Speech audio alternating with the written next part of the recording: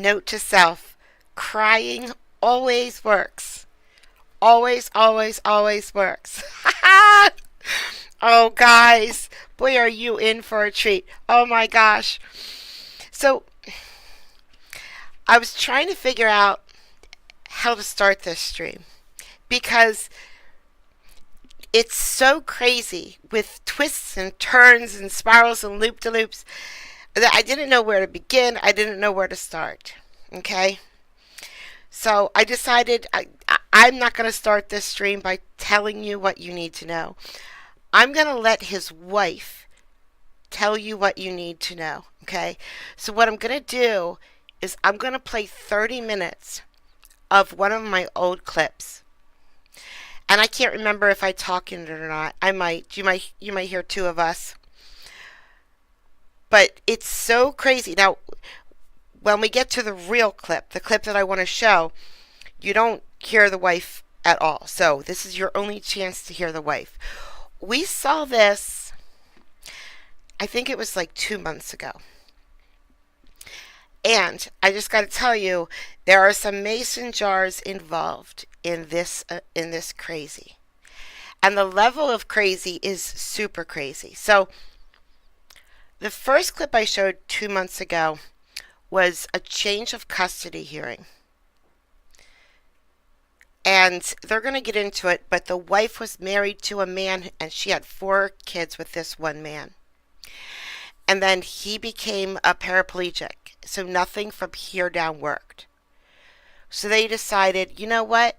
We're going to add a third person to our family. That way, the wife can get sex whenever she wants to. So they invited Crazy in. And she had 2 children with Crazy. Crazy, crazy.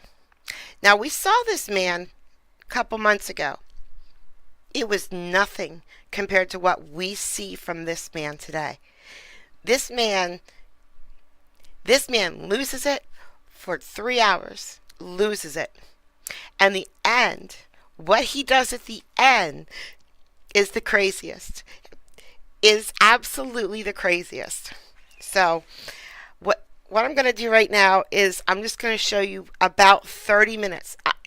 You're going to get sucked in. You're going to want me to play more. I can't because then we won't have time for today's clips.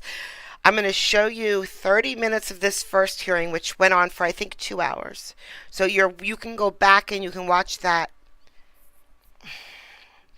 I guess I should put the link somewhere so you can go back and watch it. If you want to see the first hearing, where let me tell you, I'm only playing 30 minutes, but it kept getting more crazy the whole time. There's the link. Then we're going to go 30 minutes, and then I'm going to hop into this clip, which is, here we go. Let's get started. Letonmhetzer. Wife, crazy boyfriend, cranky judge, lawyer. Of course, we are here today on your motion or petition to change custody of the minor children. First thing, you have an existing order that was entered in 2020, October 26th of 2020, regarding contract of settlement, parenting plan, and otherwise concerning your minor children? Yes. Okay.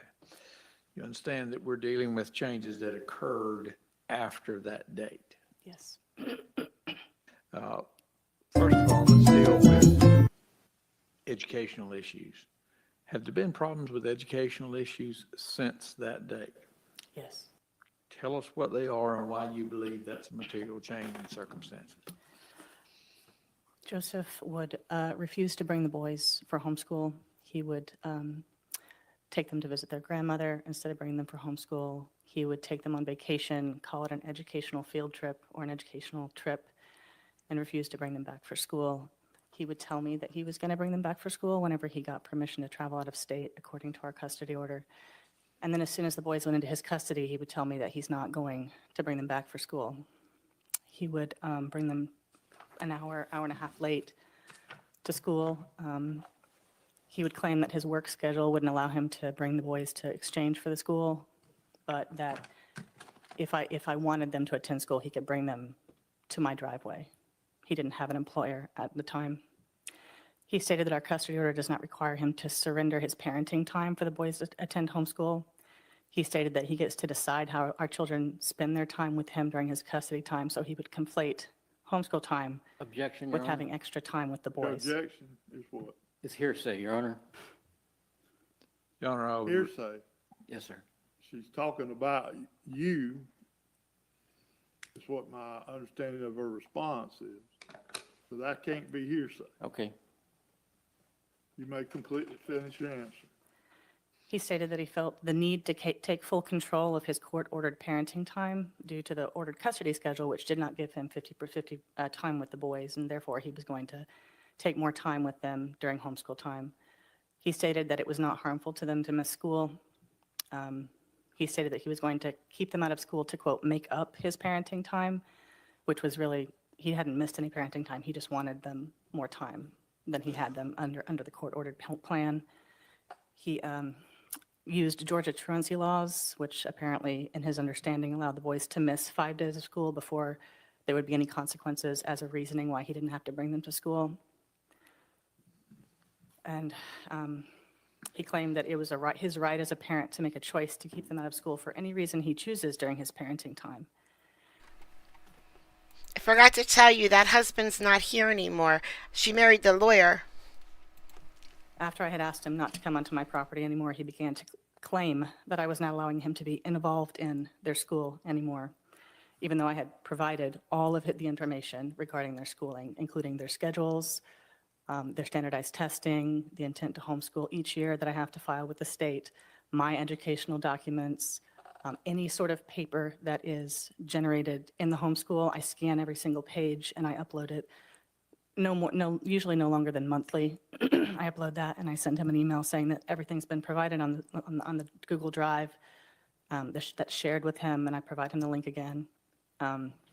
Every single thing that the boys produce in their homeschool is on that Google Drive, and sometimes if there's no paper produced, if it's like a science experiment, I'll take a photograph of it, and I'll upload that as well to the Google Drive. He was claiming that he wasn't involved in their school because he wasn't allowed to come into my home. I am so sorry. When I recorded this video, I still had my Discord unmuted, and people kept texting me. So you're going to hear that stupid ding quite a few times during this, but it's only 30 minutes. The other one doesn't have that. And that was his contention.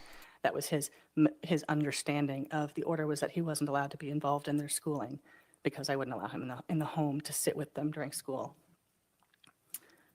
He would suggest that I come to his home to have sex with him in order for him to bring them to school and them not be tardy. He suggested that I come to have sex with them if I wanted him to bring them to Wendy's for exchange at the proper exchange location according that was ordered in our custody order. This was after we had no longer had a relationship. This was in spring of last school year. Spring of what year? Of 2024, spring of 2024. The spring of this year? Yes, Or sir. is when y'all July. stopped being intimate with each other? That's correct, February 2nd, and these suggestions that I come have sex with him and He's in an exchange for the boys inmate. being able to come to homeschool was roughly a month after we had stopped being together. Violation of protection from abuse to order. give were you through with your answer? Yes, sir. To give the court some reference, tell me, Objection, Your Honor. She hadn't asked the question yet. Well, it Let was- me hear the question, It was to her behavior before that, Your Honor. Mr. Kelly. We're going to I don't know, Kelly. They have Frosties. Are you telling me a Frostie's not worth sex? Come on. have us an understanding. And when I talk, nobody else talks. And he hasn't posed a question for you to object to yet. It's not, you don't get to object to her testimony. Your Honor, I wasn't attempting to object to her testimony. I don't know what the proper procedure is. you're representing yourself, Mr. Kelly, and I will treat you just as if you're a lawyer. Yes, sir, Your Honor. I was trying to draw the court's attention to her And engagement. I'm with telling you that you are doing it improperly. Okay, sir. Thank you. I'm sorry. Ask your question, Mr. Harrington, again. I've lost what you had asked. Yes, sir. For the court to have a full appreciation of what you're doing with homeschooling and scheduling, tell the court how you have that structured. At the time of, at the end of last school year, until I got a job recently, school would start at 9 a.m. and it would go until 2 p.m. There was a half-hour lunch break, so that was allowing the 4.5 hours per day that's required, the equivalent to 4.5 hours per day that's required under Georgia law. The boys have structured curriculum. He listens. He absolutely listens. You're going to hear him. Wow. Beverly, I don't know how you knew to type that, but you just blew me away with the way you typed. He's going to repeat what the judge says in this hearing verbatim in the next clip that we play. And it's scary. And he's going to say something like, on November 12th, you said, blah, blah, says it verbatim. You'll see. This guy, I mean, he remembers things. Would you like me to tell you what the curriculum is, or? Briefly tell me what the curriculum is. I don't want to. For example, for math, from K through 8th grade, they use a program called Math Mammoth. For language arts, they use a program called Brave Writer, which is separated into 1st and 2nd grade and then 3rd grade. That program has reading books and then language arts, phonics, grammar, spelling, capitalization. For social studies, they use Harcourt textbooks, and for science, they use a program called Supercharged Science, which is an online program that has teaching as well as it's heavy on experimental. Do you keep up with the children's progress? Yes, I do. How do you do that? They have regular testing as part of their curriculum. Different subjects have different forms of testing, like the math test is more rigorous than the social studies test, for example. And then they also have requirements to be standardized. They take standardized tests, Iowa assessments at the end of 3rd, 6th, and 9th grades. And how are they doing on those assessments? Connor is the only one who's had to take the test yet because he's the only one who's reached 3rd grade, and he's doing above average. Well, fine. And these are standardized testing that they use in the educational system? That's correct. It's the same Iowa assessments that the public schools use. Okay. Now, how many days a week do you do this schedule? It's 5 days a week is the amount of time, and I actually have more days built into my school year than are required. Your password is coffee. Remember? You changed it. Hooked on Phonics worked for me, though, so. Minimally under Georgia state standards, so that if there is something that happens and they get sick or something, then they have at least the minimum requirements. Now, you mentioned that you keep him informed. Tell the court exactly how you keep him informed of all these things. There is a function for Google where you can create upload documents to a drive on the cloud, and I've given him access to the drive. Everything is uploaded through the cloud, and I notify him via email every time that I've uploaded documents, and I've provided him the link and ask if he has any Georgia. problems or questions to let me know. And has he done that? He almost never responds to the emails about the uploads or anything really educationally, unless we break up, and then all of a sudden he's very interested in their education at that point. Well, you've touched on it, and I was going to bring it up later, but since you've touched on it, court needs to have an appreciation of the relationship you had with him at the time this agreement was entered into, and that is, I'm going back to the date the consent agreement was entered into. Pay attention, guys. Pay attention. Which is October 26, 2020 is when it was filed in court. You had what would not normally be considered a customary relationship. That's correct. My husband had an accident and he sustained a spinal cord injury and he became partially disabled. And as part of our marriage, we decided that I would find another partner, and Joseph was that other partner. And so we had an open relationship where Joseph and I were engaged romantically and sexually. Okay. Did you have children prior to these two children? Yes, sir, I have 4 children with my husband, older. So you have a total of 6 biological children. That's correct, yes, sir.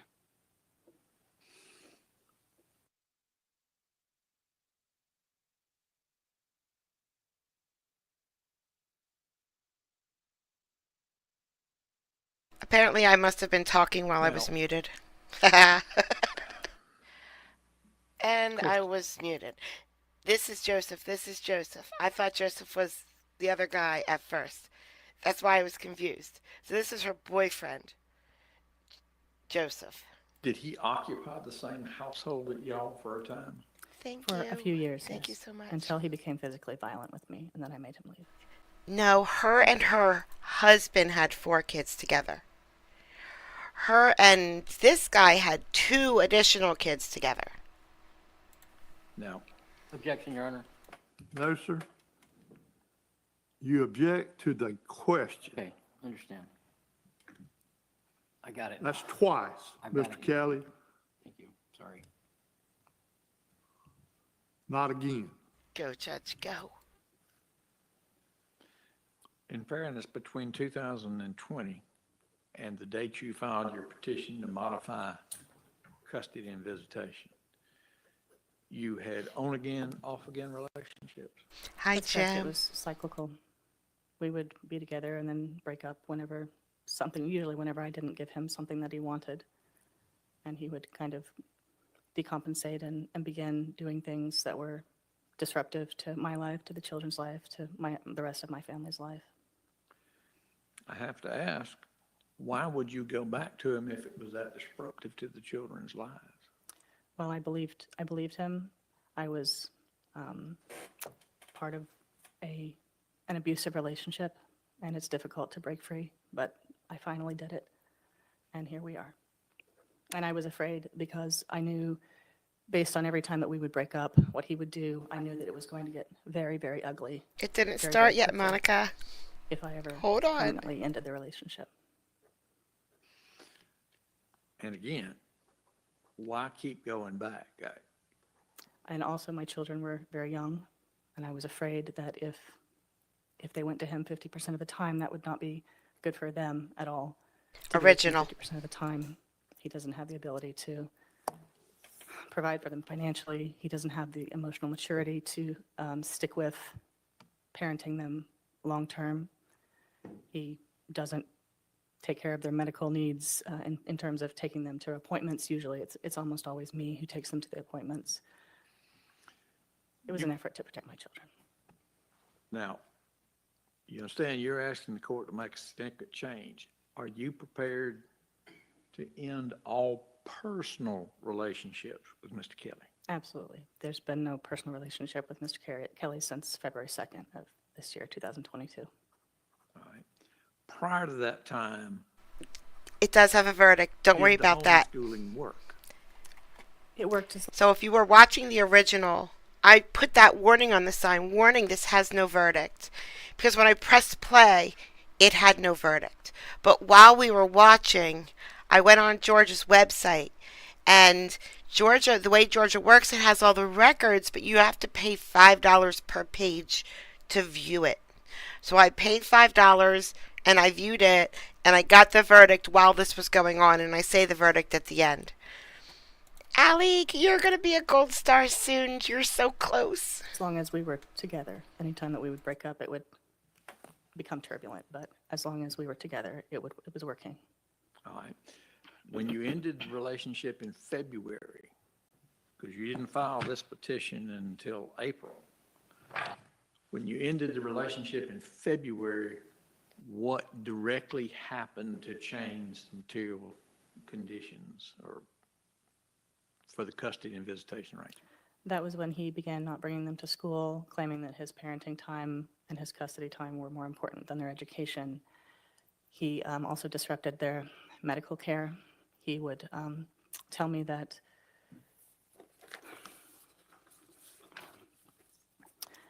for example, he demanded that Oscar's speech therapy Hi, Casey. stop and or be moved to a different day. He demanded both of those things. He wanted. Let's go back. You've got to tell the judge what was going on. Tell them about the speech therapy and why it was taking place. So yeah, Oscar has been in speech therapy for almost 2 years now. He had a regular recurring appointment each week on Wednesdays. I believe it was Wednesdays. It may have been a different day in the beginning. It's been almost 2 years now. And he wanted to change it to be during his custody time. Even though it didn't his current speech therapy appointment did not interfere with his school time, he wanted to change it to be during his custody time and to interfere with the school time as well. So he wanted to move the appointment to a time that interfered with Oscar's school time. And according to your parenting plan and agreement, who has control of the medical issues? Mr. Kelly does, and his reasoning for wanting to do all of these changes, to change their dentist, to stop chiropractic care, was that he had final decision-making authority. Okay, did y'all try to discuss it? Oh, yes, I mean, every time I tried to say, we should continue continuity of care, there's no reason to obstruct Oscar's school time with the medical Hi. appointment that Hello. currently, it doesn't need to be changed, because right now he's making it to both appointments. But every time The jail is making him wear orange. he would say, well, he has I final don't know, we'll decision-making see. authority, and he She's was funny. using it as a tool to control my behavior. All right. Was the child attending speech therapy as a result of a diagnosis? Yes. Okay. Now tell me directly how he interfered with that after February of 2024. He demanded that Oscar stop speech therapy, and he tried to get me to agree to pay the entire cost of the speech therapy if I wanted him to continue speech therapy. That's all for speech therapy. He also demanded that they stop their chiropractic visits. The chiropractor, Why were they having chiropractic visits? they're just well visits. They weren't in response to any sort of diagnosis, but they are a covered service under our medical insurance. So it wasn't costing anything. The back of it says I've always paid for the chiropractic care because he said he would. Bleckley County Jail. Refuse to pay for chiropractic care. And if I wanted to take them, I could do that under his final decision-making authority as long as I paid for everything. So it never costed him anything, only me. All right. Now, other medical care. Have there been any problems with that? Yes, in 2021, he was shouting expletives at me outside of the pediatrician's office at Dr. Bill's kids in front of the children. He shouted at me that I was an F face, that I should F off. The police were called, and we were fired from the practice at Dr. Bill's kids, not just Connor and Oscar, but all of my children were fired from the practice. When you say fired, can you explain what you mean by that? Dr. Bill told me that he would no longer provide pediatric primary care services for my family. Had y'all agreed on Dr. Bell's being the primary care physician? Yes. Okay, this whole case all started because of some mason jars. And you won't hear the whole story today, so I'm going to tell you what happened. All right. Her driveway of her house with her husband, where Joe used to live but has since moved out, okay, curves around. I don't know why that's important, but they just kept saying it, so I'm telling you. Bryden, Linus, you got Bryden. Thank you. So he drives up to her house one day, and he has mason jars in his car. And I think she has a mason jar in her house. And I think he's giving her the mason jars in his car, and she wants to give him the mason jar in her house because they belong to each other. So he says that he's going to drop the mason jar off she comes to the car and he changes his mind. And he's not going to give her the mason jars. So they get into a fight. And she stays on her driveway. Now his car never actually went onto her driveway. His car was just at the road. However, he decided to drive away and he got really, really close to her. Okay? Now, that's important to know because she took a video of this happening. All right? She had a video of him almost hitting her. We're not going to see the video. However, from that video, she took 2 screenshots to show the court how close his car came to her feet and where her feet were. Her feet were on the grass, not on the road. So he almost hit her with the car. Now, the fact that she submits these 2 pictures of this video, these screenshots, and not the video, drives this man crazy. And I don't know why, because the video shows him almost hitting her with a car. All right, a little bit more backstory before I turn this off. So you get to hear from the wife here. You're not going to hear from her again. You can go back and watch this video if you want to hear the whole twisted story. But you know how she just said she got fired from the doctor's office? Well, that happened repeatedly. Everywhere where she has to take these kids and he shows up, the people say, you know what, no more, don't bring them back. So the kids had CCD. The kids had classes at a Catholic church. Okay? Well, he wasn't allowed in to see them because she had 1 custody. He's not allowed to see any of them. Then he violated it. That's why he's in jail. So he went to the Catholic church where the kids were at and threw a huge fit. And he's not allowed to see them. Well, the Catholic church said that he's not allowed back there anymore. He sued the Catholic church. He sued the doctor's offices. He sued this lawyer. He sued this judge. He's suing her. So someone asked, what are the charges? Not criminal.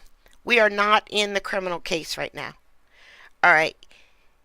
Right now, this is just, she wants to change the protection order.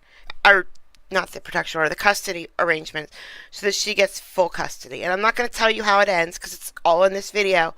You can watch it yourself. He's in jail because he violated a protection order. We're not in that case. We don't go to that case. Right now, what we're doing is, this video right here is just for her to change the custody order so she gets custody. All right. Now, we're going to go to the video of just a few days ago. Just so you know, this is where the video starts.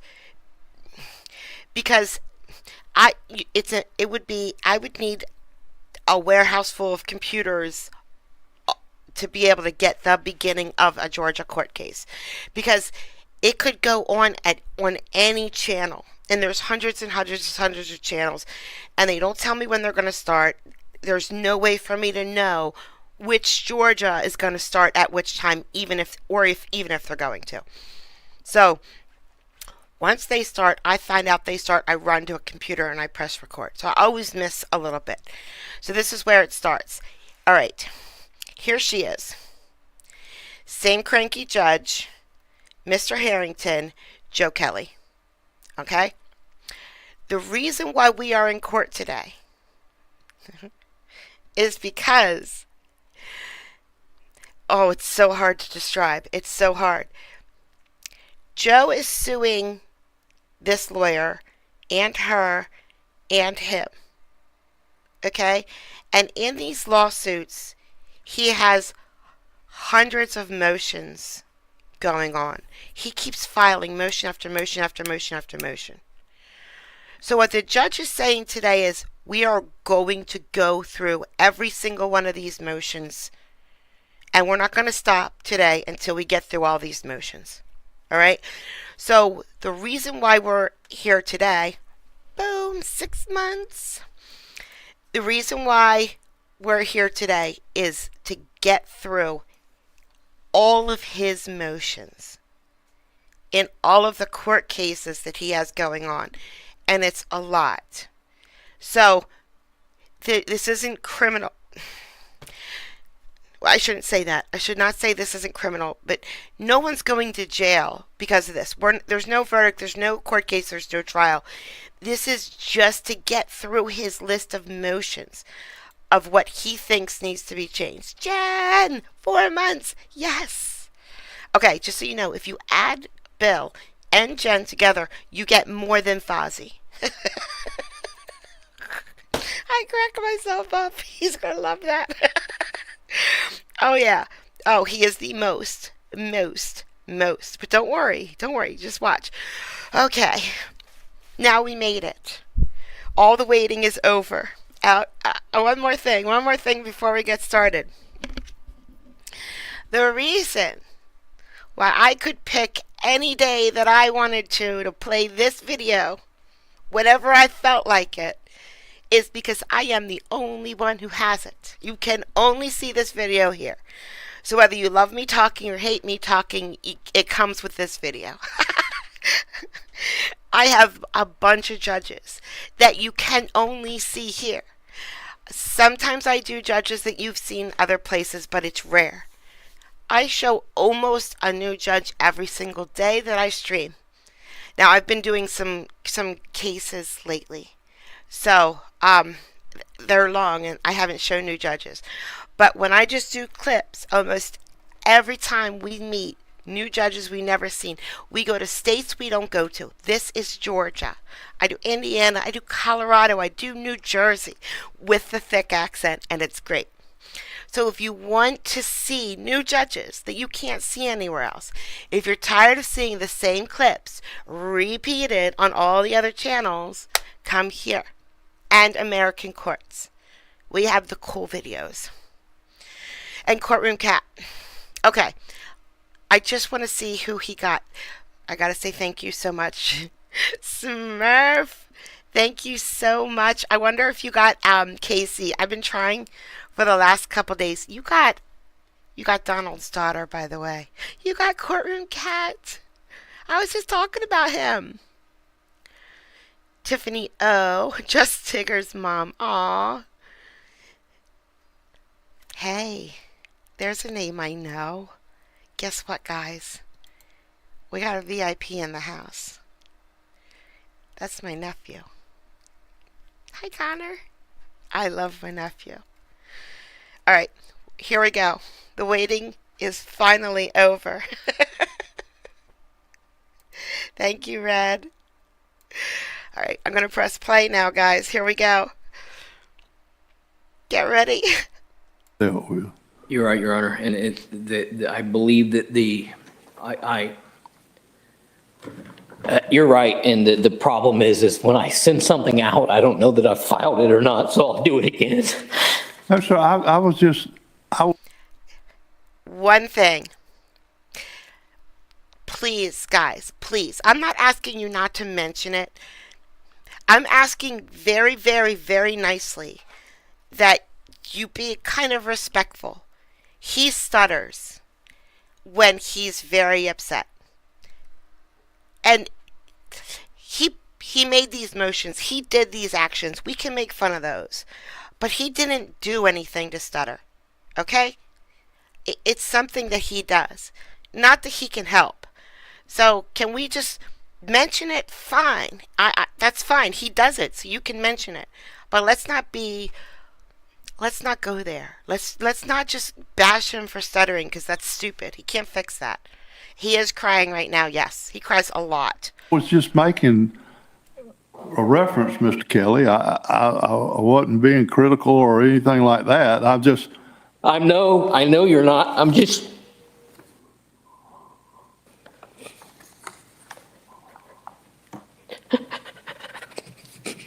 And so how do you wish to handle this? Do you want to have a hearing again, or can this one be withdrawn? Or I withdraw it, Your Honor. All right. Thank you.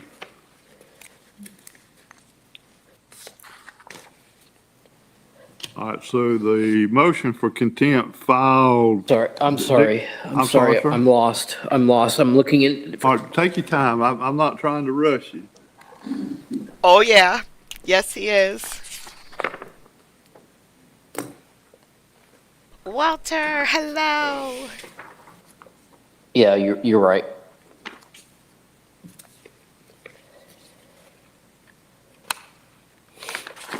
I wasn't trying to rush you, Mr. Okay, Kelly, or put words or anything like that in your, I just pulled it up on my laptop and It, in reviewing it, it seems it's to be correct. the same.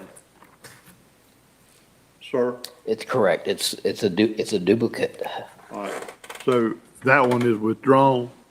Yes. Debbie, thank So you. the court will issue an order that the motion for contempt filed December the 16th, 2024 is withdrawn by the defendant.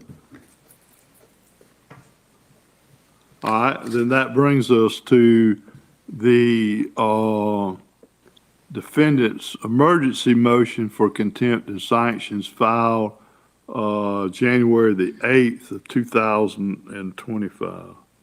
I don't have a copy of that motion, Your Honor.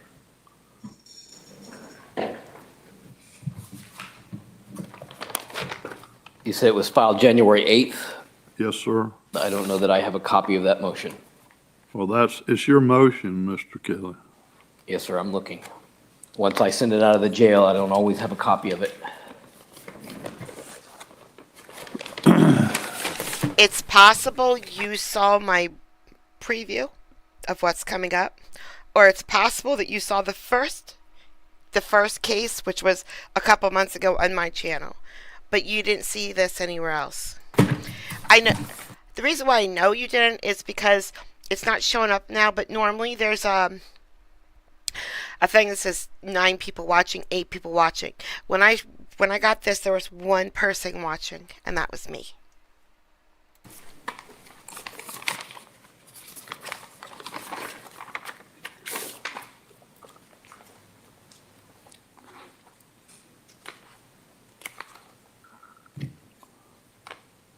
You said it was filed on December or January 8th? Yes, sir. That's what the record reflects. I don't know other than that. Contempt and sanctions, January 8th. It's called an emergency motion for contempt and sanctions. Do you have it? Yes, sir. Okay. And this is no longer relevant because it deals with the subpoena. It's a Oh, moot that's point because so they've sad. submitted the video already. All right, so you're Yes. withdrawing that one also. Yes. All right, very good. All right, so the defendant's motion for contempt and sanctions filed January the 8th, 2025 is withdrawn. And the court will issue an order to that effect. All right, and then,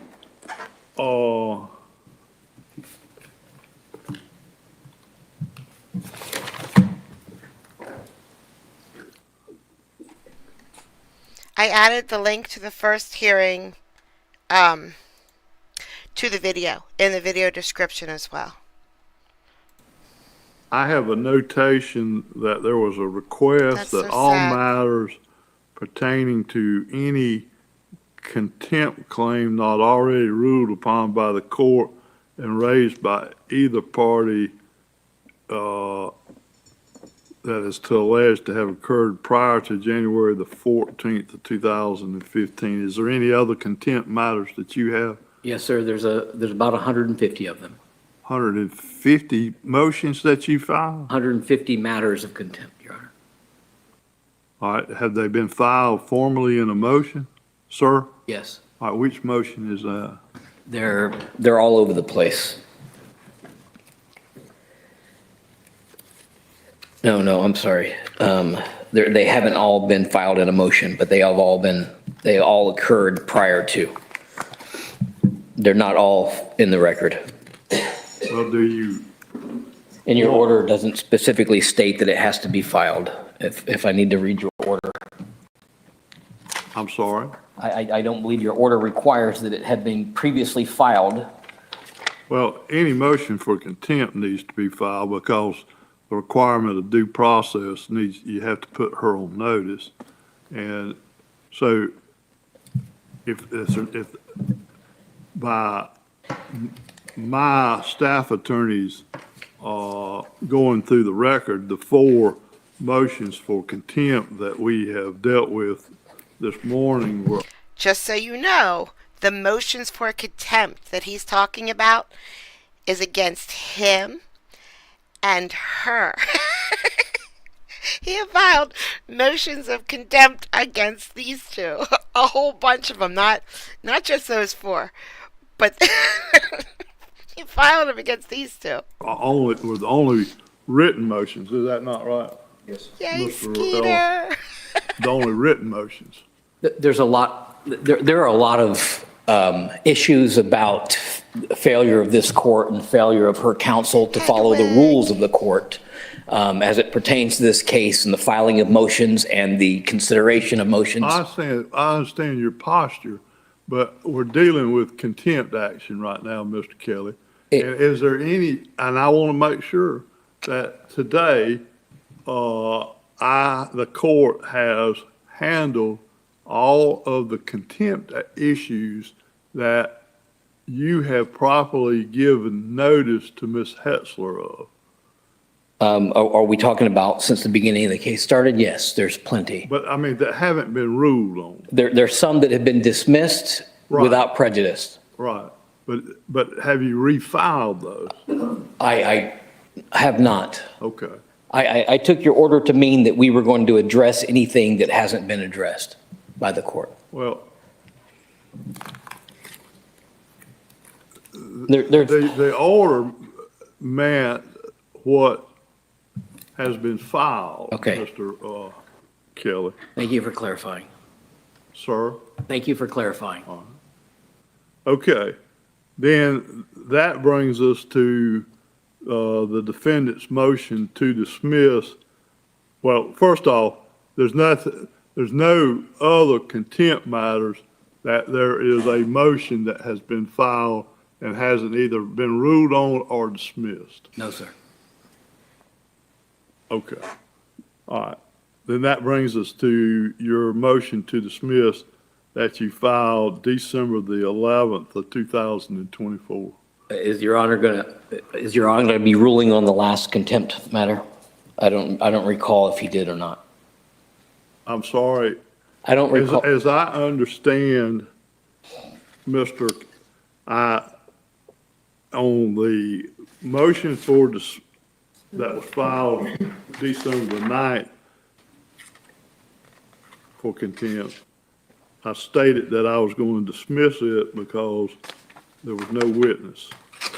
Then the motion for contempt filed December the 11th, I'm going to deny it because you didn't carry the burden that you needed to carry. And then in regards to the December the 16th, 2024 motion for contempt, it's my understanding that you had withdrawn that one. I'm sorry. And then as to the January the 8th of 2008, January the 8th, 2025 motion for contempt, it was my understanding that you were withdrawing that, and I'll issue an order in that regard. I'm sorry, I didn't follow. I lost you when you were talking, and there's, the motion for contempt for her, not turning over the video or the audio recordings. I don't know that I didn't hear if you ruled on that one or I not. did. Once again, this is either the third or fourth time. That was the one you filed a duplicate, okay? Okay, And the first one in that regard was December the 11th of 2024. I denied that motion for contempt, stating that you have not carried your burden. The motion for contempt filed December the 16th was a duplicate of that motion, and you said you were withdrawing that motion. I'm sorry, Your Honor. I'm I'm not connecting in my head. I just need a simple, yes, I've ruled on the motions that we've already heard, that's all. Well, I was trying to go back through and substantiate for you, I Mr. can't Kelly. process it all. Okay. As far as, the court can discern as to any outstanding motion to dismiss, the court has ruled on them this morning, or you have withdrawn them. Thank Okay? you.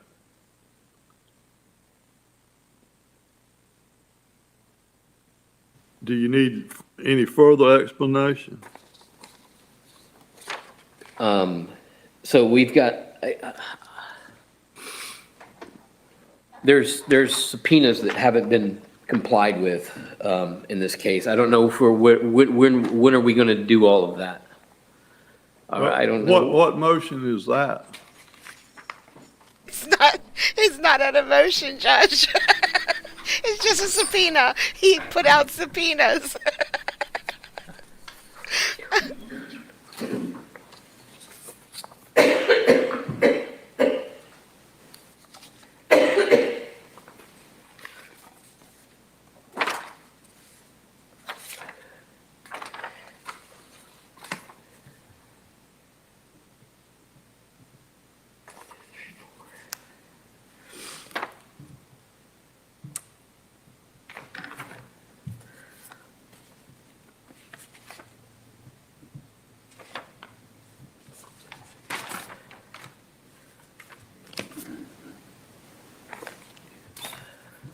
No, this isn't a motion tool. This is a subpoena.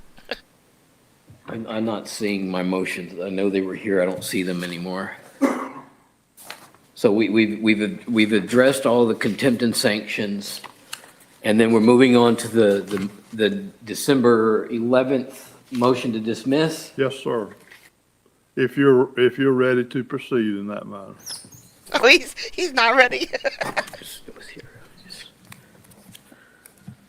I get why he's not ready, and he's gonna explain it. I'm on his side with that one. I think I have it. I'm sorry. I think I have it. All right, very good. You may proceed when you are ready.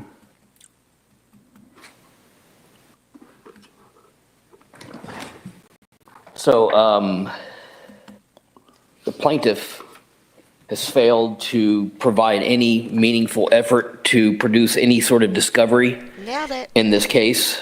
Her attorneys have responded to motions in this case that I've presented for evidence in manners that the law does not allow.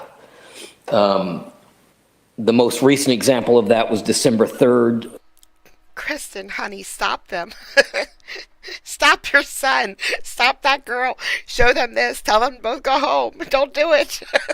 The weekend prior, the Friday prior to the December 9th case or hearing, filed by Mr. Harrington. His response to my request for discovery was legally deficient as it didn't comply with the rules of the court, particularly 91126, 91136, and 6.4 and 6.2 and 6.4 of the Georgia Unified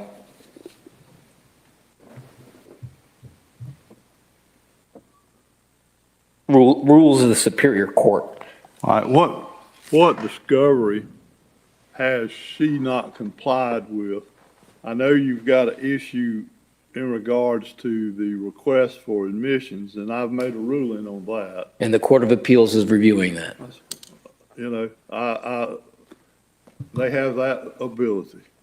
I'm aware of it. You know, I make decisions regularly, Mr. Kelly, that the Court of Appeals and the Supreme Court decides whether I'm right or wrong. Okay? Now, the issue today is I'm trying to understand from you, what is it that you're saying discovery-wise you have not received? I was just making reference that we don't need to go into the request for admissions because I've already ruled in that regard.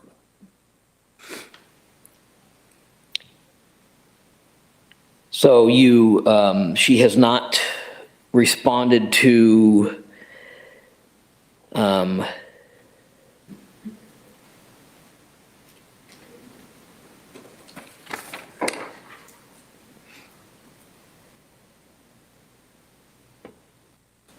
she has not responded to, in any form whatsoever, for my first request for production of documents and notice of produce. Yo, Northern women too. Listen. Just leave the mason jars alone. All you have to do is leave the mason jars alone.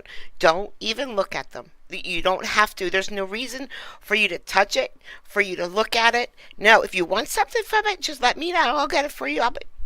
I'll be happy to get it for you. But don't just leave my mason jars alone. No, don't borrow it. Don't borrow it. Go get your own. Maria, thank you so much. No. All right, let's stop right there. And this is the way I handle these type of things when I have a discovery dispute, Mr. Kelly. Mr. Harrington, what is your posture in regards to the request for production of documents?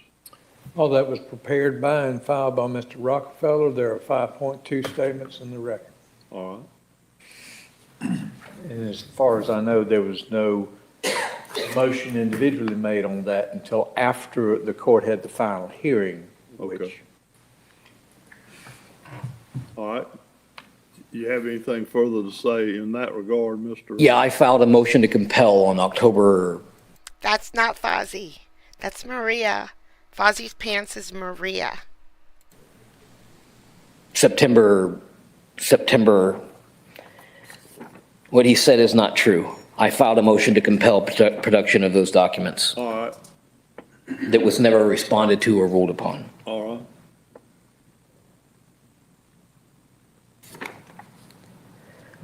The fact is that she brought a suit against me. She brought a suit against me.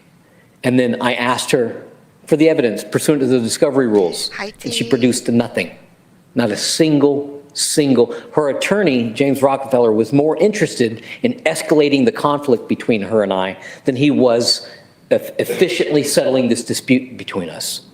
And on June 20th, she and I had a tentative, June 20th, she and I had a tentative agreement. So, and those discussions began about June 5th or so. We started negotiating terms of settlement. So all discovery was stopped. But the moment that I realized that they're not going to follow through with our settlement agreement, then I reinitiated my attempts at discovery. Pursuant to the law, I sent several emails to her attorney asking him to comply with the discovery requests. Have those emails been placed in the record? No.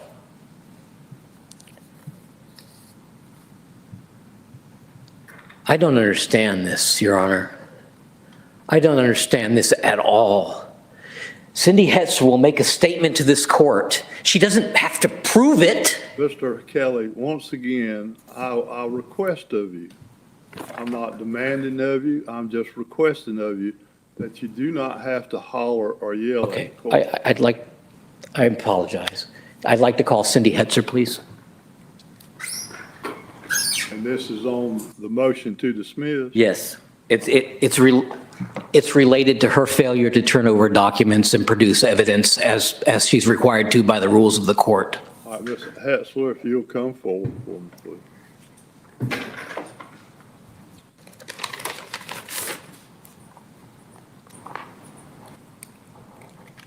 Ms. Hetzler, this is the same, no. You can have a seat. This is the same proceeding. No, he can't get the help of a free attorney. This is not criminal, right? He's in jail.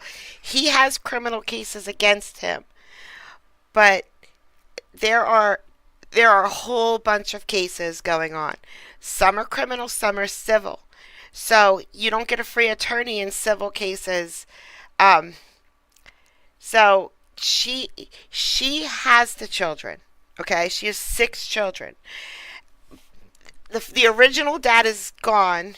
She married the lawyer, so he's the dad, but not the real dad to all 6 children. He's in jail. Wait, are you Anthony?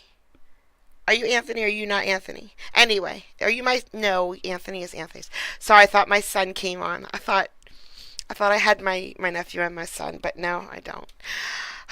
He's in jail because of a violation of protection order, which is criminal. But that's not why we're here today. Today we're here because he, in the civil matters, I think in the civil matters, he's suing the lawyer and her for an... Oh, Jessica's here. Guys, there's a VIP in the house. For real, that's Jessica. You see her in some of my videos. She's the other server at Big Dog. She's my niece. That's Jessica. There she is. Anyway, today we're not here for anything criminal. He's in jail, but we're not here for criminal, so he doesn't get a lawyer. We're here for civil, so he has to purchase his own lawyer, which he can't do because he's in jail. And she can because she married a lawyer from the first case. Tony is my son. Connor's my nephew. Okay.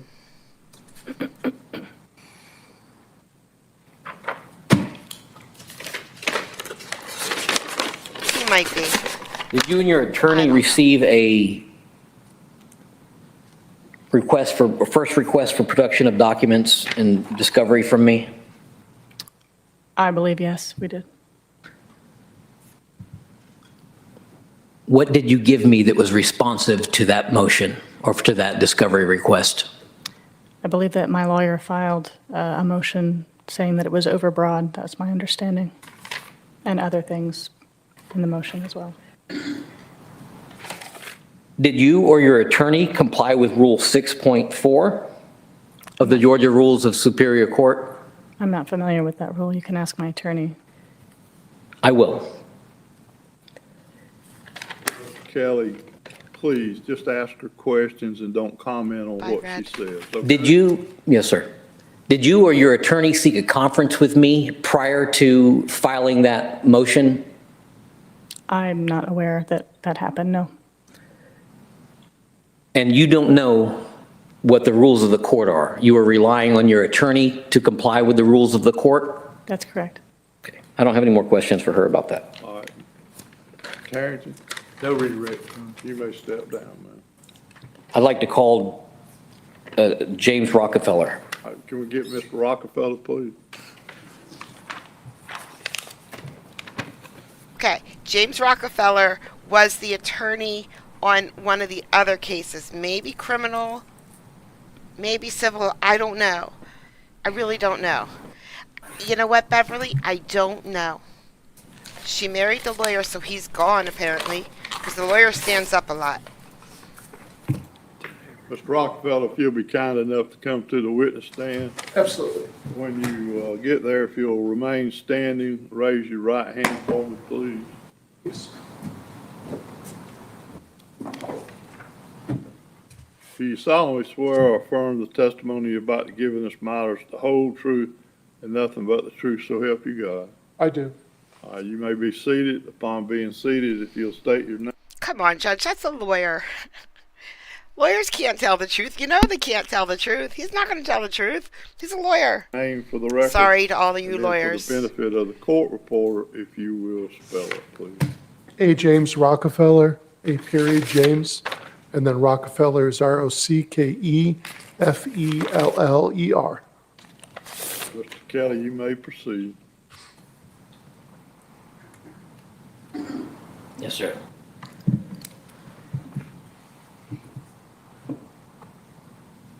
How long have you been practicing law, Mr. Rockefeller? Judge, I have not been subpoenaed. If the court requires me to answer his questions, I will. Mr. Rockefeller, you've been sworn as a witness in this matter, and you will answer, Right, Mr. that's- Kelly. Do you understand? Yes, I did, that's All what, right, let's answer the yeah, question. that's what I said. Coming up I to love your 36 sister. years, I think. Are you familiar with the rules of the Superior Court of the State of Georgia? Sure. Did you receive a first request for production of documents and notice to produce from me? I have no idea.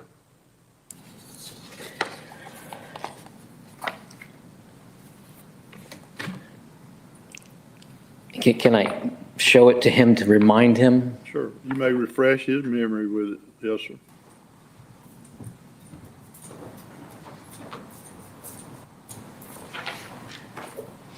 This says I received a first request in, it says 008 is the case number in May of '24. That's the wrong case number. So the answer is yes, you've received this. In a case that says 008. Incoming meltdown. Did you respond to this? To my knowledge, no. No, you did not respond to this. I don't remember what we did. If you did respond to it, did you follow the rules of the court? I did respond. I think I can't really answer that question because until I know what we did, we've got so much paperwork from you. I'm not sure what we did. Would you like me to refresh your memory? Sure. All right, Raven, listen closely. I'm stopping the stream just for you. It's Georgia. This is Georgia. It's never Michigan. I never, ever, ever do Michigan. Everybody else does Michigan. I do California because no one else does California. I'm just looking for his response, Your Honor. 1 second, please. Raven, I love you.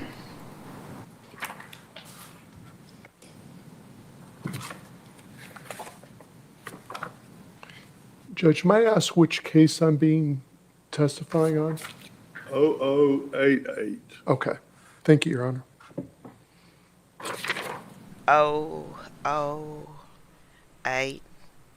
eight in July. Who is that? What's his name in Weld? Mulcal? Is it Mulcal? Judge Mulcal? Okay, I'm not seeing a response to this particular motion, Your Honor, or this request in the record. All right, you wish for the court to look at the record and then determine whether or not a response has been made. Sure, please, could you do that? I'm not going to do it right now, but I will do that. You may proceed with your question. Did you file a motion for a protection order in this case in relating to my request for admissions? I did. Did you follow the rules of the court when you filed that motion? Yes. Are you familiar with Rule 6.2? Mr. Kelly, I've already indicated to you that we're not going to deal with the request for admissions because I've already issued an order in that regard. This is a motion to dismiss based on his fraud and his fraud upon the court, and that's what this is about. It's about him not following the rules of the court. I'm not challenging your ruling. I'm establishing that he doesn't follow the rules and that he chose to escalate conflict outside of the rules of the Very court. quickly, I'll let you indulge in that situation. But this court has already ruled in regards to those requests for admission. Rule 6.4A. Excuse me, Rule 6.4B. Are you familiar with that rule? I'm sure One of these two are her husband, and we're going to find out. I just don't remember. This is her husband or this is her husband. We're going to find out. Don't worry. that I am, but I don't know specifically what that says. Can I read it to the court, Your Honor? No, sir. Does Rule 6.4B require you to seek a conference with the opposing counsel prior to filing a motion for a protective order? It does. Did you seek a a conference with me prior to filing a motion for protective order? I don't remember if I wrote you a letter or not. Did you submit any such letter to the evidence into the record? I don't know. I don't remember. Did you comply with Rule 6.2A or 6.4A of the Georgia Rules of Superior Court? I don't know. In your motion for a protective order, did you include any supporting documents or citations as required by Rule 6.4A, Section 4? I don't recall that I did. I merely pointed out So that smart. Would you like me to refresh your memory? if I may, I believe that what I put in the motion is that most of what you were asking about had to do with the 8-6 case, which had already been resolved, and therefore that case was closed. And so the questions you were asking were irrelevant. And then there were some other questions that you were asking that were harassing it, and I felt exceeded your right to ask questions. Okay.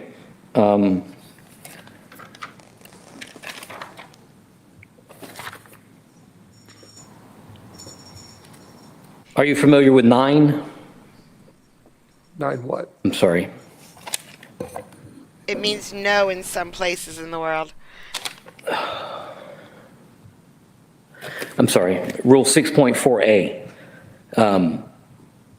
Are you familiar with the requirements of that rule? I'm sure I am, but I don't know the specifics of it without it in front of me. Are you familiar that it requires that each objection be addressed specifically to the request and not be made generally? I believe that I complied with that. Was your objection made specifically or generally in your motion for a protection order? I believe that they were specific as to specific questions that, again, I felt exceeded the, what was relevant. Do you think, please admit that you have no evidence that defendant was being intrusive or harassing you on March 26th? Was that outside of the scope? Your Honor, respectfully, he is asking leading questions, and he called this witness as a primary witness. He's not been declared a The hostile. objection is sustained. You can't lead the witness, Mr. Kelly.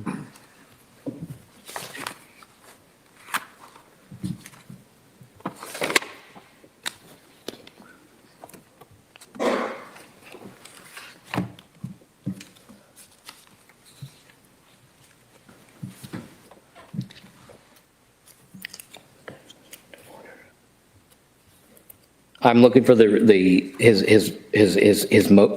motion, Your Honor.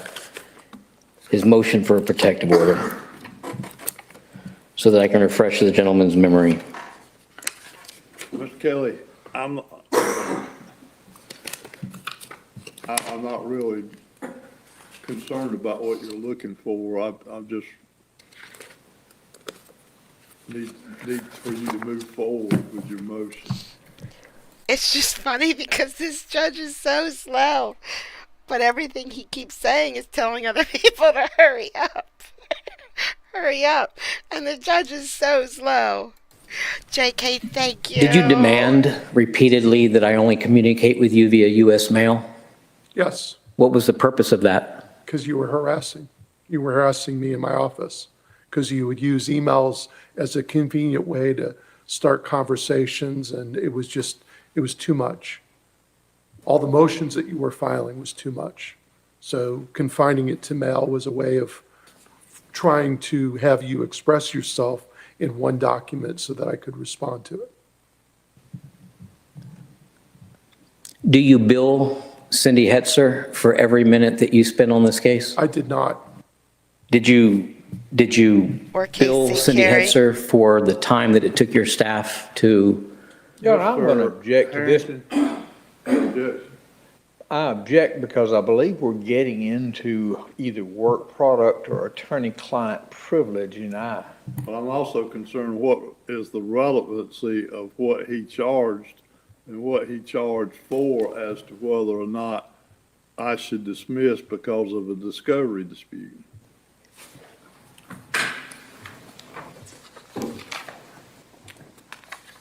What is the relevancy, Mr.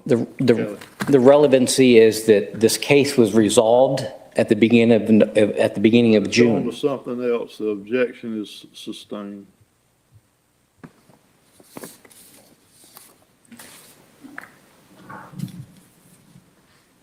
It did sound relevant to me.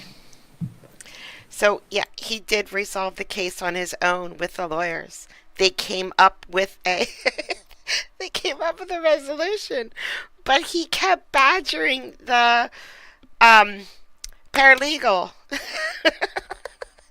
kept badgering the paralegal, so it all fell apart. Even though everything was fine, he kept badgering her. So the lawyer said, okay, you may not call my office, email my office anymore, or it's going to be harassment. Like, I am going to put a harassment suit on you if you contact me one more time. You can mail things to me through the mail. That's it. It's the only way you're allowed to contact me. So the case fell apart, or it would have just been over with. So that is sort of relevant.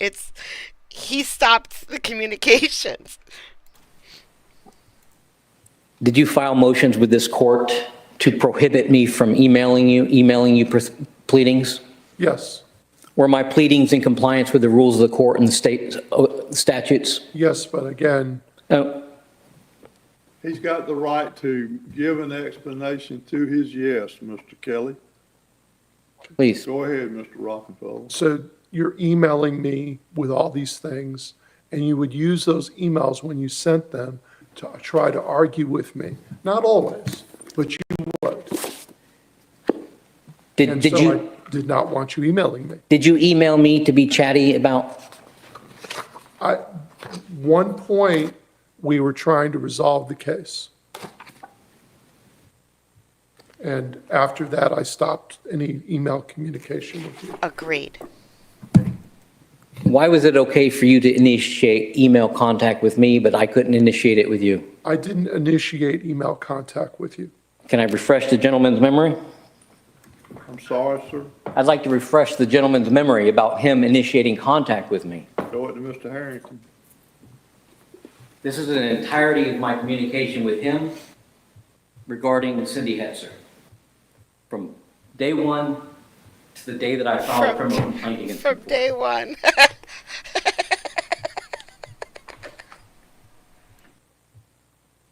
We're going to go through it page by page. Just kidding. Just kidding.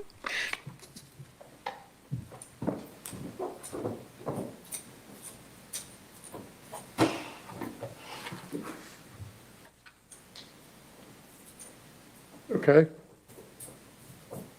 What do you want about? Can you show me in there what's objectionable to me, to you? What in that email, how am I harassing you? Partly. I agree with you partly, Smurf. Can you point to an email that I'm harassing you in? Yeah, right here. Mr. Kelly, ask one question at a time. So Not gonna raise your voice. What's your question, sir? What email specifically was I harassing you? I sent you a correspondence attached to an email, a letter. You responded by telling Leanna these subpoenas were sent in response to Cindy Hetzer's criminal conduct, perjurious petition for and you went on, let's say, how often did it? What was your correspondence He has about? not finished his response, Mr. Kelly. So your email response was at least a page of single space or very close to a page of single space communication that had nothing to do with the fact that we were just providing you with a letter. What was the content of that letter, Mr. Rockefeller? It doesn't matter what the content of the letter He is. asked you a question, I don't sir. know. I don't know. It's right there in front of you, Mr. Rockefeller. What do you mean right there in front It's of the me? very next page, Mr. Rockefeller. Well, if it is, let him know so he can refresh. He was his just memory. looking at it, Your Honor.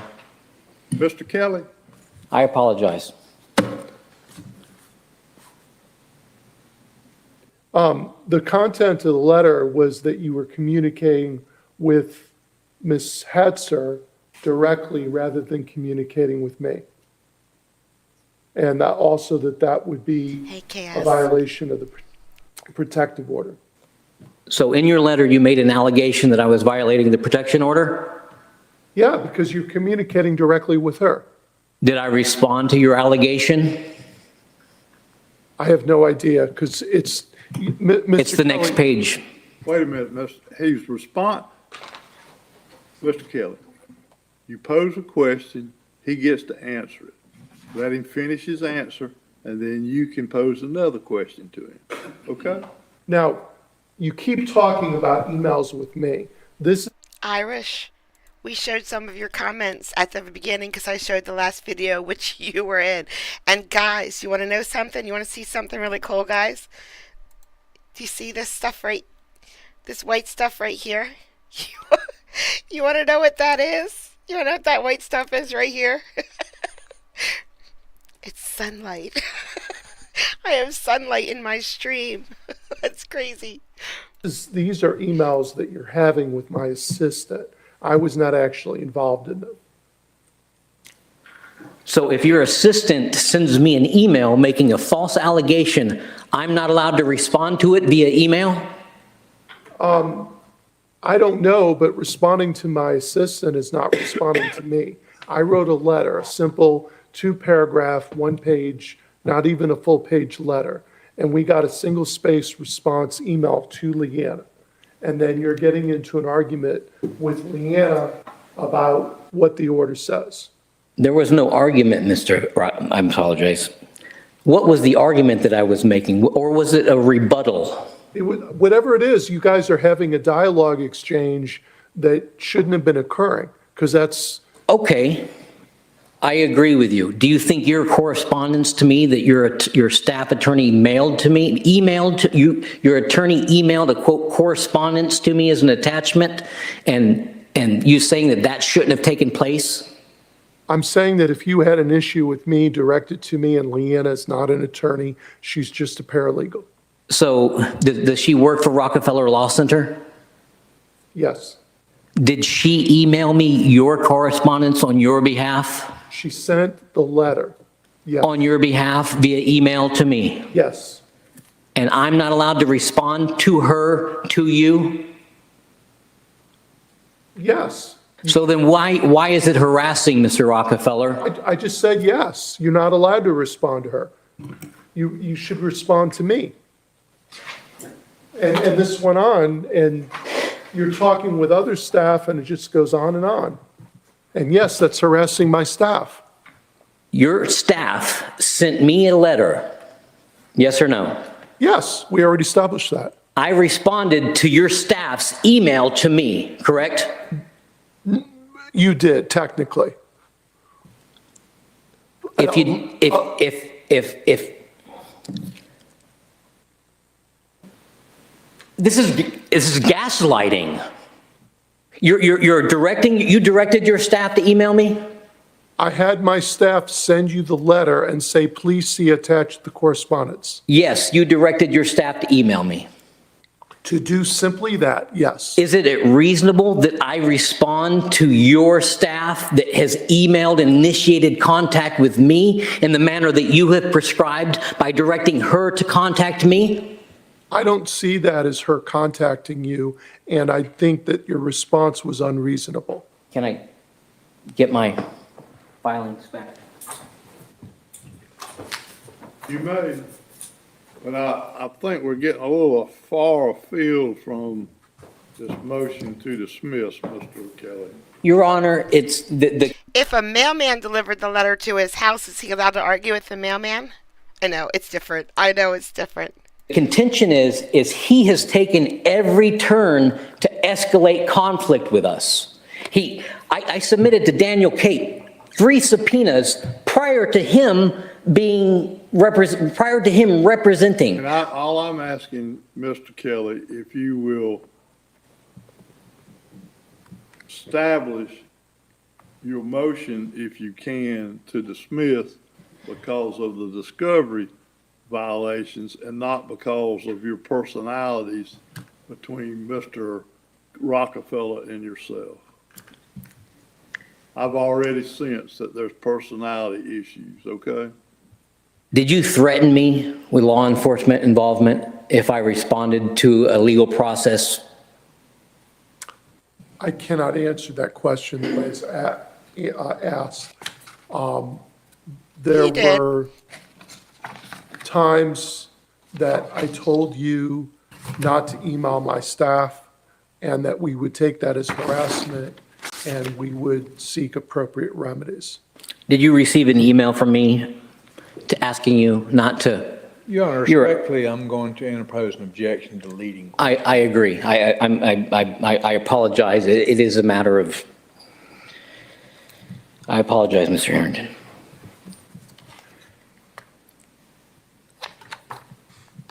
You withdraw the question? Yes.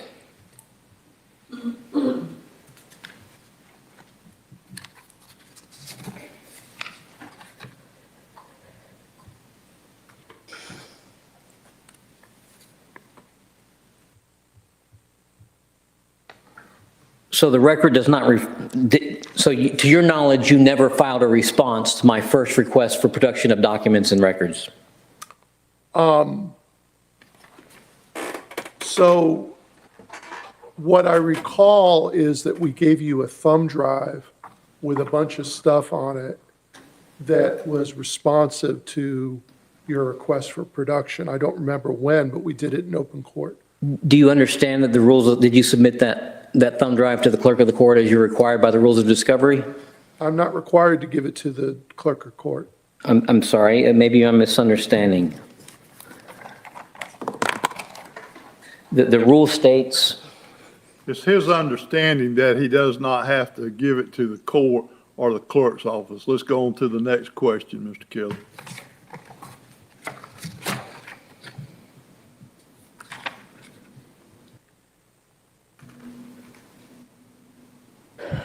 They absolutely thought they could just do what they wanted because he was pro se. Yep.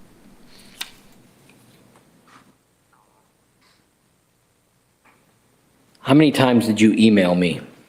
I have no idea because there was a ton of email communication from you. How many times did you email me after you demanded that I stop emailing you? I know that once I was emailing the clerk of court, maybe once or twice, and you were complaining about that, but I have to send the email back to everyone that was involved in order not to be ex parteing you. And your email happened to be attached, and I didn't recognize it at the time. So I know that happened. Thank you so much. Thank you. Did you send me an email with a settlement offer from your client after reviewing mine? How's that got to do anything with the discovery issue which you contend this court should dismiss this No, case because it of was the fine. discovery issues?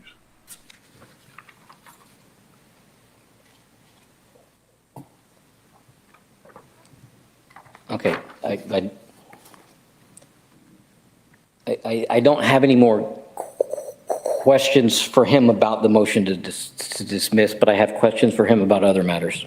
Well, we're dealing with the motion to dismiss. Yes, sir, so I'm done with him for the motions to dismiss. Mr. Harrington, any questions?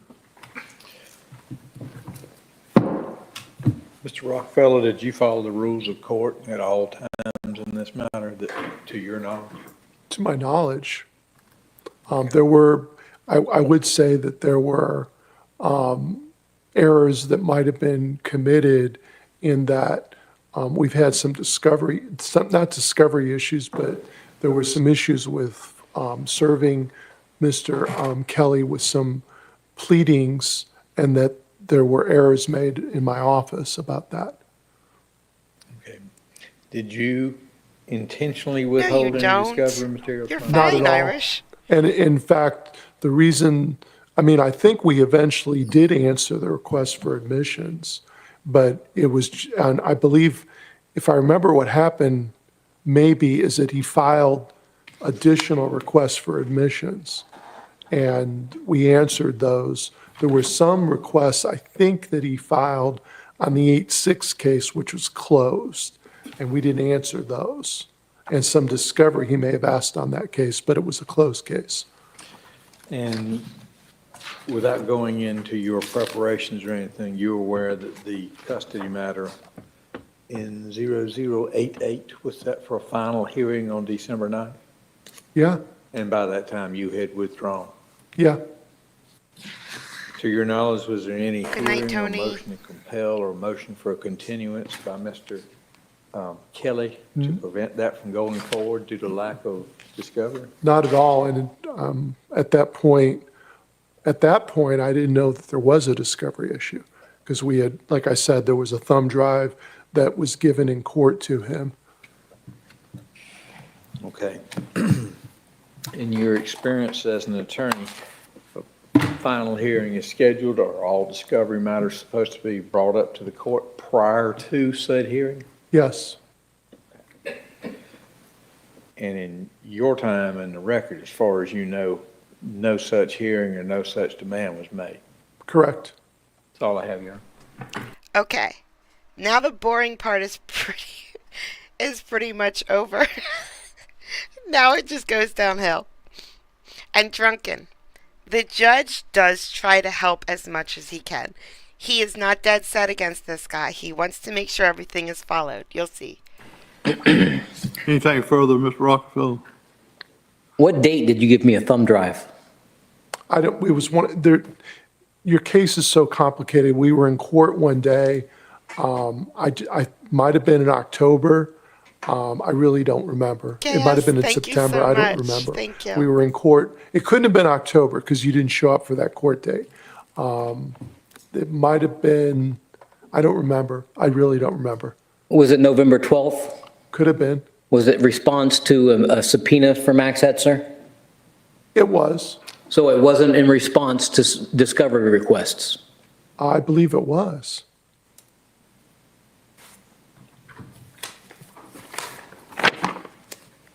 Were these on that thumb drive that you provided me? I have no idea because I didn't look at the contents. Let the record reflect that he did not give me a thumb drive with any, he gave me records. The thumb drive he gave me on November 12th had this on it. The court will accept that that's your position, Mr. Kelly. Nothing further, Your Honor. Send him on an errand, Mel. Listen, Mel, give him a list. Give him seedless strawberries, 3% milk, send him to the store, turn your phone off. Back outside. Anything else in regards to this motion, Mr. Kelly? Yeah, I called Mr. Harrington. Okay. Mr. Harrington, I remind you, you're under oath. Yes, sir. Same case that you had been previously sworn in. Yes, sir.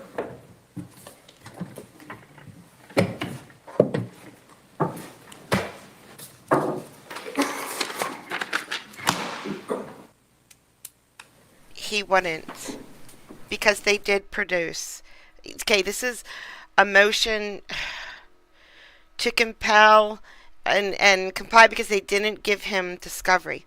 They gave him discovery. He just didn't know that they gave him discovery because they didn't say the words discovery when they gave it to him.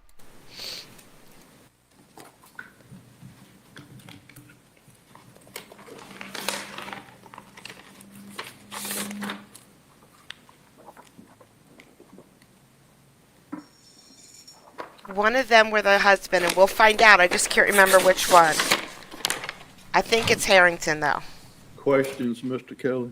Did you provide a response to my second request for production of documents and Jelly bean. in this Thank case? you. I can see what you're talking about.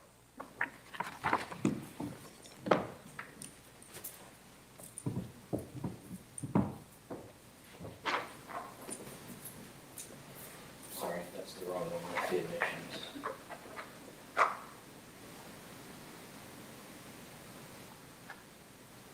Mueller? Yes. He's terrible. Let me find it. Yes, this is Would it Georgia. be easier if I just give you your responses, Mr. Harrington? Well, I want to be clear on what you're asking because there have been several requests. Most occurred before I was involved in the case, and I just want to be clear in my answer. You filed an I think civil you can be. This is not criminal. entry of appearance on November 22nd? I don't doubt that I did.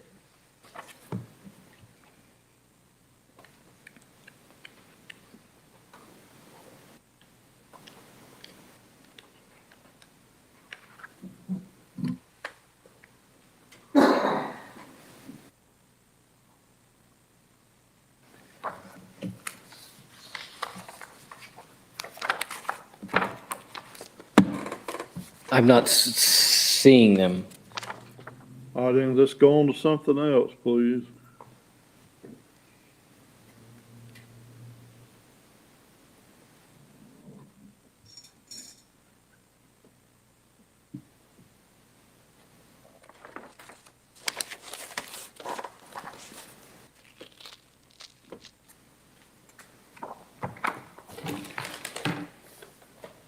He doesn't have a choice. He promised this man that he would get through all of his issues today because this man wants his issues in front of the judge and wants them done. He promised him he would go through each and every one of them today, no matter how long it took. So he cannot stop for the day. Next question, Mr. Kelly. Did you file a response to my second request for documents? It ends today. Again, Mr. Kelly, I need to see what you're talking about because I did laboriously go through all the filings, but I don't know if it's something that was provided to me or to Mr. Rockefeller. I don't want to misstate anything.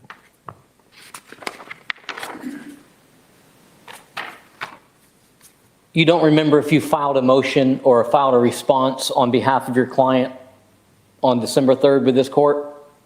You don't remember doing that? I do believe I filed a response. In it, did you object to my second motion for discovery and documents? The plaintiff We're going to get into binders in just a moment. Trust me. that I submitted to her? I do remember filing that. I also remember talking to you on the phone about a lot of this stuff. In it, you raised 13 objections. I did. Do the rules of the court allow you to raise some of these objections before you got permission from the court? Yes. So, okay, there's the custody case that's constant, like, custody is always constantly ongoing. You don't just go for custody once and then that's it. So that's always going to be ongoing. Then there's criminal. And he's still in jail. So, and his whole jail criminal life is about to change dramatically, probably today. So that's going to be ongoing. He has all of the judge's previous decisions in appeals court right now. So he already went in front of the first judge, and the judge did not overturn the decision. So now they're up in appeals court. So he has a bunch of cases from this judge in appeals court. Then he has, I don't know what they are. I don't know if they're criminal or civil. He's suing the lawyers for not following the rules of evidence. So there's a bunch of cases there. So, no, we're not going to the end of any hearing today or any charges today. Nobody's going to jail today or anything like that. All we're doing today is the judge is getting through all of his motions. He just has motion after motion after motion after motion. So that's all the judge is trying to do today is get through all of his motions in all of the cases.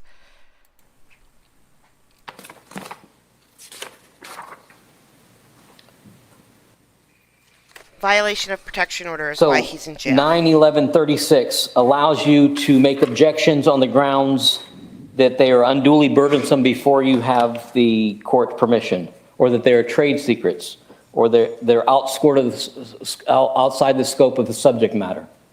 Yes. Regarding any matter that is not privileged or irrelevant, is what 91126 says. Does that sound right to you? You got me there. I believe it does, Mr. Kelly. Okay. So is an objection on the vague, ambiguous, and broad and burdensome and impossible to answer fall for under those, the privilege and relevance? Mr. Kelly, I filed the objections. They are of record in the court. Yes, sir, I know that. And by that, it means the court has judicial notice of them. I'm trying to establish whether or not you follow the rules of the court when you responded. And I believe I did. Okay. Did you file for a motion for a protective order to raise those objections that are not privileged or relevant? Wake up, I Judge. don't believe I did. Was there a hearing to show cause that allowed you to make objections that weren't related to privilege or relevance? Don't believe that is required under the law. I believe I have to file objections first. Did you file for a motion for a protective order as Rule 91126 requires you to do? Do not remember doing that, Mr. Kelly. So in order for you to raise an objection that falls outside of privileged and relevance, the court requires a protection order, a show of cause. You ask him questions. You're not making an argument right now, Mr. Kelly. You have any further questions? Produce those answers to me within 10 days of the hearing. Again, you haven't shown me the document you're talking about, and I'm concerned that whether it's a document I responded to or Mr. Rockefeller responded to. I'm not trying to be evasive. If you just show me what.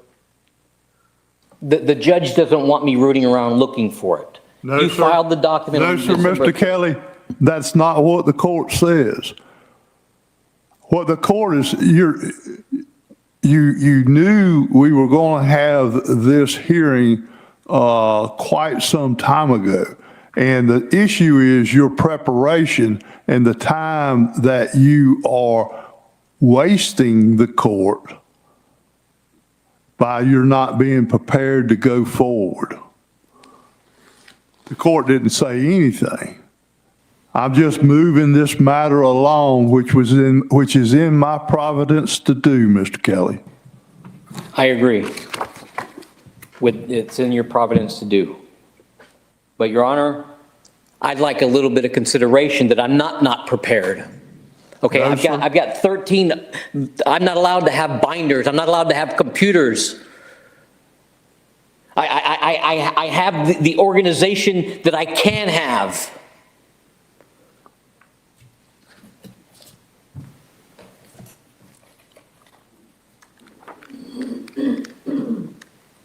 I do not love him. Let's go forward, Mr. Kelly.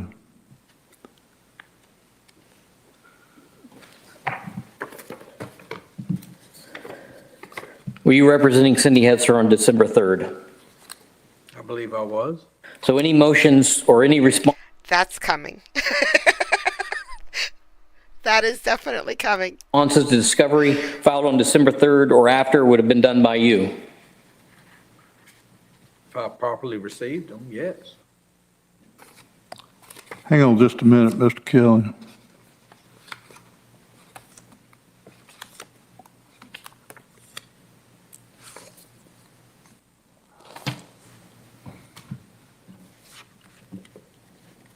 So he's not allowed to have binders. He's only allowed Go to have ahead. manila folders. Yeah, That's it. You try to keep track of 150 motions in manila folders. That would be impossible. Did you properly file those responses with the court? Responses to what? My second request,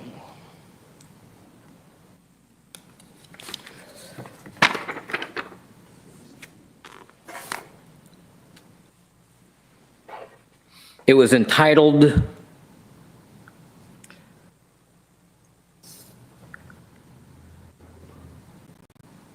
Second Motion for Production of Discovery and Documents that was filed with this court on or about November 3rd, and you responded on December 6th.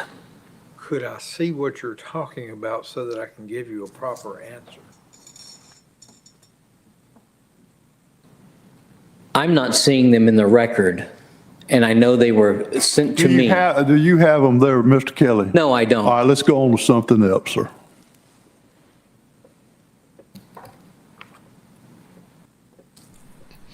No, it can't be bound over because Joe Kelly wants this all done today. The judge promised him he would get through it today. Now, there was a couple motions that Mr. Kelly wanted the judge to take judicial notice of something that was in the record, which he can do. All right? And I believe it was like a few minutes back. I believe the judge is actually going to go back and look at the record because he said he was going to, and I believe that Kelly is going to win on those because the lawyer he was questioning absolutely did not follow the rules of evidence. So there are a couple motions that the judge is going to look into that I believe the judge is going to rule in Mr. Kelly's favor. But they're only continued because specifically, Mr. Kelly specifically asked the judge to take judicial notice of those. The rest can't be bound over. The judge promised him he would get through them today.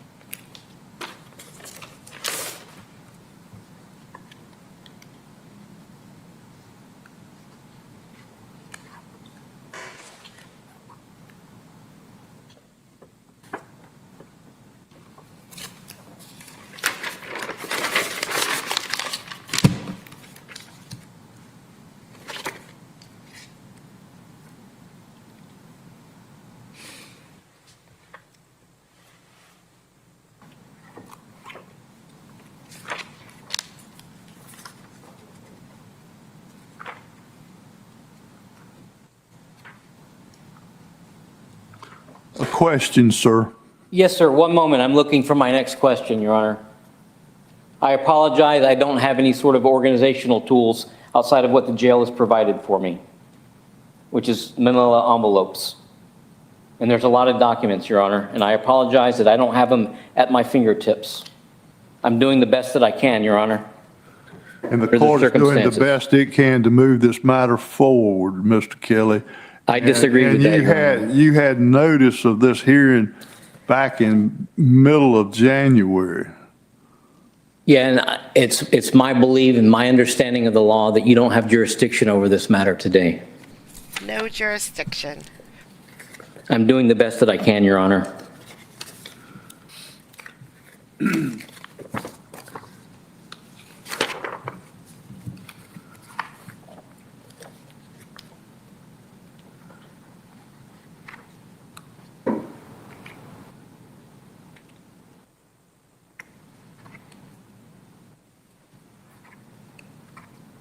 You're not the boss of me now.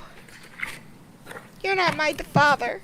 To your knowledge, is there anything filed with the court responding to these? Again, responding to what? You've had subpoenas. I presented documents. I had them here. I filed objections to some of your requests. Without knowing what you're asking me, it's difficult for me to answer.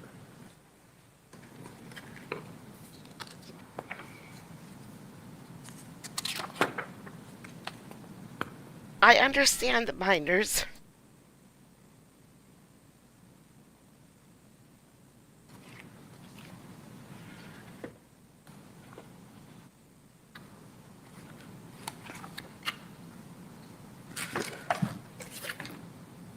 Oh, yeah, here it is.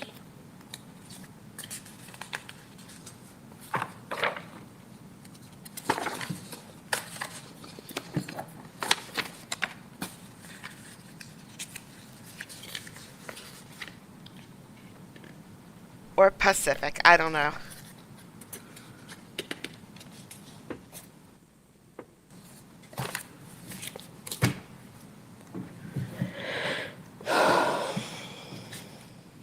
You said you had it, where, Mr. Kelly, where is it at?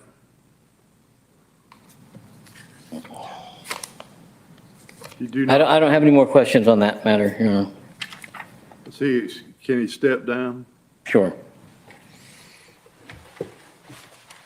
All right. What else do you have? Yeah, it's, Just so you know, he put those two lawyers on the stand. He was asking him questions. He was asking both of them questions about if they followed the rules of law when they did X, Y, and Z. However, there is 1,000 X, Ys, and Zs. And both of the lawyers said the same thing. Just show me which one you're talking about. I don't know what I did on every single one of them. You have to show me which one. Which motion are you talking about? He was not able to provide any motions at all that he was asking them questions about at all. He had none of them ready, none of them with him. All right, because I don't know. I think he thought that they would just be given to him or something. I don't know. All I know is when there's 1,000 X's and he's asking him, did you do this on this X? I don't remember which X it is, but did you do it on this X? The lawyers were like, yeah, I'm not answering that. There's no way I'm answering that. I'm on the stand here. I'm under oath. I need to know what you're asking me. Which one? And he couldn't give them that one. And the judge is like, if you don't have it, move on. You can't just ask them to prove things when you don't even have your question in front of them. So that's what happened with those two lawyers. He put both lawyers on the stand and couldn't ask them any questions. forgive me, Your Honor, but I don't see where he's filed his responses with the court. I can't find any evidence that he's filed his responses with the court. Okay.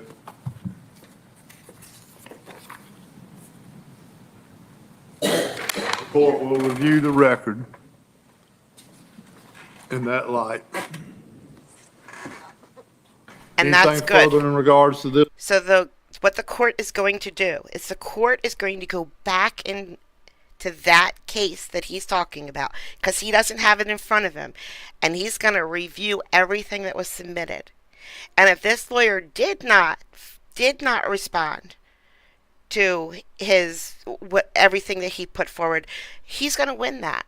So, it's either there or it's not there. So he might win that one. We don't know. Oh, gosh. We still have 2 minutes, 2 hours and 32 minutes left if I stop talking. This motion. Yeah, I'm not going to stop talking.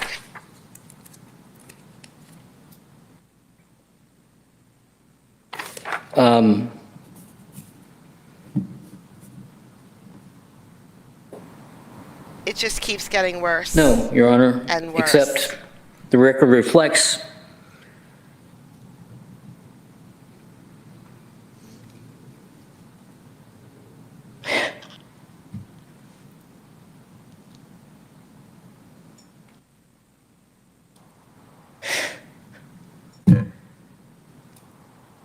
No, I'm prepared to move to argument. Do you have anything, Mr. Harrington, in regards to this motion?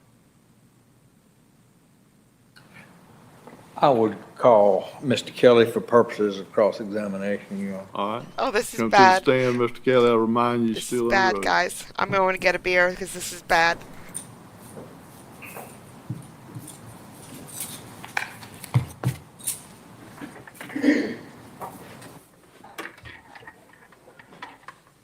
Mr. Kelly, we had several phone conversations in an attempt to resolve this matter, correct? Objection, Your Honor. Discussions of settlement are not relevant and they can't be brought up in this courtroom. He didn't ask you about what the terms of that settlement was.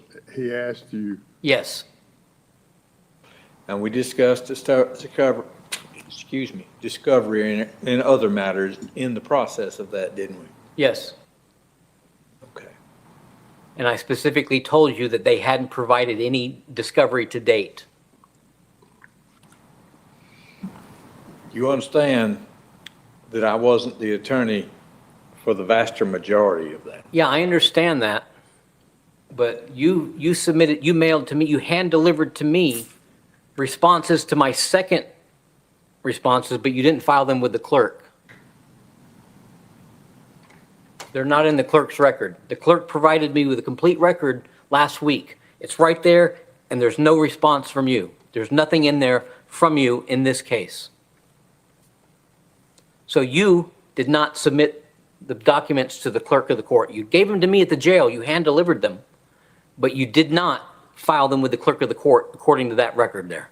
All right, but you don't dispute that you had the, This is bad. So I was going to ask you guys if I should go Mexican or Belgian. But I know you guys were going to say Belgian. So I didn't ask you. And I grabbed the Mexican.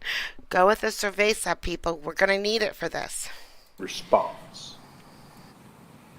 You I didn't did like have the response, yes. But you got it. Can you prove what was in those responses?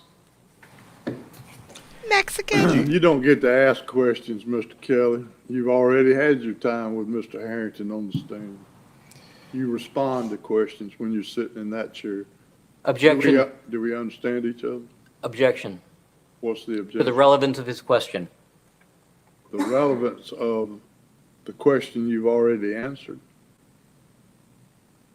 This line of questioning, what's your next question, Mr. Harrington? May I go forward, John? You may. And did I have discovery here at the hearing? Although you didn't like it and objected to it, did I have the discovery at the hearing for your use if you wanted it? Do you have proof of that? No, I don't have any evidence that you had it available to me. No, sir, I don't. Do you not recall that I pulled the thumb drive out and plugged it into the computer and started showing you such evidence? An audio recording was the only thing that that was about. Oh, JK, if you only knew. What? Remember you said that. And you stopped any further processing of that. Is that correct? About that audio, yes, because I was objecting to you introducing that piece of evidence into court. I wasn't objecting to your, I wasn't, the relevance of that audio recording was whether or not you were going to be able to introduce it into evidence. You never said to me, here's the discovery you requested, Mr. Kelly. It's available. You never told me the rest of your discovery is right here on this thumb drive if you need it, or would you like to review it, Mr. Kelly? You never said that. You tried to imply that you did, and you keep doing it, and you didn't do it. Mr. Kelly, your voice. Please lower it. There's no need to be pointing your finger at Mr. Harrington either. Mr. Kelly, did you subpoena those video records from us to appear at court with them? Yes, and she produced a doctored rendering of that audio. So what you requested was presented for the court, and you chose not to listen to all of it. No, sir, that's not what happened. What happened was my second request for production of documents, you responded to. That's not what you're talking about a subpoena. We're not talking about the subpoena anymore. We're talking about your failure to respond adequately to the production of records pursuant to the rules of the court and the discovery in the Civil Practices Act. We're not talking about the subpoena anymore, Mr. Harrington. Are you through? I don't wish to interrupt you. Did you file any motion to compel on the second set of discovery requests that you're citing today? I had no opportunity to. I did vocally ask the judge or object to your. At what point in time you provided me the discovery on the Friday before the Monday hearing? At what point in time would I have had an opportunity to file a motion to compel your untimely responses, your untimely and deficient responses? You received those within the 30 days that you had requested. You received my response, whether you agree with it or not, you received my responses to that within the 30 days. No, sir. You delivered your responses to me on December 6th, and my motion for those requests for those discovery was on November 3rd, outside of 30 days. You understand that when you file these things, they have to be transmitted to me. Are you not knowledgeable about the 3-day rule? If you aren't, that's fine.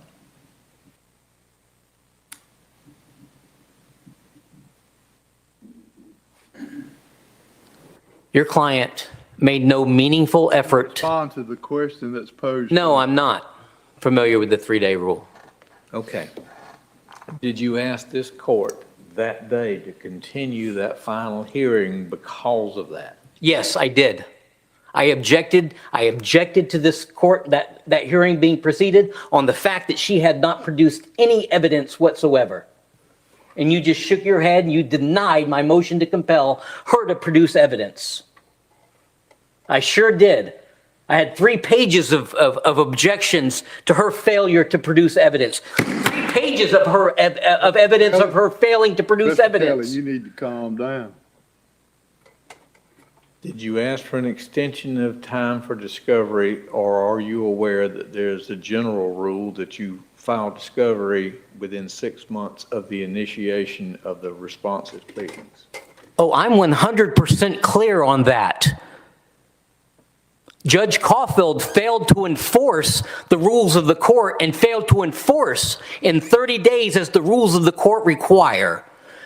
The rules of the court require him to rule on motions within 30 days in this county. He let things languish for 7, 8 months before he would rule on them. So no, every meaningful effort that I made for a month, I tried to compel her through good faith contact, good faith discussion, asking her and her attorney to let's talk this out, let's get this done. And when they failed, I filed a motion for a hearing for a pre-conference discovery conference that you ignored for 6 months. So I was following the rules of evidence. I was following the rules of discovery. Cindy Hetzer, James Rockefeller, and James Caulfield were not. Mr. Kelly, I'd advise you not to point your finger at me. You understand? And to lower your voice. I've cautioned you and Look, watch. Oh, Why am I the only one that has to follow the rules? here comes the bailiff. Why am I the only one being obligated to follow the rules, Your Honor? Why am I the only one being forced to prove?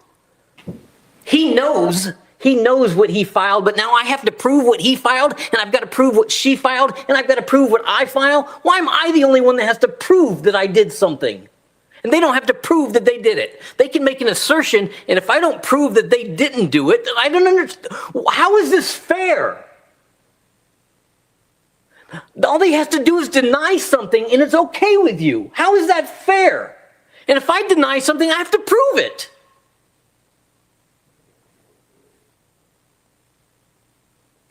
What's your next question, Mr. Harrington? Well, going back to the question I asked, did you ask for any extension of discovery beyond the original 6 months? I followed every rule of discovery that I was aware of. I made every single objection that I could make, that I knew to make. I made it orally to him. I cited pages and pages and pages of case law that mandated he dismiss her claims based on her failing to put in forward any meaningful effort to produce discovery. Once more, my simple question. I've answered your question, Mr. Harrington. I gave you my answer to your question. The question I asked was, did you ask for an extension of discovery? Asked and answered. Mr. Kelly, respond to the question, please. Would you like me to repeat what I just said?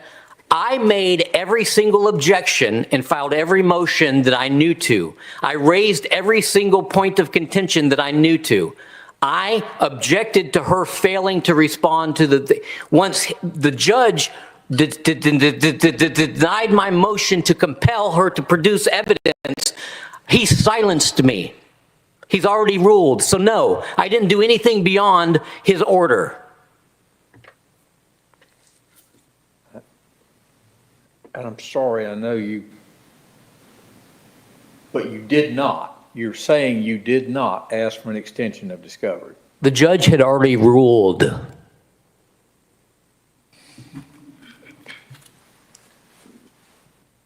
I think that's all I have. All right. Do you have anything else, Mr. Kelly? Yes.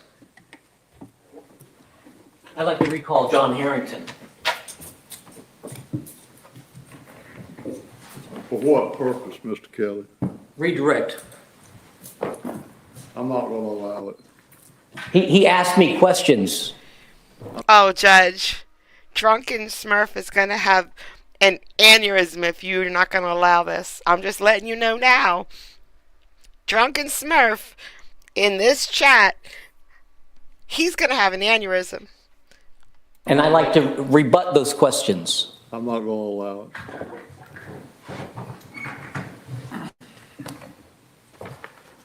Anything further in regards to this motion? No.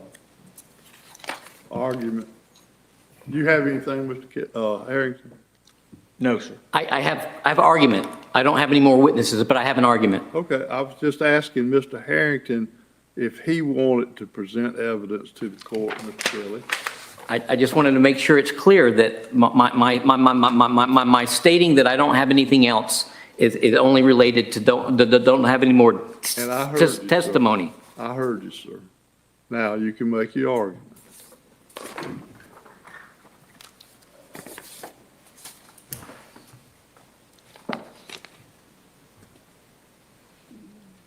(911)26 permits discovery regarding any matter that is not privileged or irrelevant.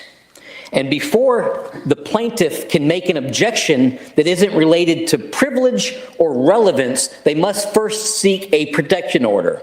In order to seek a protection order, they must first seek a conference with me pursuant to Rule 6.4B of the Georgia Unified Rules of the Superior Court, and which states, prior to filing a motion seeking a resolution of discovery dispute, shall confer with opposing counsel. They did not do that in response to my second request for production of discovery. They failed to respond in accordance with the rules of the court. They failed to do that.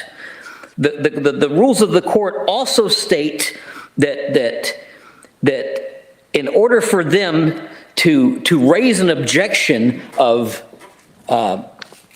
duty or obligation not required by the CPA, or unduly burdensome, or defendant may obtain from other sources, vague, ambiguous, broad, burdensome, or impossible, confidential, trade secrets, patient confidentiality, continuing investigation by the plaintiff. What is that? In order for her to raise any of these 13 objections, she must first seek a protection order. In order to seek a protection order, she must first seek a conference from me to resolve these disputes. She failed to seek a conference with me to resolve these disputes. She filed an untimely response because she failed to seek any dispute. Now, it also states that the rules of the court states that in order to make any objection, they shall be addressed to the specific and not be made generally. Now, her responses are all general. He lists in his responses that was not filed properly with the court, at least by the time that she gave me this record. He listed in his responses that these objections, he's like, we make these general objections, and he lists the 13 objections. And then in his next paragraph, he says, in response to these discovery requests, we invoke all 13 objections. He's not allowed to do that. The rules of the court states that he can't do that. She failed to respond properly to my second discovery responses. I didn't have time because his untimely response that was deficient by the rules of the state of Georgia and the OCGA, the code sections governing the Civil Practices Act, they did not make the proper objections or proper procedures. They did not follow the proper rules of the court to be able to raise these objections.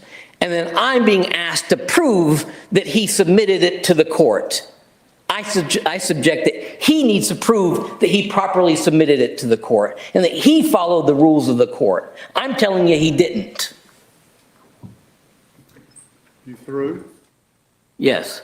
Mr. Harrington? First, Your Honor, I would suggest that he has not followed the rules by asking for an extension of discovery. However, he has admitted that he got the responses. He admitted on the stand that we discussed it on the phone several times before we got to the hearing on December 9th.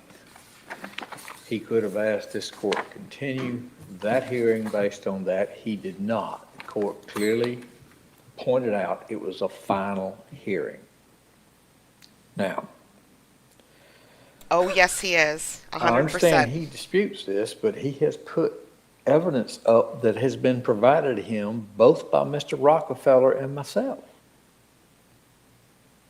And he admitted on the stand a few moments ago, we discussed the discovery and all disputes. I did not ask about settlement. I asked to be discussed discovery and resolution, but I didn't ask any particular points about resolution.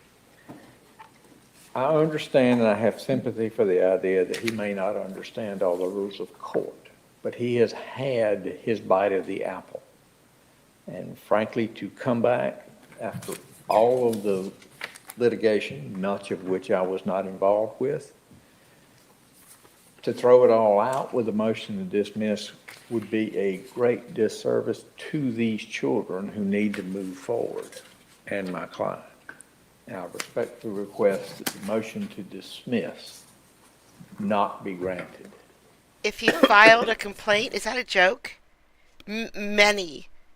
A lot. A bunch of them have already been through the appeals process, and he lost each one of them. There are some still in the appeals process. All right, anything further, Mr. Kelly, in regard to this motion? Absolutely.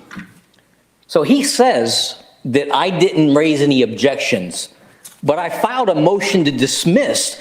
He is not accused of anything during this hearing. He is accusing. All right. He has motions against that, against the wife and her lawyer and her previous lawyer. And he's accusing them of not bringing forth discovery. He's accusing them of contempt. He's accusing them of contempt of court and discovery and things like that. It's a bunch of things. It's over 150 things. So he's not the one in trouble today. I mean, yes, he's in trouble because he's in jail. But in this hearing today, all they're doing is going through his motions that he put forth, and there was a lot of them. And it's against mostly these two that you can't see right now. Hold on. It's against mostly these two. And it gets better. There's more.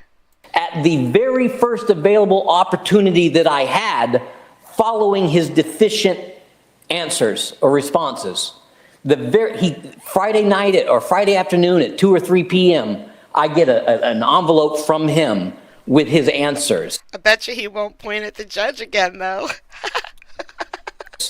The next Monday, the 9th, was when I submitted the very first opportunity that I can, my objection. And maybe I don't know the term, but because I misnamed it, I don't know if it's, because I didn't name it properly, you're going to dismiss it, or he's going to, because I didn't say I request an extension. I wasn't requesting an extension. I didn't fail to follow the rules of discovery. He did. I've raised the issue that he's failed to follow the rules of discovery. Jessica, El Loco. I got 2 El Locos and some Dizzy Elf. He didn't raise that issue with me. I've raised it with him. This motion to dismiss raises all the legal arguments with sound case law, Stoll versus State Farm, Cook versus Lannister, a willful refusal to participate in any meaningful way with the discovery process represents a conscious and intentional failure to act established by Stoll versus State Farm. The appropriate remedy is a dismissal of the plaintiff's claims as established in Cook versus Lassiter, 159 Georgia AP 24, 1981. And because the plaintiff failed to comply with the rules of the court under which she was obligated to operate, she has no grounds to object to this motion to dismiss Wimberly versus Karp, 1988. He admits that he sought no conference. He admits that he sought no motion for restraining order. He admits that. He admits that, and the rules are clear. The rules in plain language state that in order for him to seek a protection order, he must, or in order prior to filing a motion seeking a resolution of a discovery dispute, he shall comply with opposing counsel, and then file a motion for And he's right. There's a law that says that. But we all know there's 3 other laws that say something different. He needed, the law requires that he filed a motion for a protection order to be able to raise the objections that he raised, and he didn't do that. And she made no meaningful effort whatsoever, whether it's request for admissions, my first production of evidence, my second production of evidence, she's made 0 meaningful effort. And I raised this issue in my motion to compel that you dismissed at the beginning of the final hearing. She didn't do anything to provide any evidence. Nothing. She didn't provide one document, not a single document as requested by the Civil Practices Act. She didn't provide anything. All right. Wait, I'm allowed to vote? No. I'm allowed to vote? Since when? Kelly, you're just joshing me. Court's gonna take this motion under advisement. I'll review parts of the record before I make a ruling. Did you hear that, Drunken? He didn't lose. The judge just didn't say, oh, nope, you lose. He's going to look into it. He got case law. He's going to look at the case law. Mr. Kelly, looking at the motion to dismiss, that reflects it was filed on,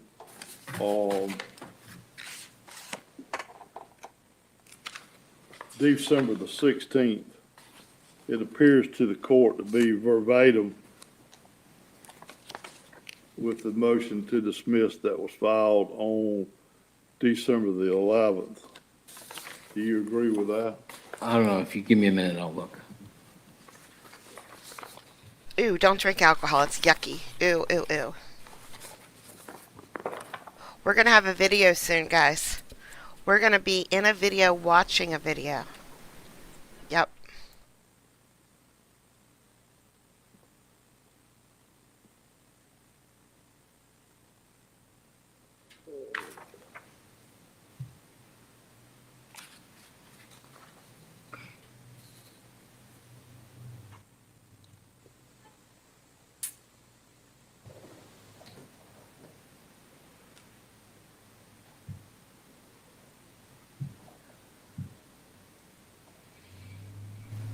You know the judge doesn't like silence, mister. I think it is. Sir? I believe it is. No, sir, we do not believe. You need to verify or deny, please.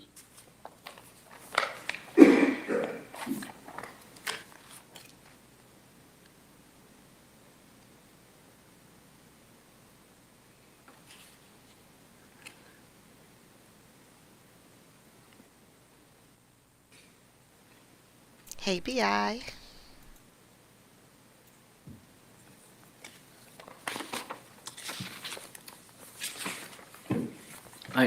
No,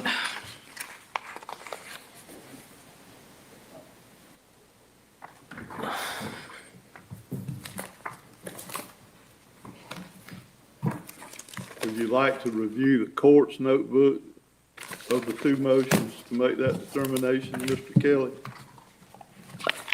no. He should have said yes there. I've got copies of the filed motions, marked file. Say yes. Just say yes. Say yes. I don't know. I don't see how. I don't understand why this one would be stamped the 16th and the 10th, because I have my record here shows that I faxed it. All we want in life are designated drivers. Is that too Well, I much to don't ask have for? anything to do with the filing of the documents, Mr. Kelly. And I'll be glad to show you the two motions that are copies of what's in the record. And as I stated, it appears to be, they appear to be the same thing. I think you're right, Your Honor. I believe it is. All right, so the motion the motion to dismiss filed on the 16th, can that be withdrawn? Can I look at the courts, please, just to confirm it? Steven. Hi, You Steven. stay right there. Somebody come and get it.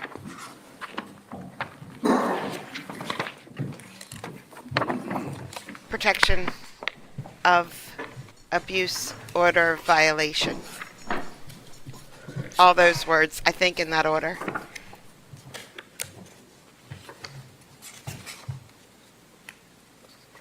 Raven, rawr. Raven, can you walk away Yeah, one more time? I don't have, can I see the one that, the other one that you have? I have that one as the December 16th. Leave that right there so he can make a comparison, Mr. Simpson.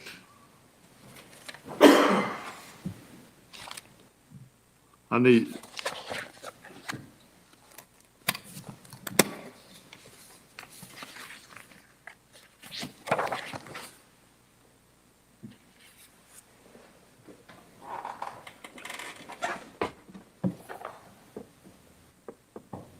He protected a violation order. Yes, he did. Yes, it is sad, Nancy. Yes, sir, they're the same. I don't know how that happened. do you withdraw? Yes. On, Do you want to know how it happened, guys? Do you want me to tell you? Because every couple days, this man is in jail, he files more motions. Every couple days, he files more and more and more motions. So he forgets which ones that he did file and didn't file, because once he puts the paper into the drawer and slides it to the guard, the guard takes it. So he has no paper anymore. So he can't remember which ones he have already filed. which one do you withdraw, sir? The one that we haven't heard yet. All right, then the December the 16th is, motion to dismiss is withdrawn. Thank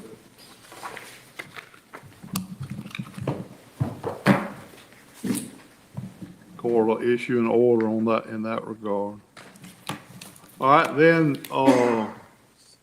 the next, matter that we have is, There's no photocopy machine in his cell. the court had issued an order in regards to some video footage that Mr. I approve. Kelly wanted admitted into evidence. It has been filed with the court. And I asked if there was an agreement that it could be admitted and the court could review it as part of the evidence, but I never heard anything from the parties in that regard. So where are we at? Do we need to have a hearing in that regard, or can I just review the video? There needs to be a hearing, there needs to be a hearing because I need to have an opportunity to use the video to impeach the witness there. Okay, that's fine. I don't have any problems with that. I was just asking. There's not going to be any agreement. If he's talking about the video, which I think he is, there is no video. And he loses his, never mind, you'll see. Without impeaching her with it. Well, it's gonna be, okay. All right, so you wish to cross-examine her as to the video? Yes. Okay. All right, how long was that video? I don't recall. I hadn't looked at it. I think it's 7 minutes. 7 minutes. All right, well, let's, This is the other video. We have you this get one. it set up, Marlon, so we can, you wish for to play it Yes. in the entirety and then cross-examine her? Yes. Mr. Harrington, Well, I really thought evidence had closed on no, these. sir, I had reserved in regards to this. Yes, sir. He reserved for this. We were all there when it happened. This happened in November. Sometimes my bosses at work gets, like, I'm a server, so I get those little checkbooks, you know, you write the tickets on. Sometimes they get the carbon ones. They do. Video. Yes, sir. Okay. All right, let's get it set up so.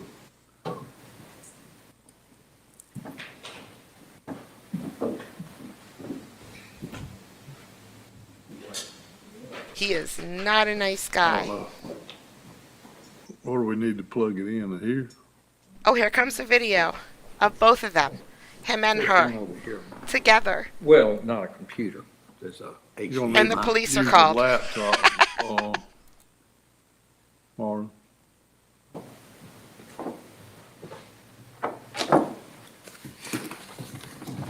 I will make room for you. Well, let's put it on the podium.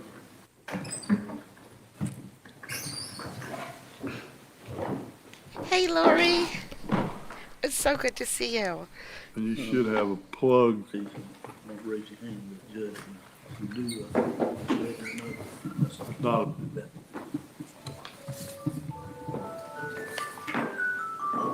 Mr. Harrington, An alarm, I didn't realize it. the phone goes to the bailiff. Yes. Phone needs to be put, So just so you know, I'm also doing the O.J. Simpson trial. And just the other day, one of the prosecutor's pagers went off in the trial and the judge took it. Nothing has changed since 1995. This lawyer just had his cell phone taken away. Oh, Raven. I love when you say that to me. put outside.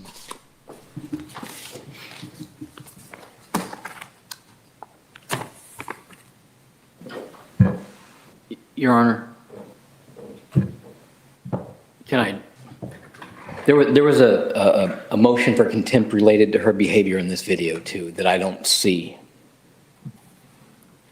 Well, I forgot he filed a motion for contempt in this video. She doesn't even say one word. we've already gone through all the motions to contempt Mr. Kelly. And you indicated to the court there wasn't anything further. Have you filed it?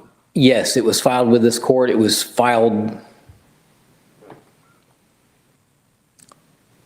I believe it was filed on the 9th or thereabouts. The 9th Of of December what month? 2024, December 2024. The 24th? I'm I'm 100% certain that I filed a motion with the court, either through fax or Ruth Skaggs hand-delivered it, related to contempt for her behavior. Ruth Skaggs works in the prisons, I believe, and she's supposed to coordinate all the paperwork. So when he needs to get a hold of an attorney, he goes to her. When he wants to file a motion, he goes to her. So Ruth works in the prison and in the courthouse. She tries to get the inmates in touch with who they need to get in touch with. And he's contacting her every day, all the time. I can't imagine. Okay, my niece Jessica was telling me about this job. It's truckers that drive on ice roads. And what they do is when it gets cold enough, when it gets freezing, these lakes freeze over. And these truckers get paid a whole bunch of money to drive a truck across the lake, to haul crap. And they get paid a ton of money.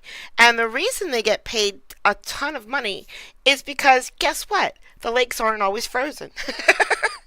They're not always frozen. So the trucks go down into this freezing cold water. Okay? I would take that job in a heartbeat over Ruth's job, because every single day, multiple times a day, this man is up her butt with paperwork. Poor Ruth. Can you imagine? Related to this video. December the 9th? Somewhere around that date, Your Honor, but let me Well, look. Mr. Kelly, I'm sorry, sir, but this court has 6 counties, probably has over 1,400 criminal cases pending, probably has somewhere around 300 or 400 civil cases. And I want you to, I hope you can appreciate that I don't micromanage every file that I have. That's for the litigants to do. Can I respond, Your Honor? Sure. Okay. Once I file something with the court, I take it under faith that the court is going to consider my filing. I understand, don't but it needs realize. to be brought to the court's attention for the court to do that, Mr. I don't go through every file every day, every week, every month, is my point. You need to let the court know that you have filed something. I thought my filing it was me letting the court know that I filed it.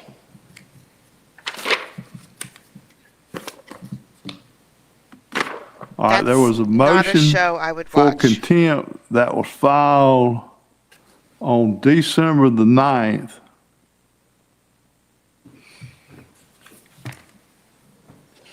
And So do that was servers. the motion that, I had someone complain to me the other day, angry, like they came to my brewery where we brew beer. Yeah, we have some liquor, but we brew beer. And they wanted a chocolate martini. And they were like super upset that I could not give them a chocolate martini. I needed a chocolate martini after them. Hey, this is Daryl Brooks crazy, but he didn't kill a bunch of people. I Yet we had this drunken. morning, Yet and I drunken. dismissed because you had no witness.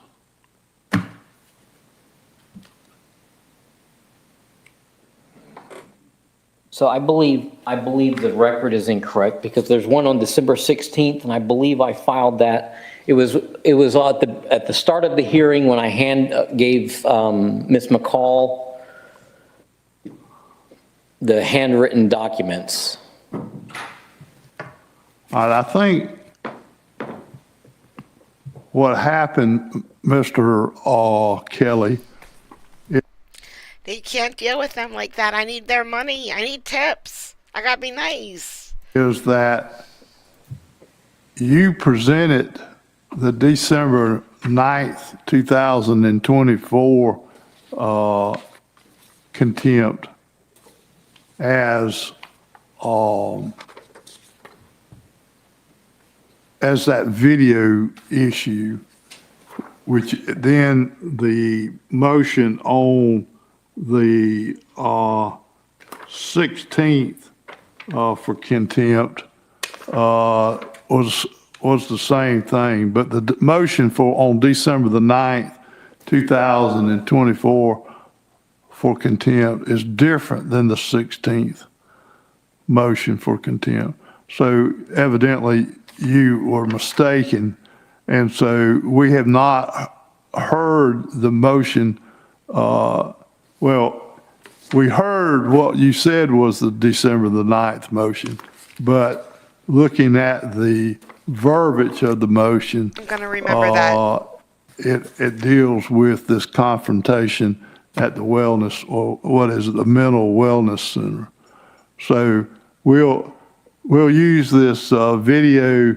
The court, even though you have misspoke and the court has already ruled, I'll withdraw since I haven't done a written ruling, I will withdraw my previous ruling that it's dismissed, and we'll have a hearing, but we're going to do it simultaneously with the playing of this tape in your cross-examination, and we're going to do it as expeditiously as we can. Do you understand, sir? Thank you. Do you understand, sir? Yes, sir. No, he does not understand. He did not listen to a word you just said. We do have a lot of Hershey syrup at the restaurant. We do.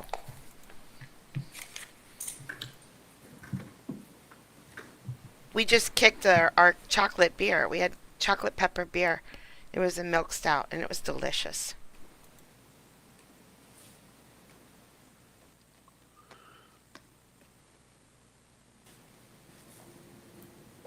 Video is pulled up, Judge. All right, let me see. I'm sorry. It should be plaintiff's one, or attorney one, Attorney one. should be. Be right back, people. Be good. 1 second.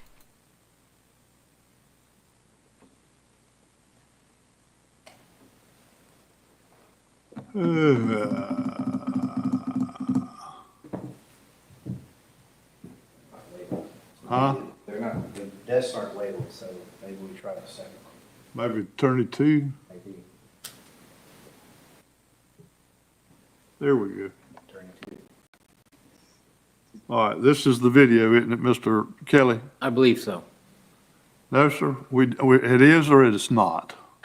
I see a picture of a floor, and I don't know until I see the video played whether it is, because from one frame of video, I can't tell if it's my Very good. video. That's the response I needed. Now play the video, Mr. Ellis. Yes, this is the video.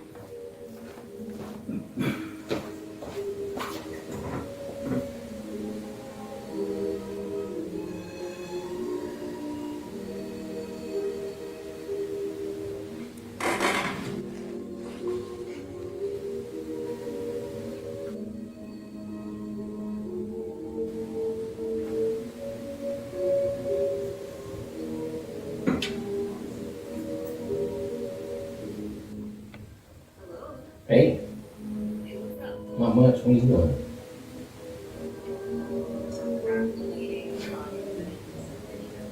What kind of videos?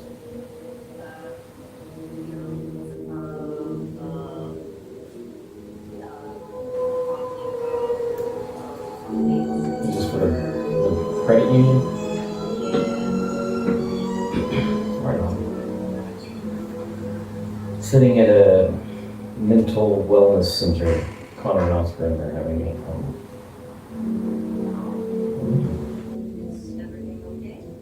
No, they're Oscar's having a nightmare. There's just a lot of turmoil between. Well, it's mostly their mom. Yeah. It's too emotional.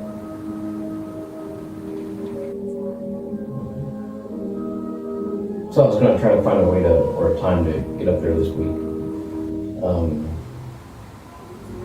Maybe, you said you get off at like 4:30 or so? I don't need an excuse, but I wanna try to find some practical reason to come up your way. Maybe, drink or dinner or something. Maybe horseshoes? Come on, yeah.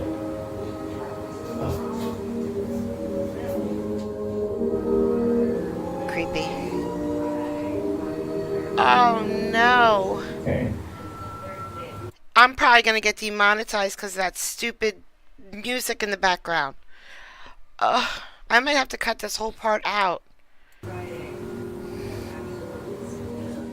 Nice.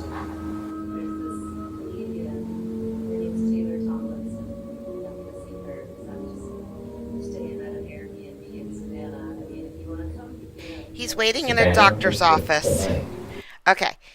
He set up this camera to video him in the doctor's office because his girlfriend, ex-girlfriend, her, is also in this doctor's office. I think one of the kids are in there. I'm not sure. They're both there. Okay? So he set up this video to tape her. Then he called this other woman. And he's asking, I think he has some motions filed against her. And this woman that he's calling is one of the witnesses. And he needs like an affidavit from this other woman saying that she did something bad. I can't remember.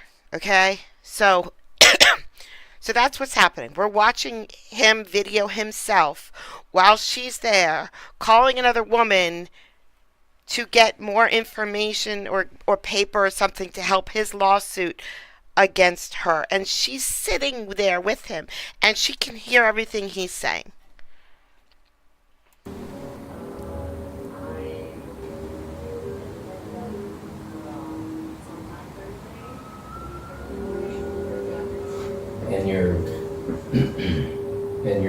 Are there tickets available still for the show, or do you?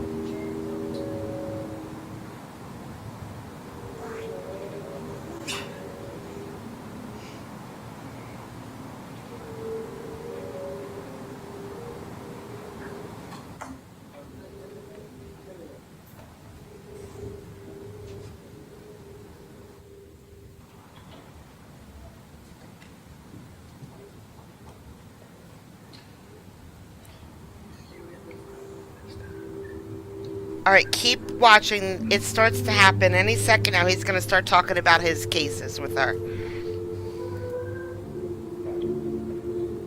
What are you doing on December 9th?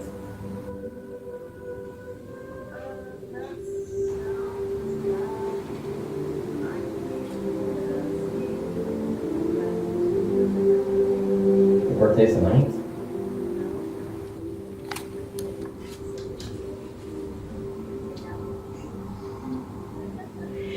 Any chance I can get you to put together that affidavit about Cindy contacting you back in April? This is Cindy. Just describing the contact.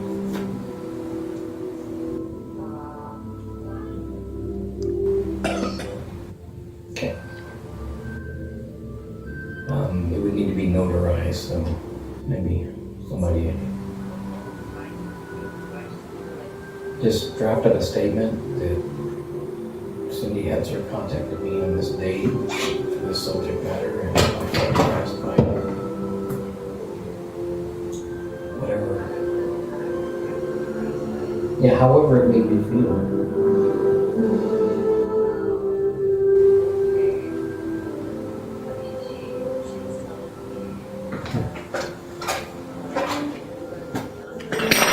He's recording it.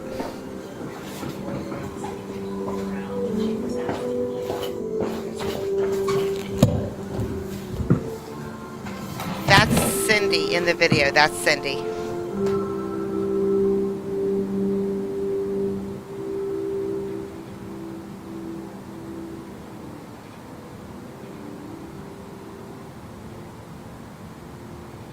You there? Did you say something? No, I'm being harassed right now. Okay. Yeah. But, yeah, so, I will type something up. Do I need to look up like affidavit formats? No, just your name, date, what occurred, and then how it made you feel, what the substance of the conversation was.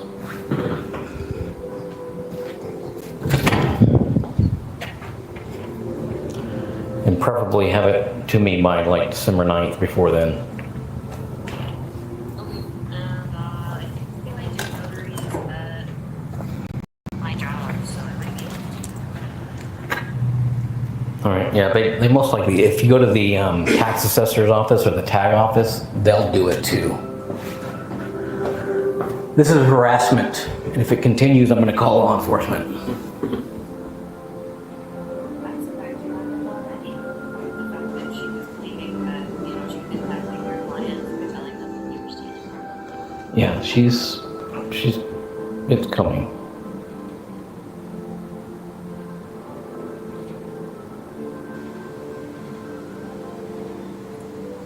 Let me let you go, I need to call the sheriff. Bye.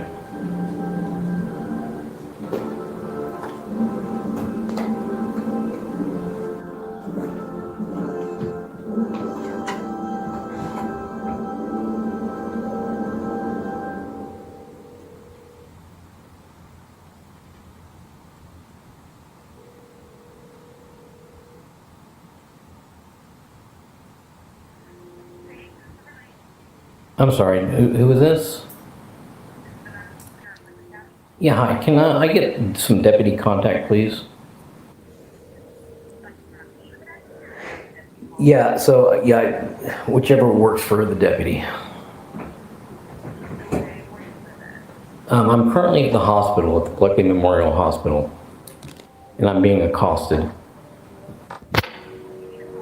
Well, I'm at a mental health appointment for my sons, and the mother of my children is here also, and she just got up and got in my face with her camera, and like she's aggressively hovering around me, and she won't, like, filming me, and she won't get away from me, and she's making me very nervous. No, we're at the mental wellness center. It's on the front side of the hospital. To prove that she's the problem. She's the problem. Yeah, we're in the waiting room, and I was just talking to a friend, asked her to get an affidavit, and then my ex, she was sitting there knitting about 6-8 feet away from me, and as soon as she heard that I was talking about our civil case, she got up and walked like aggressively, like within a couple of feet from me, and stuck her phone in my face. The entire thing, and then like I got up to move, and she followed me. Joseph Kelly. Yes, ma'am. 478-461-5529. What a bitch.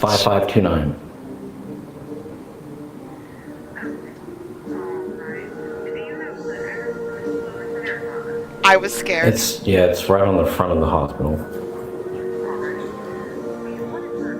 Her name is Cindy Michelle Littleton Hetzer. Hetzer.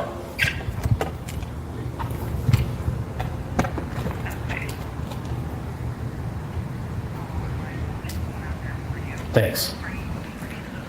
I'm outside right now because she just keeps sticking her phone in my face. Like she's recording me talking to you. And so I've left the building twice, and she followed me to the door 2 other times, and then I went back and sat on the other side of the room, and everything's being recorded. Thanks.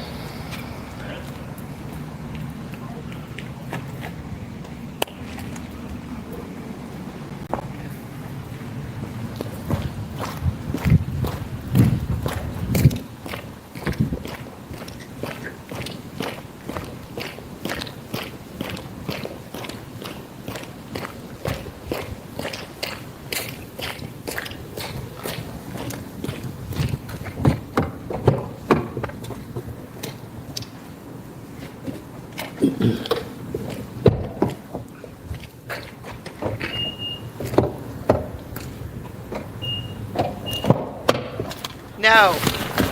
He filmed that video. He filmed the video we just watched. She filmed him filming her. We watched his video. He put that on to prove that she is the problem and not him.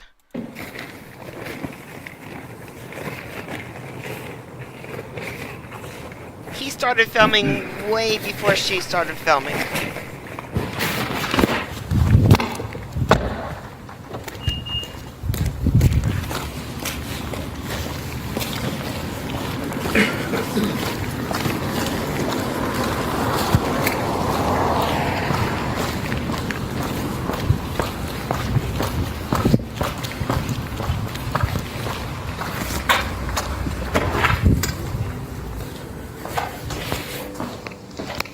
No, he almost died. Didn't you see that? He was accosted. And nobody believes him, and it's all her fault.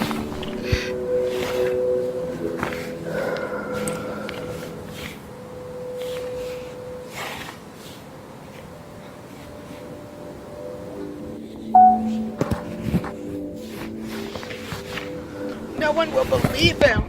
But she's the problem. She got us all That's the complete brainwashed. Video? Yes, sir, I believe it is. I don't have No, any. sir. Is that the complete video? Yes. All right. And it's submitted in the evidence. Has it been marked? I don't remember. Do you remember, Madam Court Reporter? I noticed we died it. I don't know, Judge, I can look All back. right.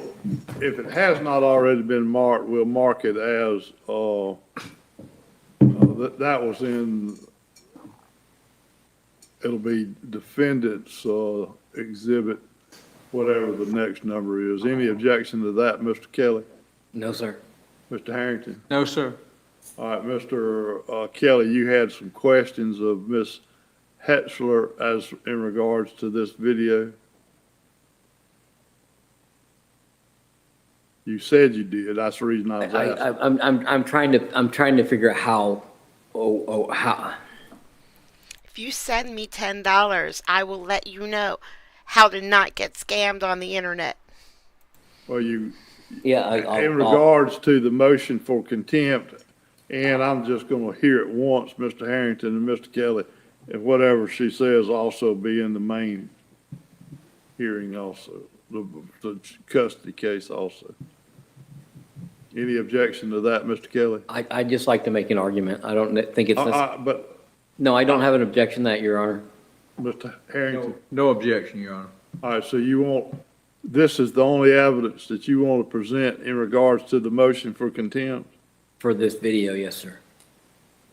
This video is all you want to present to the court in regards to this motion for contempt? Hell yes. Correct. All right, Mr. Harrington, do you have any additional evidence that or There you do go. you have any evidence you wish to present? No, sir. Okay. All right, so we'll hear argument in regards to, this contempt action. Thank you, Mr. Eller. And if you'll put that, thumb drive back in, the envelope and give it to the court for. Yes. Thanks, Debbie.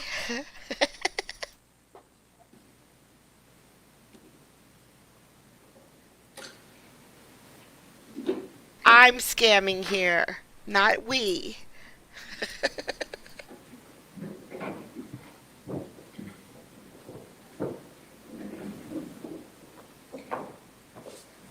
Hey, thanks, Cold. I appreciate that.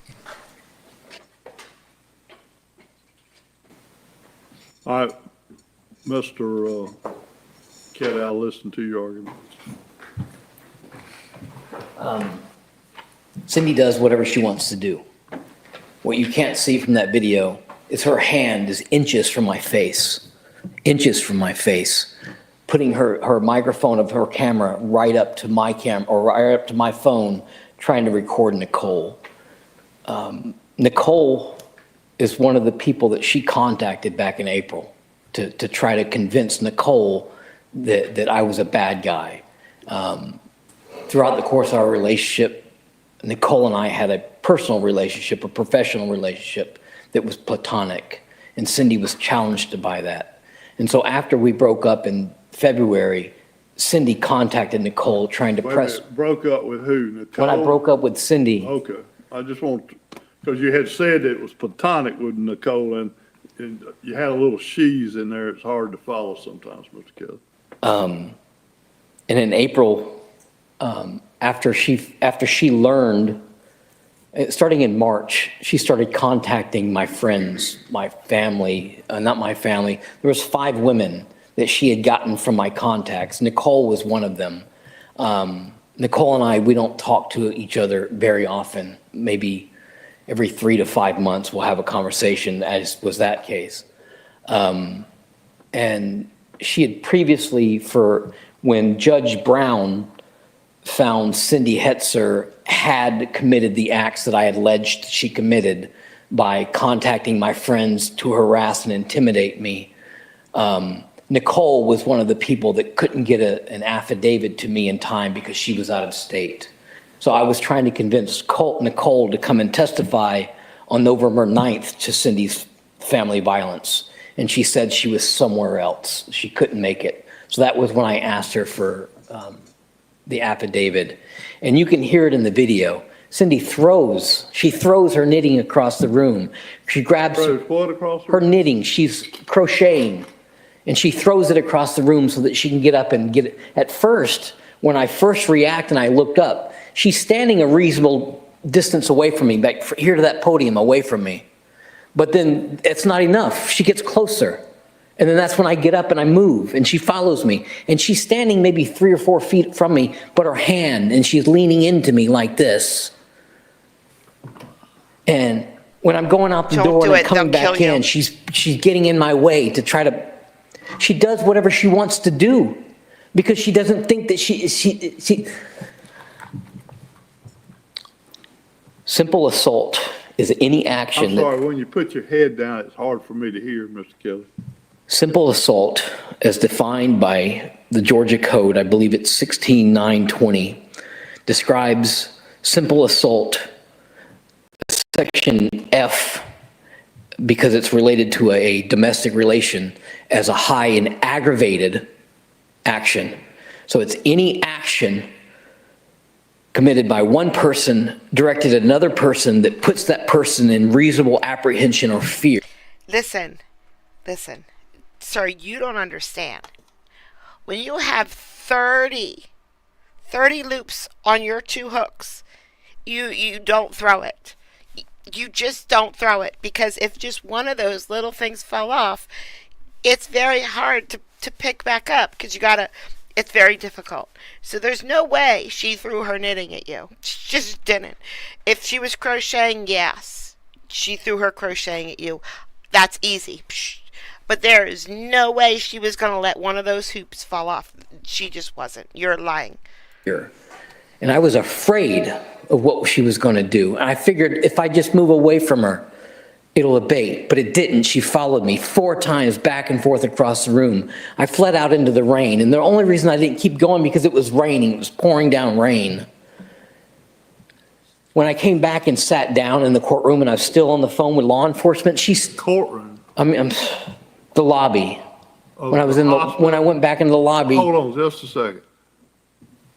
See, when you misspeak, Mr. Kelly, it creates confusion for the court. I'll You're back- talking about the lobby at the hospital. Is that correct? Yes. Savage. Tool. So I figured that while I'm on the phone with law enforcement and she knows I'm on the phone with law enforcement, her behavior will stop, but it didn't. She was standing closer to me with her hand still in my face. So I get up and I leave. And I figure, okay, there's some time, there's some space. She's not angry anymore. The situation's over. But I come back and I sit down. She on the opposite side of the room from her. And she gets up again and comes back. And that's why I got up and left the last time. She does whatever she wants to do because I've repeatedly asked this court from protect. I think he wants that. Sorry, I have a cold. He wants that to be contempt of court because there's a protection order in place, but the protection order is against him. So I'm not exactly sure how he stretches this to contempt. I don't know. But Drunken knows. So ask Drunken, because Drunken is on his side. Protection from her. The first time I asked you for the protection from her on May 10th, and you threatened to arrest me. You remember that? No, sir, I didn't threaten to arrest you. I told you I could protect you. By locking me up. That's right, because you weren't following my commands when I was telling you that I wasn't going to issue a protective order. Evidence of family violence Against her. requires a judge to consider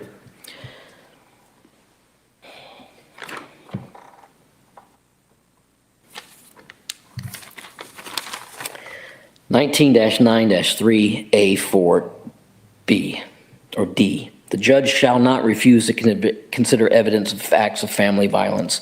I had a right to equal protection under the law, and you didn't protect me. I came in this court twice after that and asked you, I begged you. Ask me? Yes, you. Yes, you. November 12th and December. What were those occasions? I'm sorry? What occasions were? On November 12th. He knows. November I 12th. sat right here and I asked you for a protective order. He knows the date. He knows exactly what he said to the judge. He knows the exact words the judge said back to him. And you said it doesn't rise to the level of immediate and imminent danger, so you're not going to grant me a protection order. Meanwhile, she's doing this crap. 6 days later, she does this.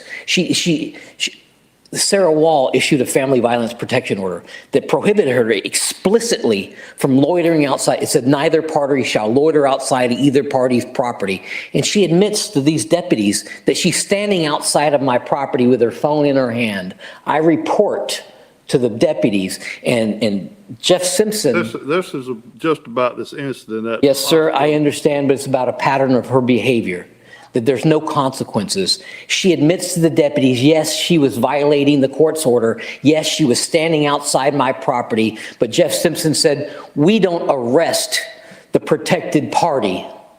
And because nobody ever issued motion after motion after motion after motion, me begging you for help. Me begging this court, trying to follow the rules, begging you for protection from her so that she couldn't do this, so that when she did do this, she would be held accountable, and nobody gave a shit about me. Nobody. Everybody wanted to say, well, he's an ex-con, so freaking what? This poor woman who lied to you, and she's smarter than you, and she's smarter than me, and she's smarter than these attorneys, and she's abusing our children 4 times. 4 times I begged this court to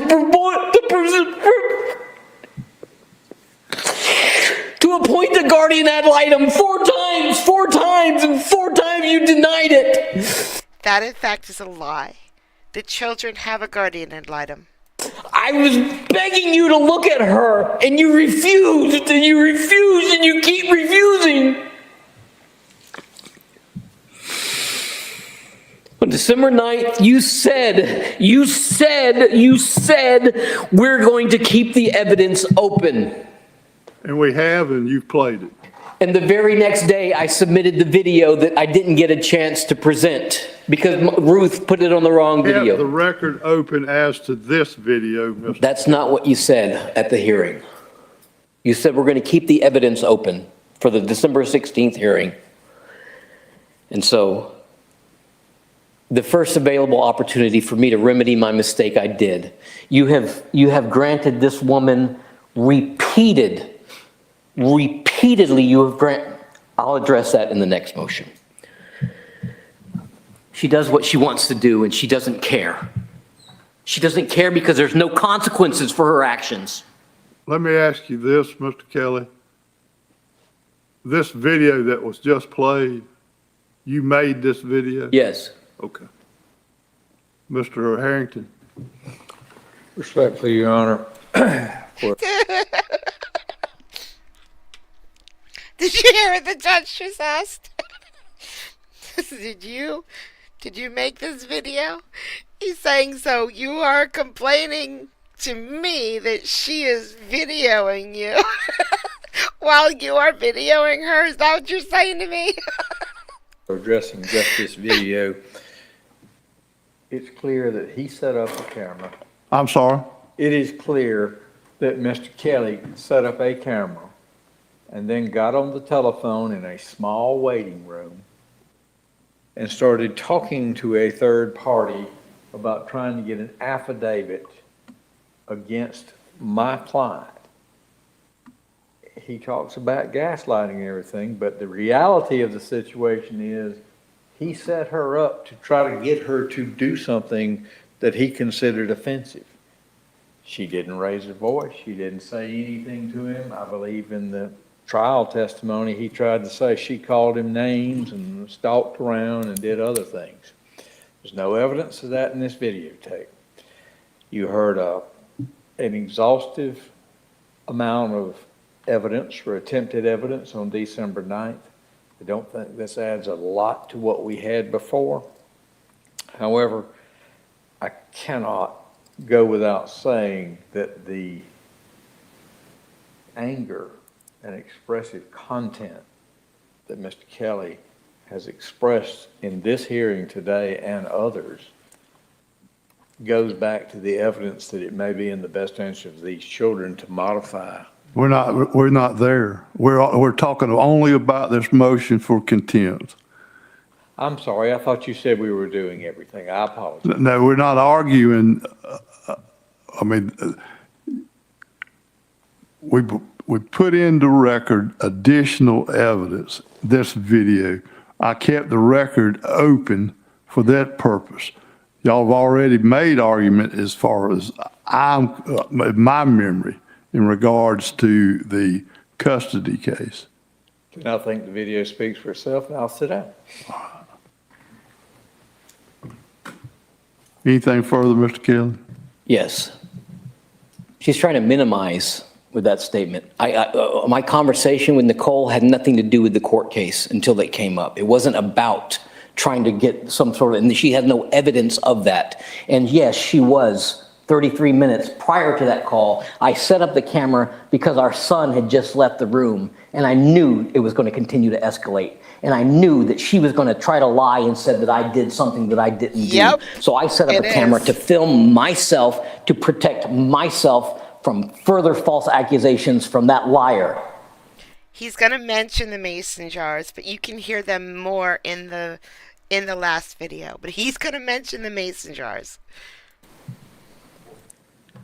I was catching up with old friends. I'd made 5 other phone calls prior to my son leaving the phone call or leaving the room, all with people that she contacted in harassment. And not once did she fly off the handle until she realized it was Nicole that I was talking to. Nicole, who she repeatedly accused me of cheating on her with while she was sleeping with her husband. I'm sorry. While she was sleeping with her husband, she accused me of cheating on her. Anyway, just so you know, we're not doing the original case today. Today is just for all of his motions. They are focused only on his his motions of contempt, and all of his motions is what we're doing today. She was sleeping with her husband, sleeping with me, and then getting angry when she thought I was sleeping with another woman.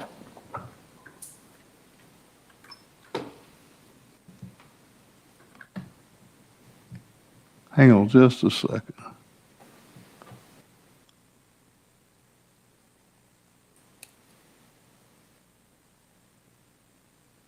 And I'm under stress, an immense amount of stress based on her lies. Evidence of her lies in this case are abundant. And our children are suffering.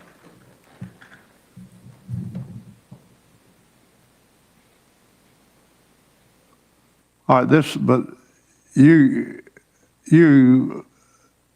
have acknowledged to the court that this video was made by you, correct? Yes. Okay. All right. Under the protective order of May the 2nd, 2024, there is a provision therein that says that the respondent shall not use electronic or digital devices to surveil, track, eavesdrop, record, or otherwise invade petitioner's privacy. Any such act shall be considered a violation of this protective order. However, in light of this motion for the contempt, the court, based on Mr. Kelly's actions in making this recording, finds that he has not come before this court with clean hands. He seeks equity of relief in regards to contempt. However, he's not before this court with clean hands as a result of his recording this incident, however you wish to describe it, and therefore his motion to dismiss is denied.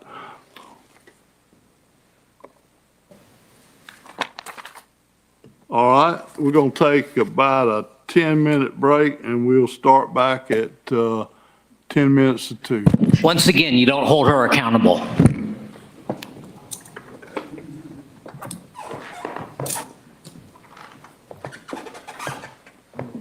Evidence of a crime, and she's okay. Free pass. Over and over and over again. Over and over and over again. Linus, you can do a show with me anytime. I'll send you a link. So what's funny about that, while they're on break, don't worry. Don't worry, guys. It gets worse. It really does get worse. And then worse. It's over here where it gets really, really good. Right at the end. So here's what happened. Okay? Fozzie had this idea once, and it was great. He's like, the mods have to do the stream with me, you know? So he's like, I'm coming into your stream this week, Kathy. I'm coming into your stream. And he did. And he did the stream with me, right? And then in mod chat, he's like, I can't remember. I think he was like, Carolyn, you're next. Well, believe it or not, most people are terrified of public speaking. So none of the mods wanted to do it, and they just all like ignored him, and he did not come.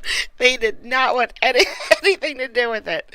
He thought it was a great idea, and it was a great idea.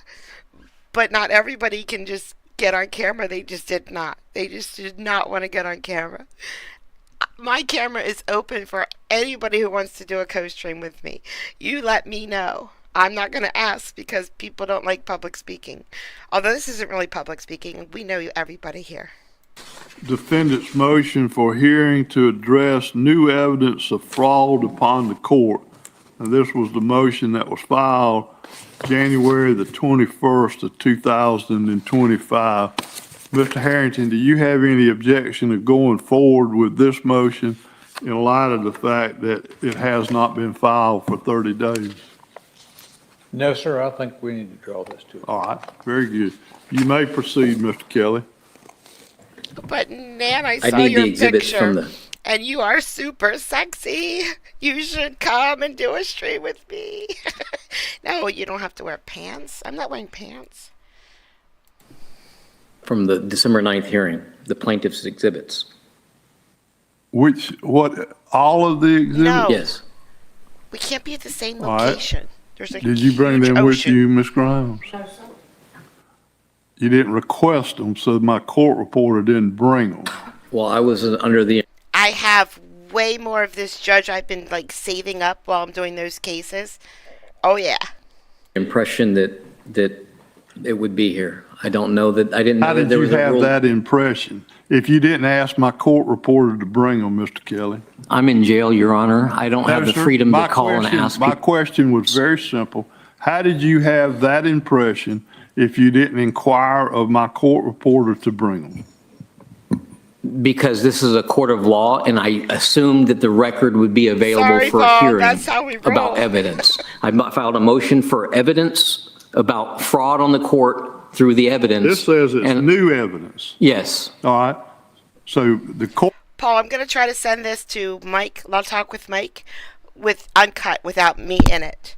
And that would probably be a better place for you to watch it if he plays it. court reporter's not going to have new evidence. She's going to have the old evidence. And Are you ready to go forward? that evidence has been tampered with, and that's the new evidence, Your Honor. Evidence that she presented has been tampered with. All right. And I'm just trying to understand, Mr. Kelly, I'm just trying to understand, how are you going to establish that the evidence has been tampered with? Through testimony. And then Oh. through other evidence that shows the contradiction between her testimony and the other evidence. All right. And what evidence is it that you contend has been tampered with? The photographs of the February 19th incident. Photographs of the February 19th incident. Correct. That was the, where, I can't remember, you were in your vehicle Correct. and you had just dropped off your sons or I was had picking them just up and- picked them up or something along those lines. I was picking him up and trying to leave, and then she was blocking me from leaving her property by standing in front of my moving vehicle. And she took video of that, and she only presented screenshots. She tampered with those screenshots that she printed to the But other. that video was not admitted into evidence because you didn't have it. The photographs were, Your Honor. And the photographs, I've come to learn, were tampered with. Well, I didn't whose realize they were tampered with on December 9th, otherwise I would have raised that issue now. Whose photographs were they, yours or hers? They were hers. All right. And how have you learned, what factually have you learned that the photographs have been tampered with? I would prefer to present the evidence instead of giving her a preview of what she needs to testify and defend against so that she could be impeached. Well, Mr. Kelly, I hear you, but the court has got to make a decision of whether or not I'm going to dismiss this motion because you can't go forward with it, or I have some legitimate reason to reschedule it. So you need to give me an explanation, sir. I have told you that I have evidence that she has tampered with those photographs that she submitted to the court. I understand that, Mr. Kelly, and I'm trying to understand what's the substance, source, and basis of that evidence. The substance, source, and basis of that evidence is the video that she did not want to show you. Because the video that she didn't want to show you was different from the photographs that she showed you. She took elements of that and cropped the photos to tell a story instead of presenting, and she didn't declare that we've tampered with these photographs.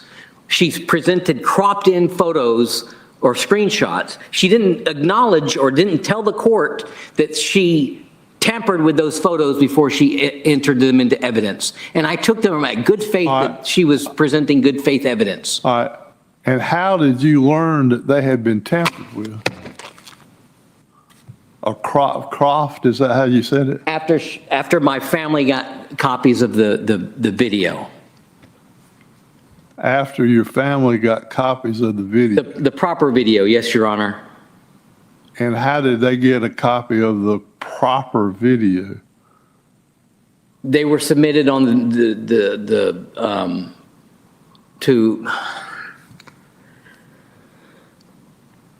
they were submitted to her through a subpoena.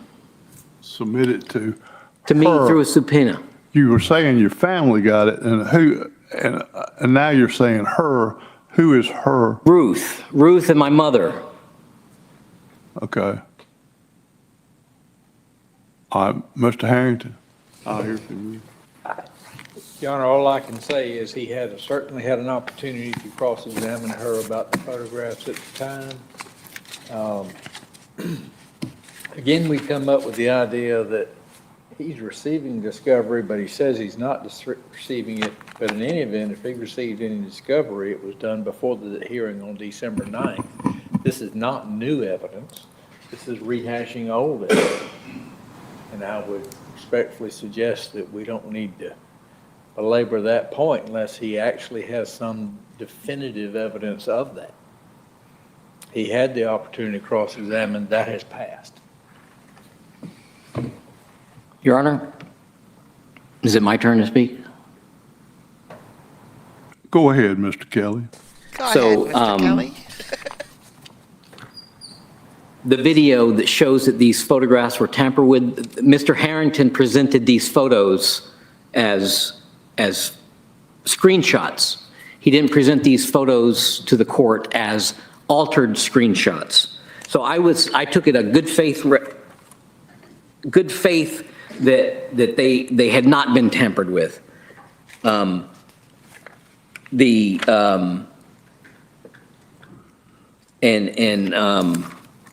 Crenshaw versus Crenshaw, 267 Georgia 2021, 471, 1996, states that the court should consider all circumstances and render a decision that furthers the best interests of the children.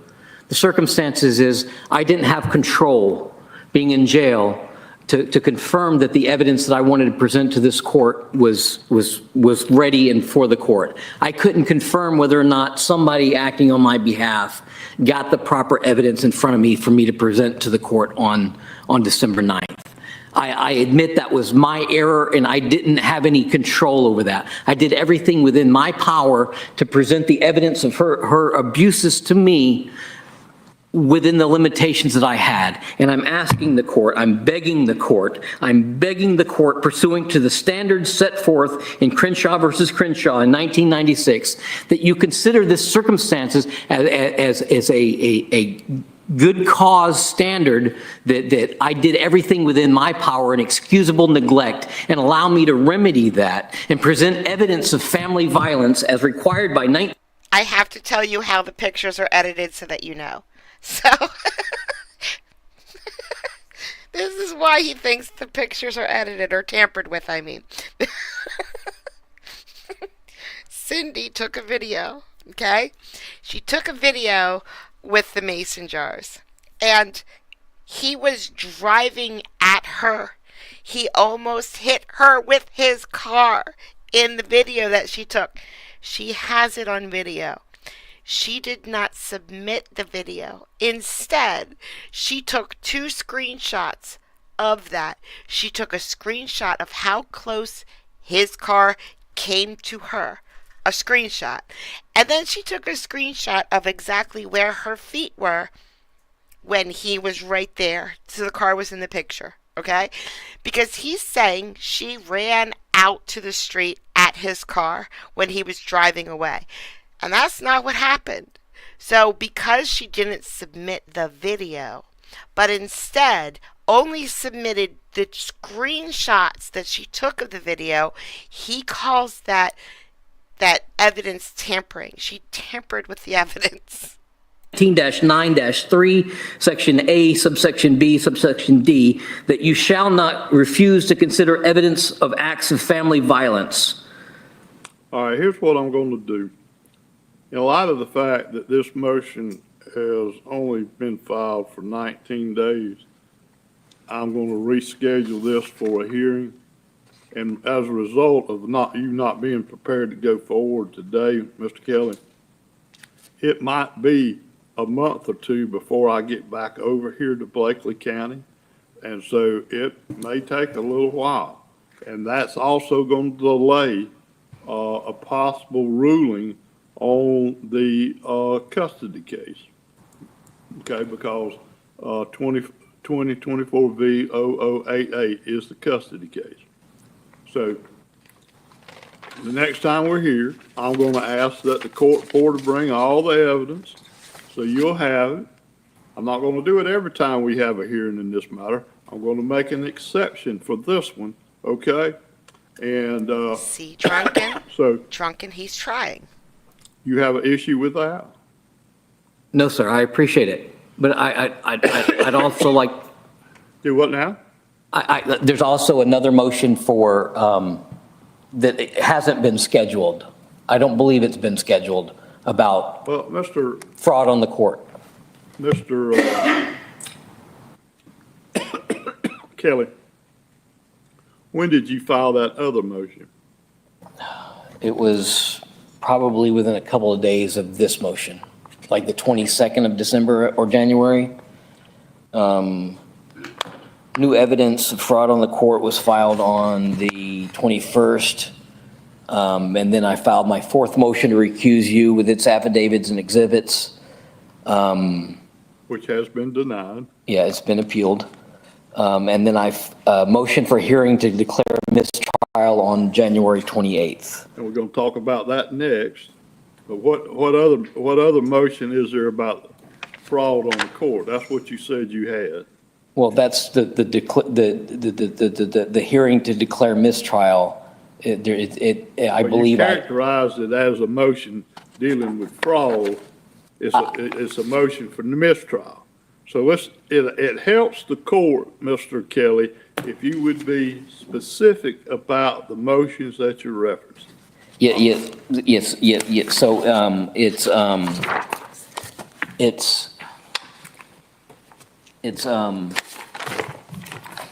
the motion, I enumerate some of the things that I plan to raise at that hearing. At which hearing? Or in the motion. So in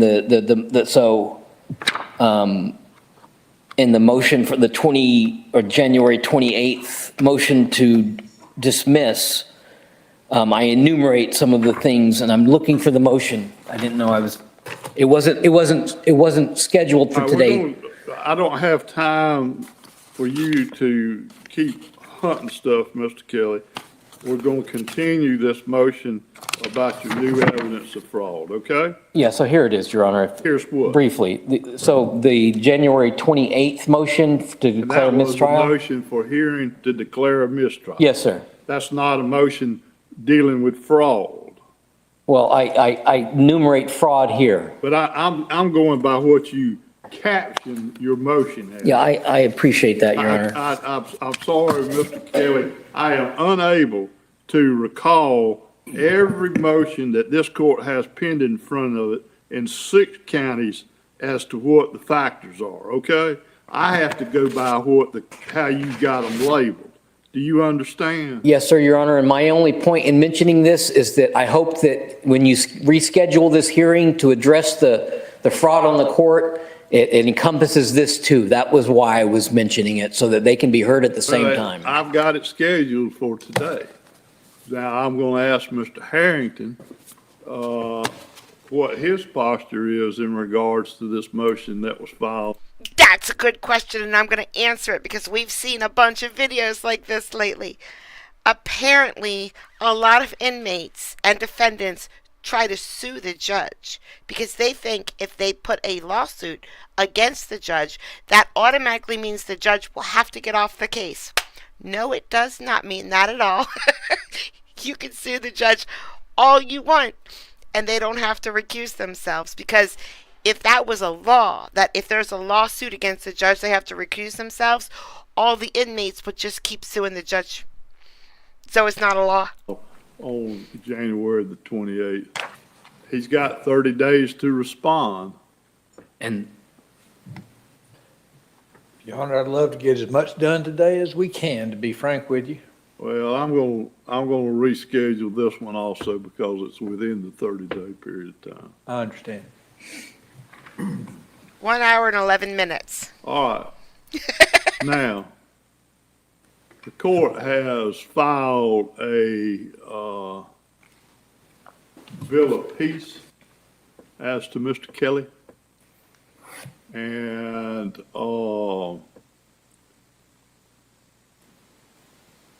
that's an equitable proceeding. The bill of peace. in Here light we of all go. the pleadings Here we go. and matters that Mr. Kelly has filed and is filing with the court. The court has the equitable powers to limit his abilities to file pleadings and motions in the pending cases. Mr. Kelly, I'll hear You're from going to you learn today. as to why this court should not issue a bill of peace. A bill of peace means that anything that you file, if the court issues a bill of peace, means that anything you file going forward would have to be approved by the court before it is actually filed, and then obviously set down for a hearing. Yes, sir. I'd like to remind Your Honor that every one of my motions has been filed in response to something that you have done or something you have neglected to do. I have a right, when you make Every one of them, Mr. Kelly? Yes, sir. All the motions to recuse, it's because of your actions, Oh, not mine. no, I'm not talking, you file a lot more motions than recusal motions, Mr. Yes, sir. Kelly. And all the motions in all these cases, you're saying they were filed because of me. No, I'm talking about the recent ones, the ones that you're so aggrieved about, that I'm assuming you're aggrieved about. Anything, Mr. Kelly. Your sua ponte motion to limit my filings would suggest otherwise. Well, it's an ability that this court has, Mr. Kelly, and it's something that this court, not particularly this judge, but is a proceeding that has been used several times within this circuit when we have someone who is filing motions to the extent that you have filed motions in these cases. So every motion that I've filed, there's been a justifiable reason for the filing of that motion. You may recall, you may not recall, you haven't ruled on it yet. You dismissed it back on October 17th. If I dismissed it, I've ruled on it. You haven't heard it. I apologize for the misstatement of fact. Filed a motion to compel because James Rockefeller was being antagonistic through emails. He would email me to start a discussion, and then when I would respond to him via email, he would email me saying, "Stop emailing me." And I filed a motion to compel him to comply with the rules of the court. 5 times, Your Honor, James Rockefeller filed motions with this court begging you to force me to mail him filings in violation of the Georgia rule or rules of professional conduct, which requires that he conduct himself in an efficient and effective manner. He can read a letter that I mailed to him, but he can't read an email. It costs me twice as much to send him a letter. It costs his client twice as much for him to send me a letter. Her attorney, like 70% of this is from her attorney. Him including the same 150 page exhibits in all of his filings, repeatedly attaching the same exhibits in her filing and then charging his client $30,000 to send me a copy of the same filing that he sent me 7 other times. Your Honor, I looked up the good cause motion, and just because I didn't know what it was, and it requires an equitable, so there needs to be some equity provided. And so far, I've been denied any equity. At the final hearing, you sat there and you told me, "No, sir, you don't get to object to her testimony, only the questions that she was asked." And we saw that, and that was verbatim, and he remembers. Object again to hearsay. "No, sir, you've already been warned, and I won't warn you again, Mr. Kelly. You can object to questions. You can't object to answers." Where's the equity there? You didn't object to him objecting to my testimony. You didn't tell him, "No, sir, you can't object to Mr. Kelly's testimony. You can only object to questions." Where's the equity there? Cindy Hetzer's motion for a protective order that you ruled on, you ruled 7 months after she filed it. She didn't follow the rules of the court to submit it. She did not. And where's the equity there? I follow the rules of the court with my request for admissions, and you dismissed it. 100%, and you said in your order that most of those questions relied on what was going on in my head. They didn't. There were 3. I looked, 159, and 3 of the 159 fit your description. Do I love my children? Please admit that I love my children.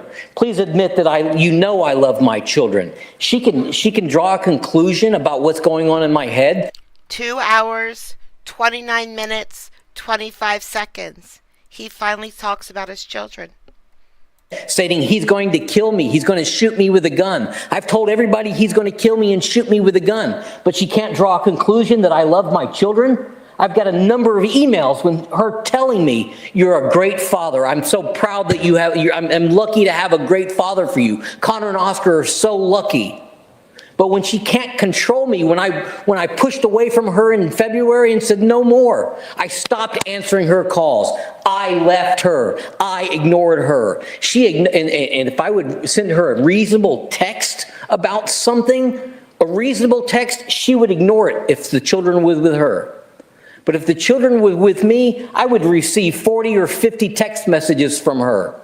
Where's the equity there? You're not considering any of her abuses. And I've tried. I put forth 4 petitions for a restraining order, a protection order, and nobody wants to hear them. Nobody wants to comply with Rule 1993A4D, where a judge shall not refuse to consider evidence of acts of family violence. But you do. You repeatedly refuse to hear and see acts of family violence and evidence related to family violence when I'm demonstrating to you that she's the one that's perpetrating these acts of violence.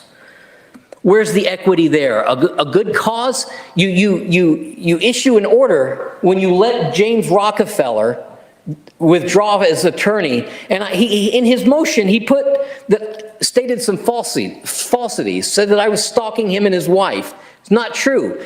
I tried to confront him. He put it in his motion, and I have a right to address that. You said no, we're not going to address any statements of fraud by Mr. Rockefeller. You don't have any say in him withdrawing from the attorney. Where's your equity there? There's no equity in this case for Joseph Kelly. Joseph Kelly is the only one following the rules. Judge Caulfield isn't. James Rockefeller isn't. Cindy Hetzer isn't. Mr. Harrington isn't. Where's the equity? You had a duty under the Judicial Code of Conduct, Rule 1.1, to respect and obey the law. You don't. You don't. You violated every single tenet of the Judicial Code of Conduct. You violated 15.6-21A more than 40 times in this case. I get the impression you're not even listening to me, Your Honor, and I'm listening. I'm tired of talking. I'm tired of it. I'm listening. And she knows. This is part of her game. She knows. I'm listening, Mr. Kelly. I'm doing a couple of things at the same time. I'm looking at the record in this case as you talk.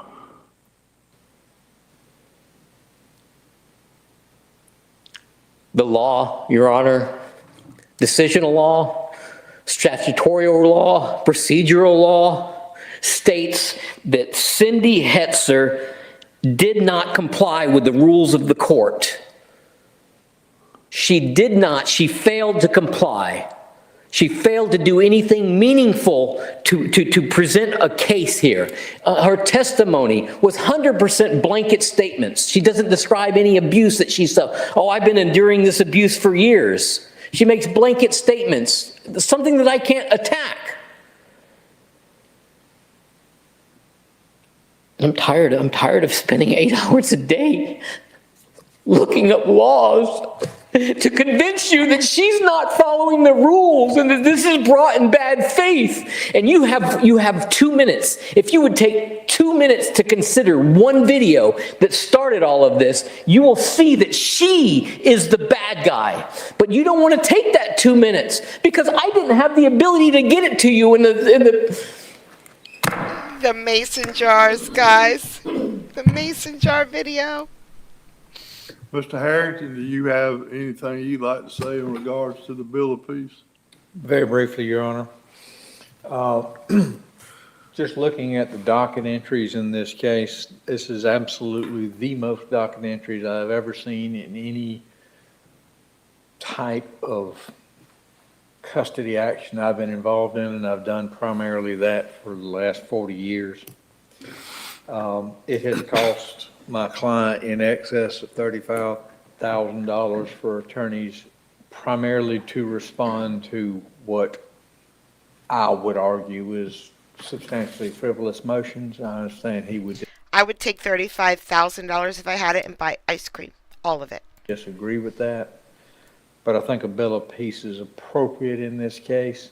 He has filed an informal pauperous affidavit, which means that seeking attorney's fees or contempt against him is almost pointless. But the purpose of the court is to allow fairness, and it's not been fair to what has been done to this family for the multiplicious filings in this case that get ruled on and then is refiled in a strange or very little difference in them. And I just agree with the court that He's a bill of incarcerated. peace is appropriate and proper in this case. Go ahead, Mr. Kelly. Yeah, so James Rockefeller hasn't responded to a single motion. None of my motions have cost her a penny because her attorney hasn't responded to a single one of my motions. Mr. Kelly, let me ask you something. Do you have any appreciation of the number of motions that you have filed in this particular case? I do, Your Honor. How many? I believe there's a total of 42 motions between me and her in this case. But here's How the, many have you filed? I don't know, but here's the point, is here I am following the rules of the court, filing a motion for an early planning conference that you ignored for 5 months. That the court ignored in violation of 15-621A. You ignored it for 5 months. You were supposed to respond to it. In the interest of the The children, court's going to issue a bill of peace in 2024 V0086, 2024 V0088, and 2024 V0152. Oh my gosh, that means he cannot file any more motions in any of those 3 cases unless the judge says that he can. And we all know what the judge is going to say.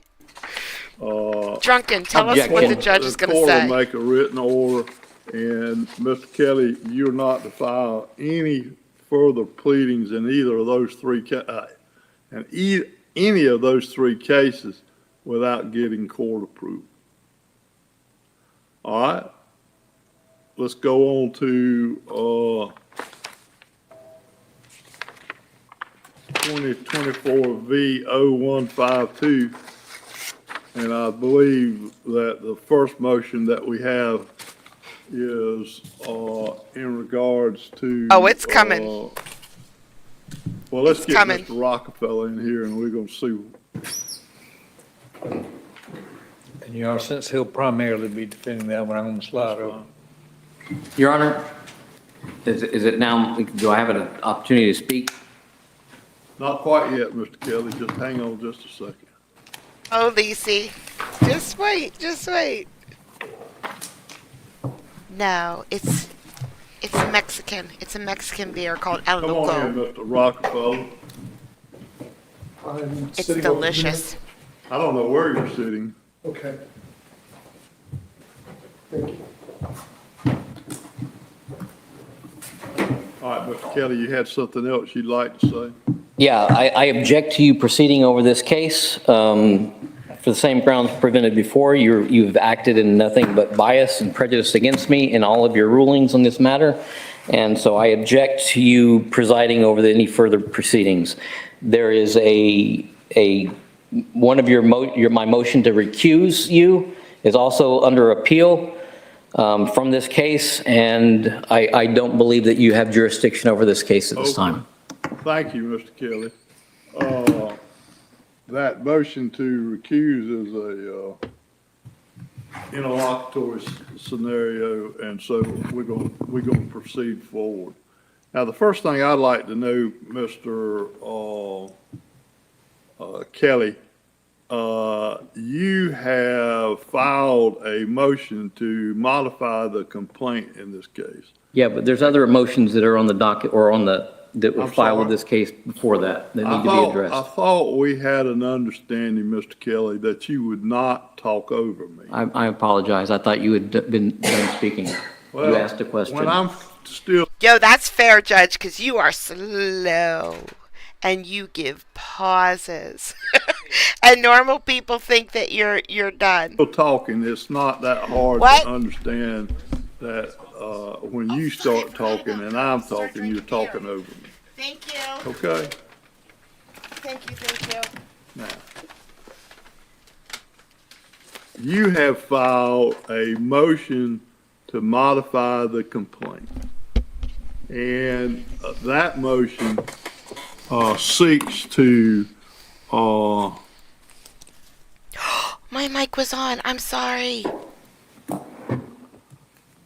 I think I said a bad dismiss word. or Sorry.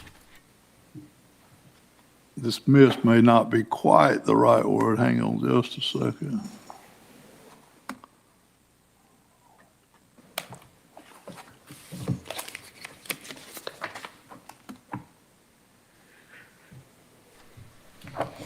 I bought iced coffees, but then I started drinking beer and I forgot the iced coffees because I was really nervous about this stream. I was very, very, very scared and nervous. I forgot. Remove, Your Honor. I'm sorry? The word is remove. Well, I don't know that that's the correct word. That may be the word that you used. That's what I thought you were looking for, Your Honor. Hi, love. Thank you so much. I appreciate it.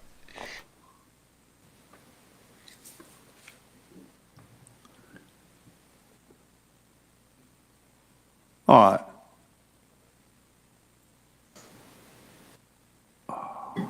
You don't shake Well, there was pinatas. so much filed on the 14th of January. I was having a hard time finding this one.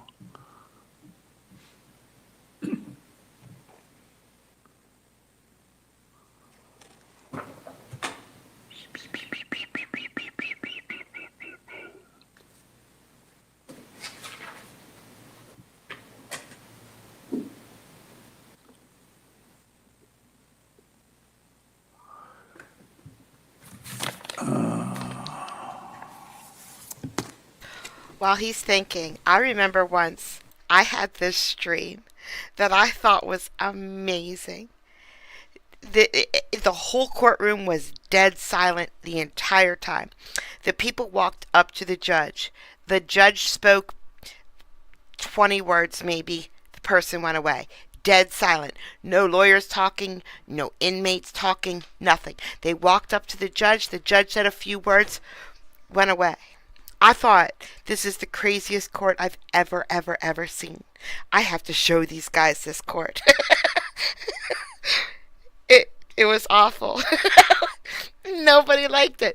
Nobody thought it was great. Nobody thought it was insane. It was the biggest dud I've ever had. And I thought it was awesome. So I thought, I really thought this was a good video, but I was nervous. Because what if it wasn't? It's 5 hours. Excuse me.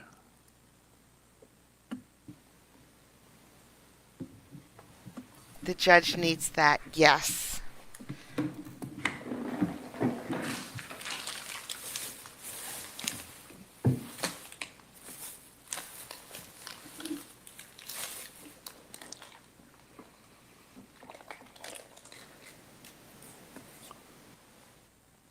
Your Honor, I object. Sir? I object to Mr. Harrington having a snack and not sharing.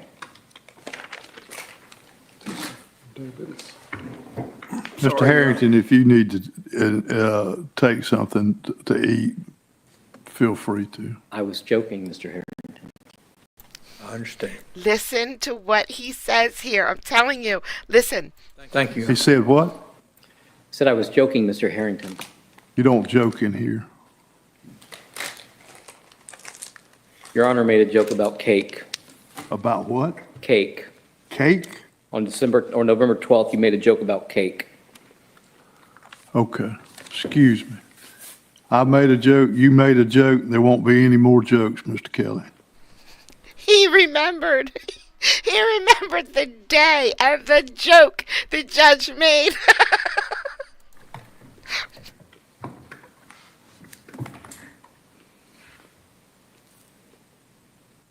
This is. All right, you filed a motion on January the 14th, and you state that you moved the court to remove Casey Perry, Anna Rockefeller, James Rockefeller, and Rockefeller's Law Center as defendants in this action. Is that correct? Yes, I did file that motion. All right. But I agree with Mr. Rockefeller's position that they need to be addressed in order of filing. I'm sorry? Mr. Rockefeller filed a motion with the court stating that he believed that they needed to be answered in order of filing. Because I'd like to address. And let me tell you something, Mr. Kelly. I'm going to address the motions in the order that I find the most expeditious for this court and justice. Okay? Okay. In case you just missed what just happened. He has lawsuits. I'm trying to remember what they just said. Against this lawyer, that lawyer, her, and like 4 other people that I can't remember. And I think Ruth is one of them, but I'm not sure. I want to rewind it, but they're going to say it again. I think Ruth is one of them. Probably one of the prison guards or one of them. He has lawsuits against all of them. He put forth a motion to remove them all. Not Cindy. Okay, listen, he's not stopping on Cindy. He's going to go for years on Cindy. He's going to be like Candace and Michael McDonald. She is never going to hear the end of his lawsuits. But he just put forward a motion to remove all the other people from all of his lawsuits. Okay? All right? All right. Here we go. I'm starting with your motion to modify your complaint. Do you still wish to modify your complaint? After argument and testimony. I'd like to address. What evidence? You filed the motion, sir. Yes, sir. And he filed a response, and I would like to address some of his responses, some of his things in here. Too late. 2 minutes, Your Honor. What's the date of that filing? The 30th? The 3rd, yes, sir.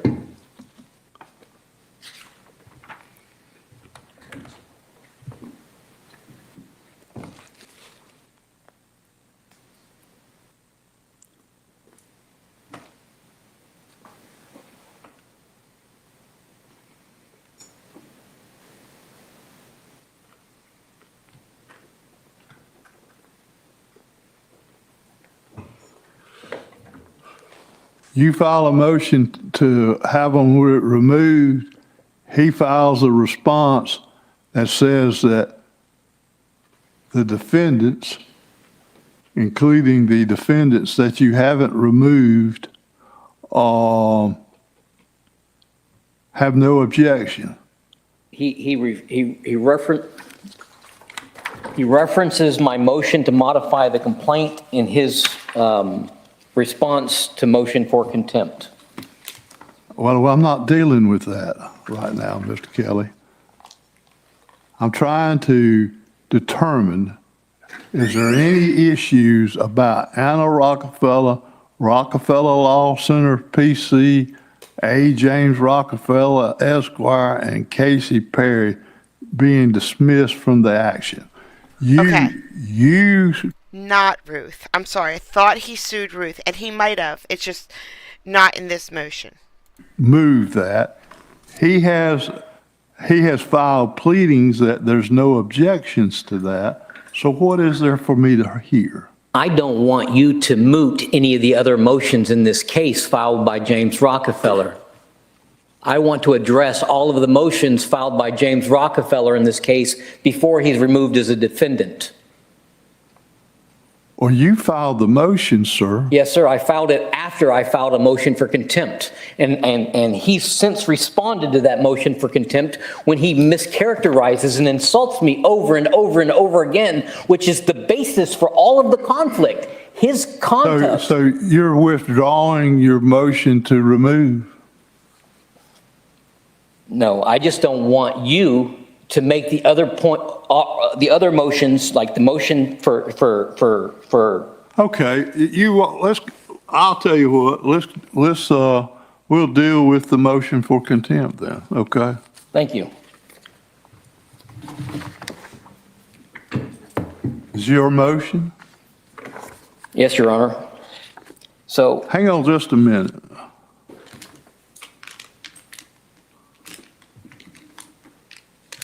Mr. Eller, do the court a favor. Real quickly, count the motions that Mr. Kelly has filed in regards to this matter. Okay, calm down, guys. Give me a rough. He is only counting the motions for this one case. The one case where he was suing all of the Rockefellers. Hi, Brian. Okay. I mean, it could do some good. It's not necessary. There's lots of children who never go to a chiropractor, but it's not 100% needed. They did not get diagnosed with a medical issue that requires them to go to a chiropractor. So she wasn't taking them to the chiropractor because a medical doctor, not like the unmedical doctor, said you need to take your children to a chiropractor. She was taking the children to a chiropractor to just because she wanted to. That there is no reason why. And before we talk about chiropractors anymore, let's not, because there's one there's one person in chat who is dead set against chiropractors, and I want her to go with me to a chiropractor because my back hurts. So let's not. Please, I really want to go.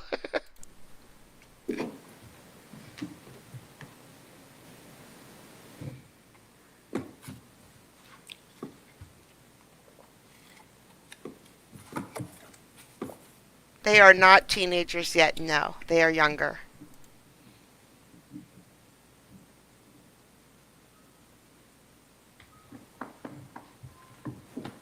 Stop, you guys. My back hurts. Stop. She's not going to go with me.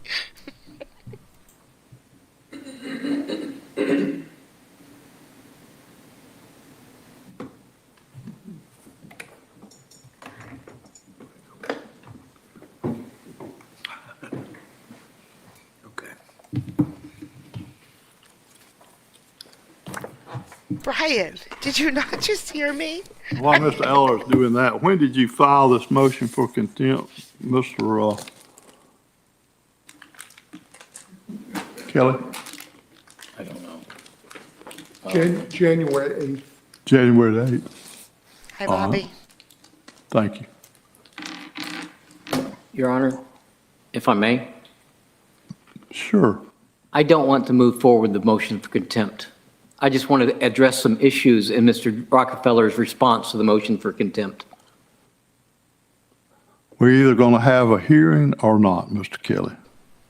No, Your Honor. I don't want a hearing, Your Honor. I just want to yell at them, and I want to tell you how they were mean to me. That's all I want, Judge. It's not fair.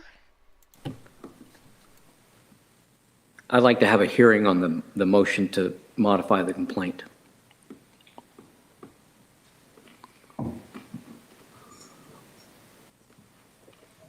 And once again, I'm trying to appreciate the necessity of that when you want them removed and all of the defendants are amenable Same. to that being done. Because I have a right to be heard, Your Honor. Mr. Rockefeller makes assertions in here. He had a right to be heard when he makes false assertions in his response. I have not had a right to be heard on this nonsense yet, Well, and I want to be heard. Nobody has been heard. And if they're not part of this case anymore, what is the need to be heard? Seriously, though, do you think they are part of the Rockefellers? Does the family Rockefellers still have like a lot of money? Are they still like a great big family? Or is that the past? I don't know.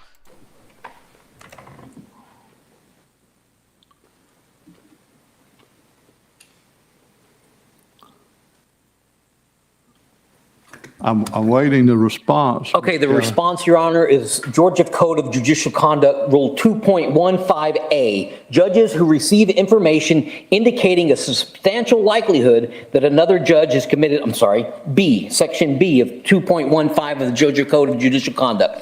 Judges who receive information indicating a substantial likelihood that a lawyer, James Rockefeller, has committed a violation of the rules of professional conduct of the State Bar of Georgia should take appropriate action. Judges having knowledge that a lawyer committed a violation of rules of professional conduct at SBG, I don't know what that notation is, that raises to the substantial question as to the lawyer's honesty, trustworthiness, or fitness as a lawyer in other respects shall report it to the appropriate authorities. Go ahead and tell me what Mr. Rockefeller's done, Mr. Hi, Thor. Kelly. You got a number? 9.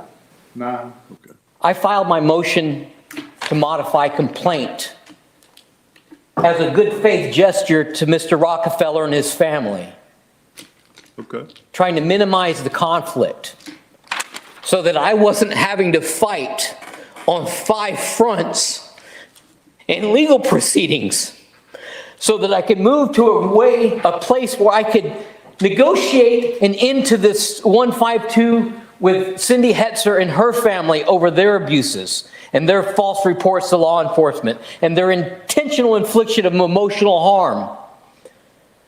I'm taking a step, this was a step to modify this complaint, to move away from the conflict with the Rockefellers and the Hetzers. That was my intention. That was what I intended with this. It was a good faith gesture, nothing else. Let me ask you this. Your motion to withdraw these defendants, Thank you. Mr. Kelly, was filed after Mr. Rockefeller, on behalf of these defendants, had filed a motion for summary judgment, correct? There's this court. Correct? Yes. Okay. But this court doesn't have any jurisdiction over a motion for summary judgment because he does not acknowledge jurisdiction over this court. Any motion that he wants to file is a motion for a change of venue to move the court to Houston County. And Houston County, I'm sorry, let me give you the law. 19.1, Your Honor. Rule 19.1 states that any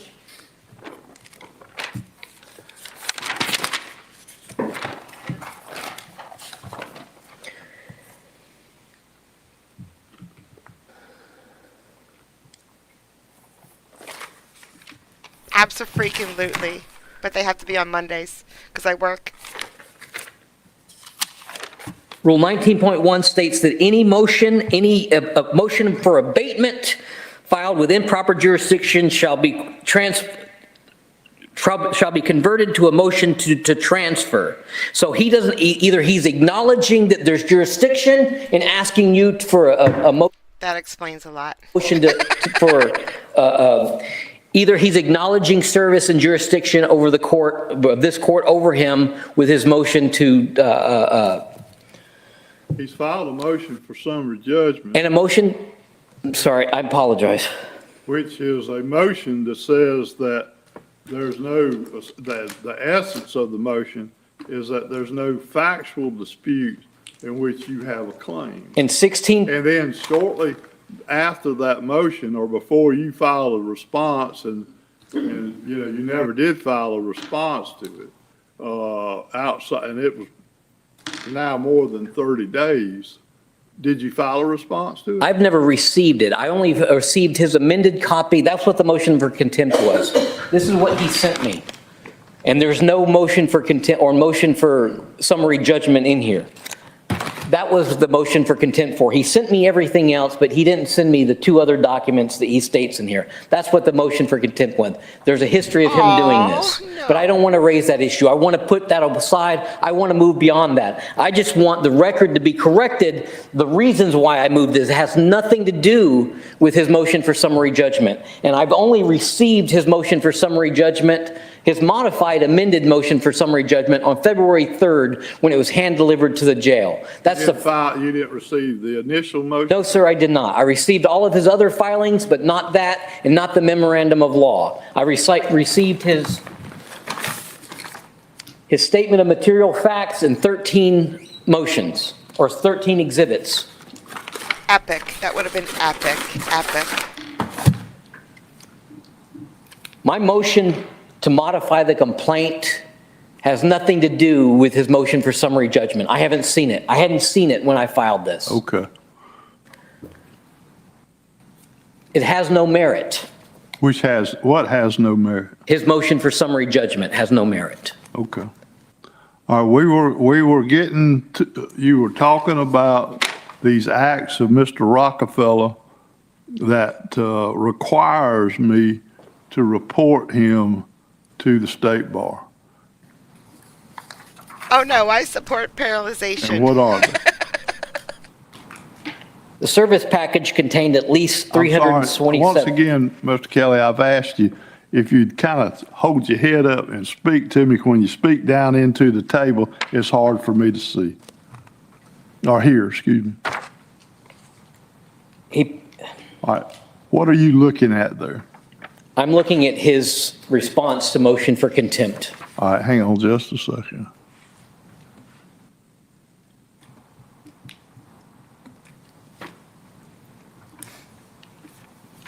And that's dated when, sir? February 3rd. It's not the size of the ship. It's the motion of the ocean.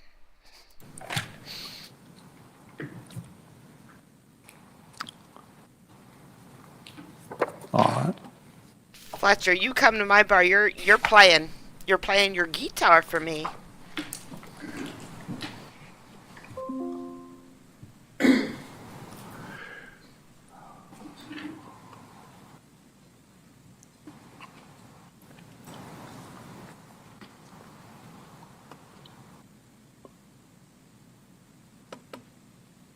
No, no, Toby, please, no, please, please don't let him retire, please.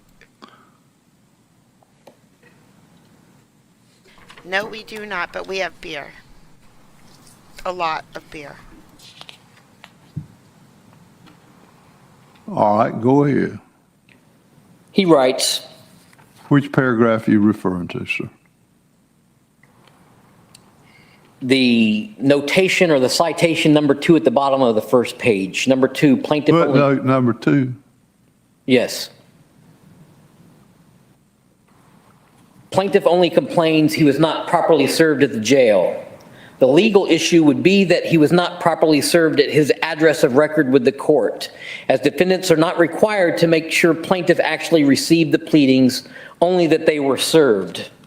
And his basis for that statement is OCGA 9-11-5, Section B, which states what constitutes properly delivering a copy of a filing. It states, by delivering a copy to the person to be served, or by mailing it to the person to be served at the person's last known address. He knows I'm in jail. He's mailing the pleadings elsewhere. He did this on the 28th or 18th of July too. He did this on the 18th of July. On the 16th of July, he mailed me 4 pleadings to the jail. But on the 18th of July, he mailed me one to my house and said, oh, mea culpa.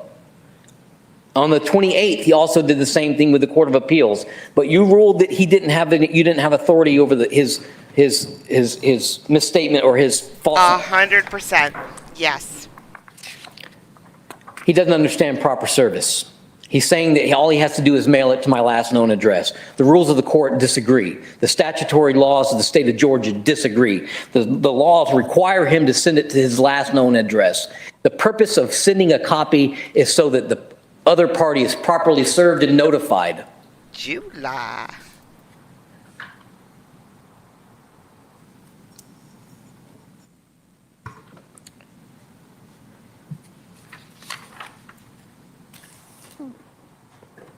And this is James Rockefeller.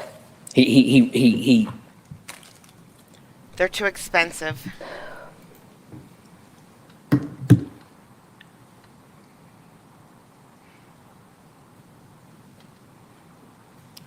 I'm just going to read some statements and then I'll be done, Your Honor. It's short, I promise.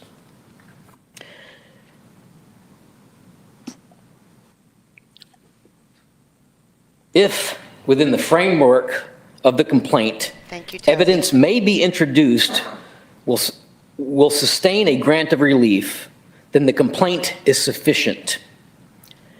In considering whether the complaint is sufficient to state a claim, the court will take all material allegations as true and construe them in light most Toby. favorable to the plaintiff. Thank you, Toby. This is NL Industries versus Kaplan. And we're talking about what, Mr. Kelly? We're talking about the motion for contempt, Your Honor, or the response to the motion for contempt. Okay. Plaintiff does not need to plead in the complaint facts sufficient to set out the element of cause of action so long as the complaint puts the defendants on notice of what issues must be defended against. Martin versus Brown, 1996. No matter how poorly a complaint has been crafted, if it raises sufficient theories of recovery, it should not be dismissed.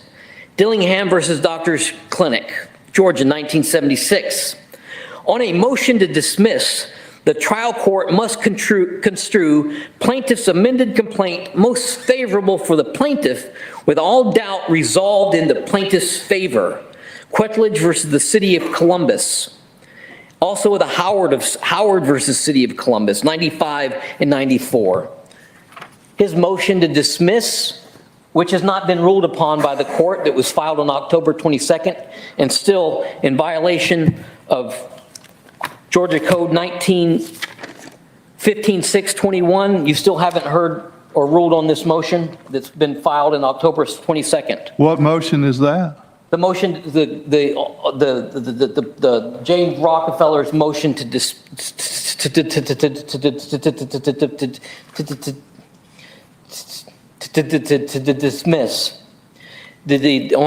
to Mr.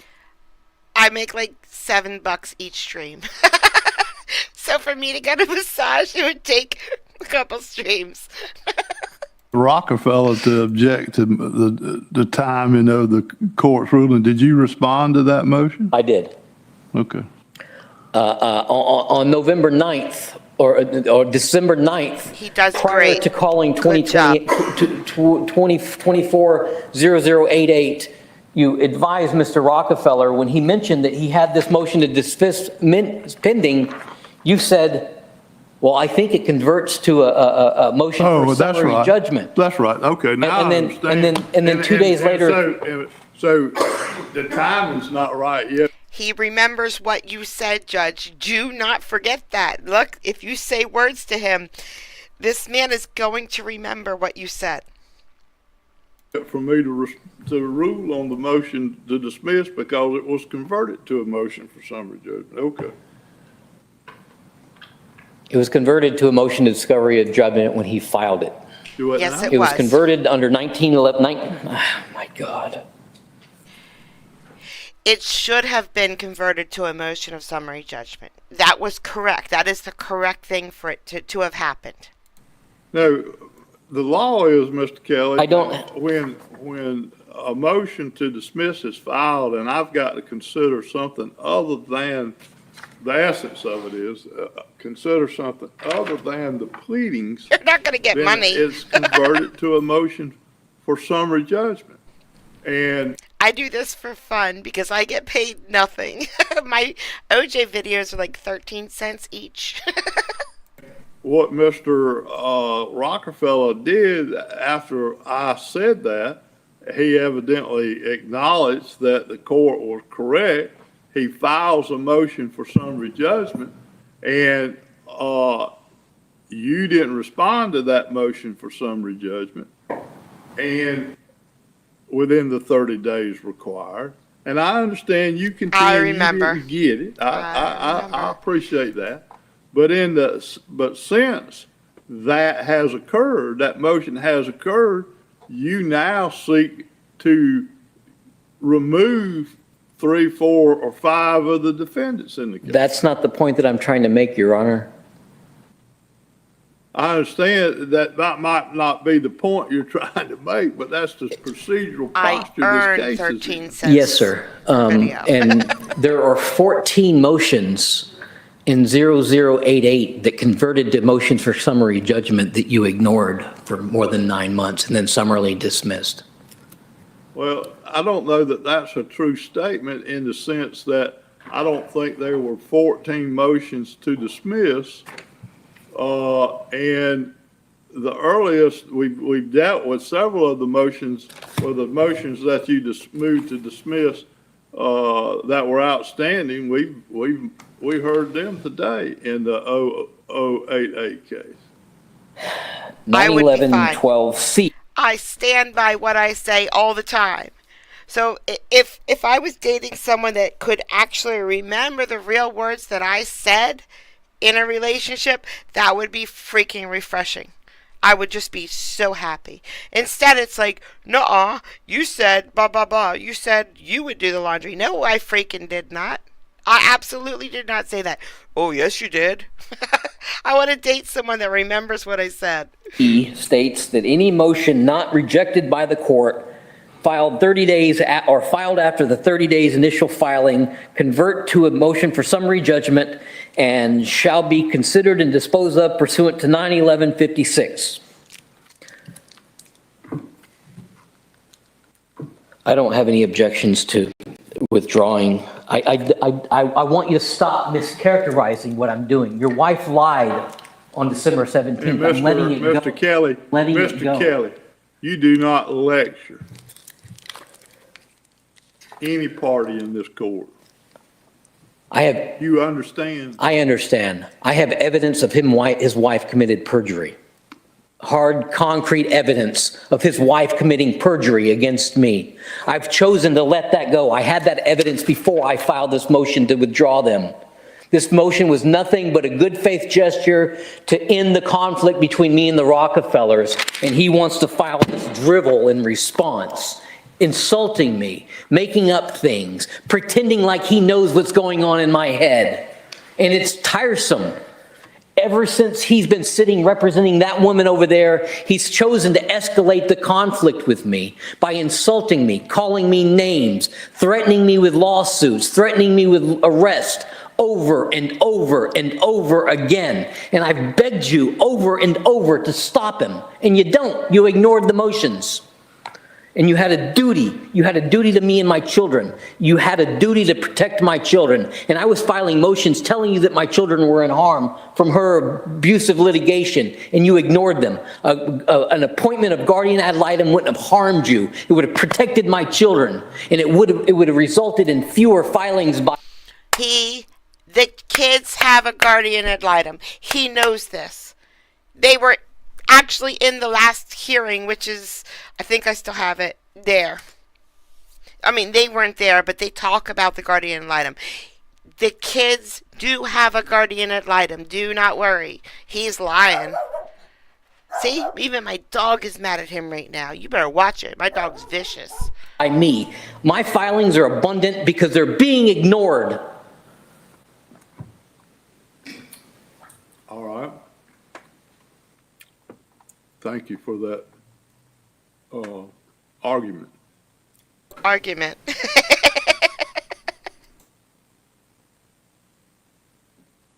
The motion for summary judgment, Mr. Rockefeller, is as to all defendants?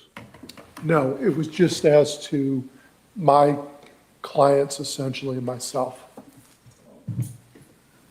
Your client or your Well, my employee? wife, who is, I'm covering for. Oh, okay, you're talking about your clients. Yeah, Kate, yeah. I'm sorry. In other words, it's the same folks that he wants to Everybody dismiss. but the Hetzlers. Yes.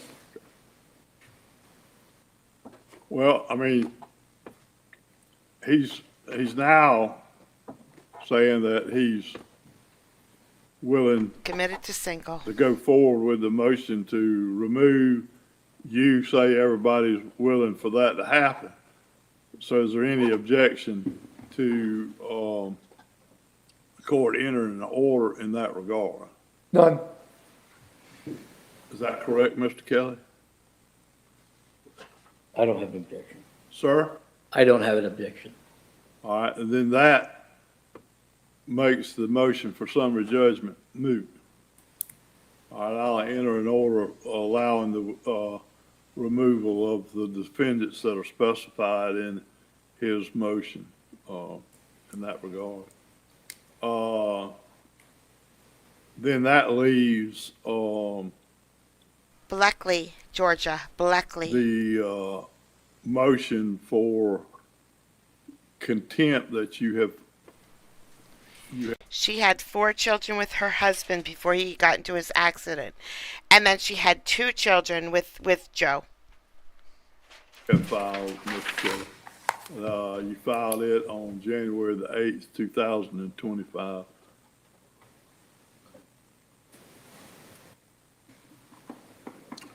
You wish to go forward on that? Because of 2 men drunken? Sheesh. Oh boy, I'm in Yeah, trouble. call James Rockefeller. All right. Hold on just a second. Let me get it pulled up. You can go ahead and come up, Mr. Rockefeller.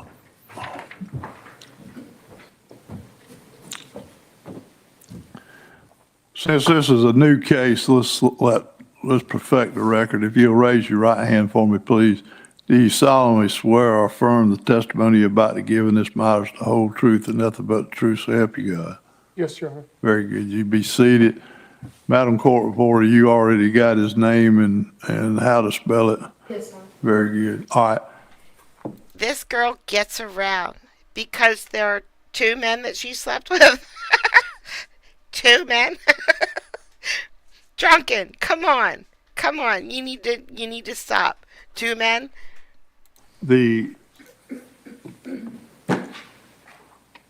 Hang on just a second.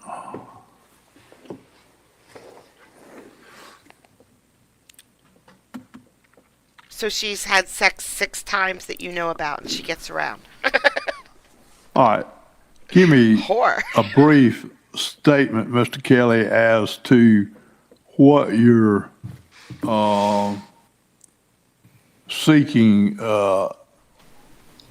There are 2 lawyers here. The one on the stand right now, Rockefeller, and Harrington.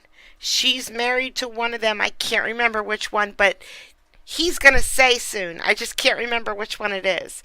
And there's only 23 minutes left, so we're going to find out. What you're contending, Mr. Rockefeller's Yes. contentious acts are.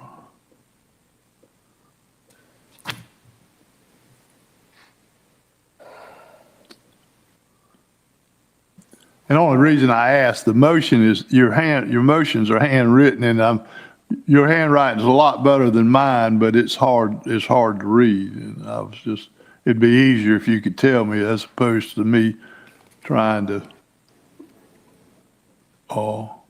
read it. Okay, you both just said two completely different things. Drunken Smurf says she's married Rockefeller. This is Rockefeller. Randy says she's married to Harrington. One of you are right, just so you know. He certifies to this court that he delivers me documents that he doesn't deliver to me. Okay. He mischaracterizes the things that I say. For instance, I said the single envelope contained over 290 pages of documents. Single argument, over 290 pages. And I know that's over 290 pages because I estimated. One of his exhibits, his attachments, his exhibits in here, total, and they're numbered at the bottom, go up to 220, 230. And so I estimated the other pages, probably about 50 to 60 pages beyond that 230. So I estimated maybe another 290 pages. I didn't count the pages. I didn't count them. I looked at the headings. I went to his exhibits to see what was there and what was not there. And yet, he chooses to write. He could have completely and correctly counted to 327 pages. It's antagonistic. Every bit of everything that he's done in this case has been antagonistic. I submitted some affidavit or some subpoenas to Cindy Hetzer for the April 25th court date. I submitted them to the sheriff's department on the 17th of, or 18th of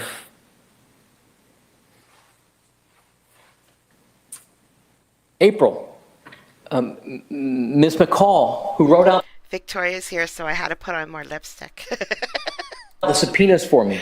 She wrote a court date of there of May 25th or May 22nd instead of April 22nd. It was a minor error. The sheriff, Cindy, went into hiding. Cindy and her husband went and stayed at a campground because when the sheriff came to search, or when my girlfriend came Just a minute now. How does, you're asking this court to hold Mr. Rockefeller in contempt, right? a pattern of behavior, Your Honor. Okay. I'm laying a foundation for that. You got to allow it. I apologize. I don't mean to. But it's constant. I know, and I'm sorry. I'm thinking faster than I'm speaking, and I'm always thinking. But you want this court to hold Mr. Rockefeller in contempt because of some alleged action by Ms.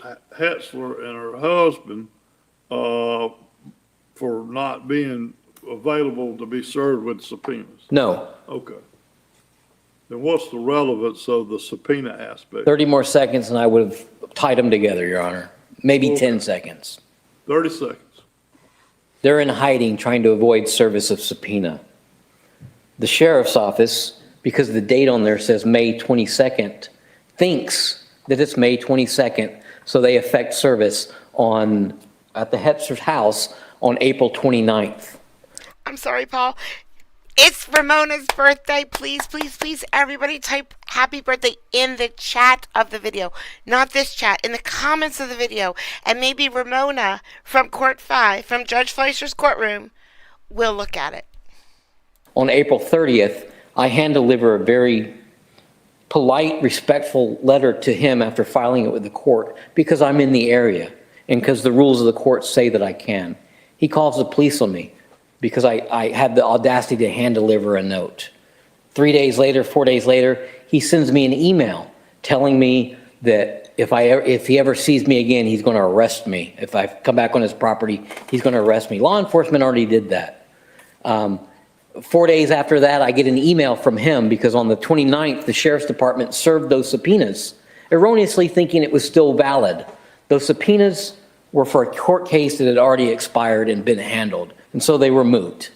But he sends me an email stating that, and that's what he was alluding to earlier when he testified, is that he threatened me with arrest if I continued to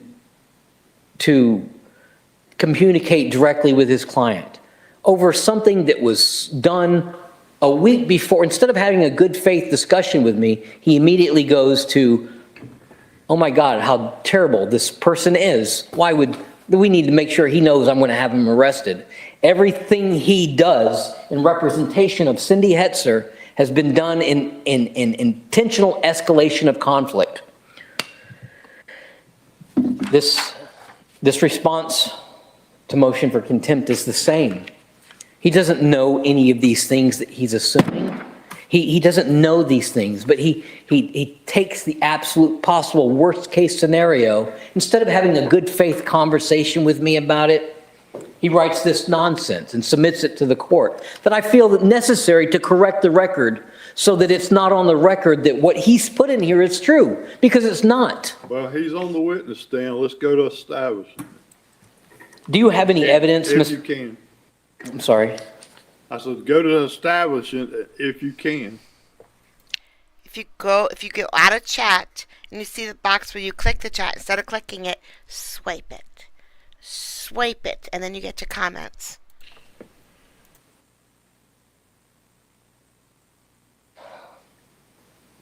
Do you have any information that's fact? I don't care. I'm done. I don't have any more questions for the man. Who called this earlier? I can't remember now. I said, remember that. I said, remember you said that. Someone said, was it Lacey? Lacey, was it you? Someone said he was just going to tire himself out doing all this. Was it Lacey? I think it was Lacey. Well, you hadn't asked him any. I dismiss him as a witness.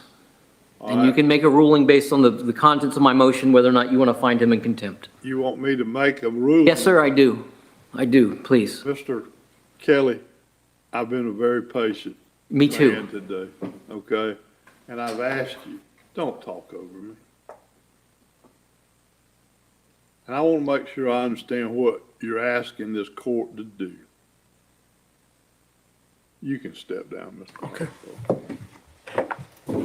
You want me to rule on the face of your motion without any evidence?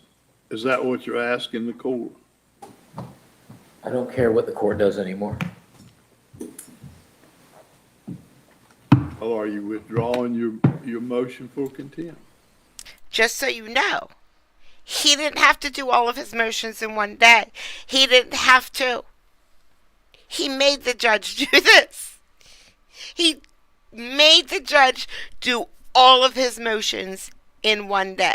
That's what he wanted. And the judge said, bet. If that's what you want to do, we are going to go through all of your motions today. We're not going to stop until we get all of your motions done. Is that what you want? He was like, yes, I want all these motions looked at because you've ignored me and you keep ignoring me and you don't ignore her. So the judge said, okay, we're doing all your motions today. So no, the judge will not continue it. The judge will not. He asked for this. No. All right. So the only thing, you'll agree that the only thing that I have to rule on is what's specified in the motion itself. That's not correct. All right, what else can I rule on? I'm not in agreement with anything you say. I'm not asking you to agree. I I'm love trying to baloney. make sure I have an understanding of what you're asking this court to do. Oh yeah, remember that, Lisa. At the Remember start that. of your question, you stated, are we in agreement? And we are not in agreement, Your Honor. Okay, fine. I'm in agreement with the rules of the court. I understand. But I'm trying to, you're asking this court to make a ruling, Mr. Kelly, and I'm trying to understand what is there that you want me to rule on? And when I said, are we in agreement, I'm just talking, you haven't presented any evidence as to your motion. So that means that the only thing that the court could rule on is what's written in the motion. And I'm just saying, are we in agreement with that? But if we're not, we're not. Cindy Hetzer and James Rockefeller have not presented any evidence of family violence. I just started a poll. I was told to. Who is a bigger victim, Michael McDonald or Joe Kelly? I have an uncle, Joe Kelly. He passed away when he was 5 years old, so I've never met him. But he's not this guy. Sarah Wall stated that, and yet here I sit in jail. The sheriff's department hasn't presented any evidence that I committed crimes, yet here I sit, I'm in jail. Their simple assertions that something has been done is evidence enough to put me away and take away my children, but my assertions... Well, Mr. Kelly, I appreciate what you're saying. I understand what you're saying. Go for it. But I'm not the judge on your criminal case. You Or stated he's not in the this judge. case, Your Honor, that you're not going to undo something another judge did. Do you remember stating that? No, he has not cried. No. I don't recall. But You did it. Okay, well, you know, Your Honor, if I may, Sarah Wall said the same thing about Judge Michael Johnson's temporary protective order. She said there's no evidence of imminent danger since Cindy Hetzer in this petition for protective order. Rule 2.15A of the Georgia Code of Judicial Conduct, judges who receive information indicating a substantial likelihood that another judge has committed a violation of this code should take the appropriate action. Nobody's taken any actions. I filed a complaint against you with Sarah Wall. There's plenty of evidence that you're acting in bias, and you're ruling on a 7-month-old that's motion for protection order that's not properly before the court by your admission. You admitted in your order that it wasn't properly before the court on October 17th, and yet they didn't amend it to correct it, and it still wasn't properly before the court when you ruled on the January 17th. So no, we're not in agreement, Your Honor. You have the ability to undo Sarah Wall's unjust order, but you're choosing not to because you don't want to rub the other judges wrong. I get it. But I am entitled to an equitable, fair hearing. And Yes, you are, sir. Everybody is. Sarah Walls does not live stream her court, so I cannot get her. this has not been it. It has not been it. It's not. Cindy, every one of our conflicts begins with Cindy Hetzer accosting me over a mason jar. due to the lack of evidence in the plaintiff's motion for contempt and sanctions that was filed January the 8th, 2025, and 2024 V0152, court denies the motion for contempt. I think that's everything, and I'll, as soon as I can and my schedule allows, I'll reschedule those motions that we deferred today. Yes, sir, Mr. Kelly. Can I get an order from the bench removing the Rockefellers from the case, please? Removing, The motion that our motion to modify the complaint, I've already said that, Mr. so they're removed from the complaint? Okay, before he gets to the next level, we're almost at the best part. It's coming. I just did a poll on, the worst. Is it Kelly or is it McDonald? And look, it is a 50-50 poll. Half of you chose each person. I can get an order entered. So it's not final until you've issued an order? That's correct. Okay. There's another action that I need to take when I have that order. Well, that's totally up to you. But if you're going to file us another proceeding, remember, you've got to run it by me. There's some filings that have already been filed in this court for the Hetzers. When were they filed? The 8th. They Of were mailed to the January? Hetzer the 8th, and I believe Ruth deposited Well, I mean, with, whatever's been filed's been filed. I don't know, It's going henceforth. did you receive the two motions for discovery and request for admissions? He is very dangerous. Yes, he is. Let's see.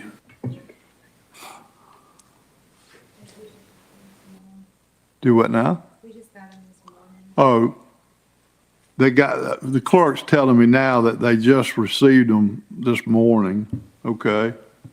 And, Hold that you thought. know, Mr. Kelly, we don't have the ability or to react simultaneously with your filings. Like I've repeatedly said, there's nothing numerous much. cases pending in Blakely County besides your cases. Your Honor, I'd like to ask for injunctive relief outside of the presence of the defendants. You want what now? I'd like to move the court for injunctive relief. Injunctive relief? I'm asking the court for help, and I don't want to do it in front of the Hetzers. Well, It's not related to their case. I'm here and I'm begging you Hold for on. help. Give him a who do you second. want to get injunctive relief from?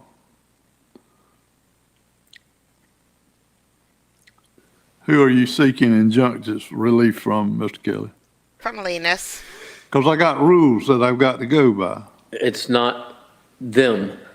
I don't want them party to my business. It's not them. The Hetzers and the Rockefellers, it doesn't relate to them. All right, they're And I'm not, asking you if you you're would- not asking for injunctive relief against them? No. All right.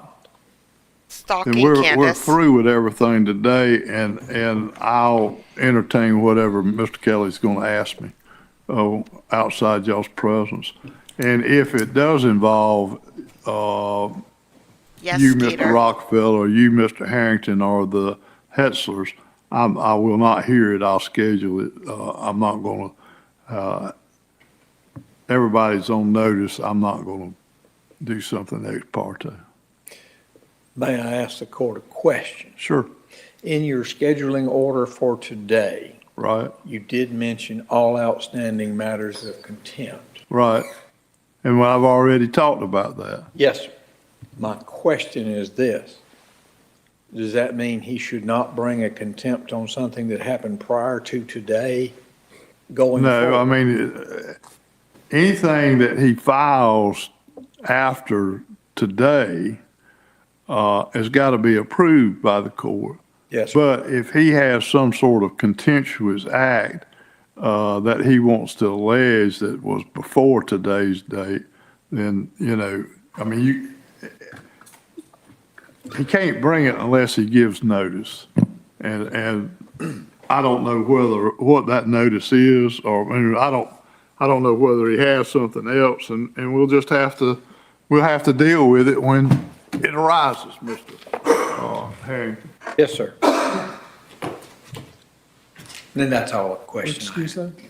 I'm sorry, We're excused then? you're excused. Thank you, sir.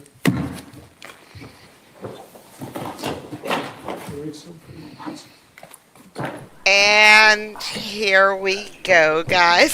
The whole reason why I Hold on showed just this a minute. He video. wants to talk to me about something else.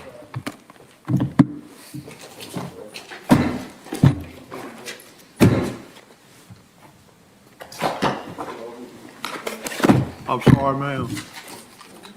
I'm sorry. I was just wondering if Kelly wanted me in here. I don't know. I don't know what he's gonna say to the court. If you want to inquire of him, you're made. It sure does. I don't care. Stay.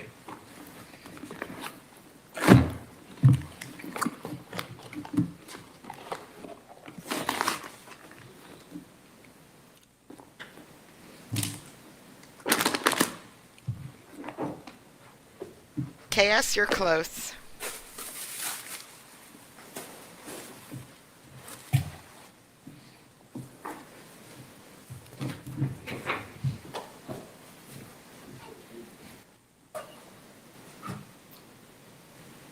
I apologize to the court for my phone going off. That was from. Mr. Harrington, I do not have the time nor the inclination. You know better than to have your phone in a posture that it goes off. Next time, it will be costly. Yes, I was You're just asking, excused. may I retrieve my? You may.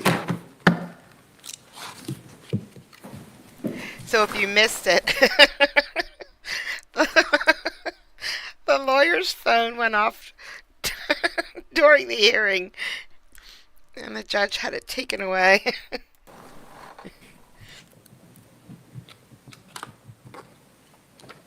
All right, Mr. Kelly, what is it that you want some injunctive relief about? My mental health is, You want this on the record, no, sir? no. Well, I'm going to put it on the record. Good question, Go ahead. Jeffrey. My mental health is in decline.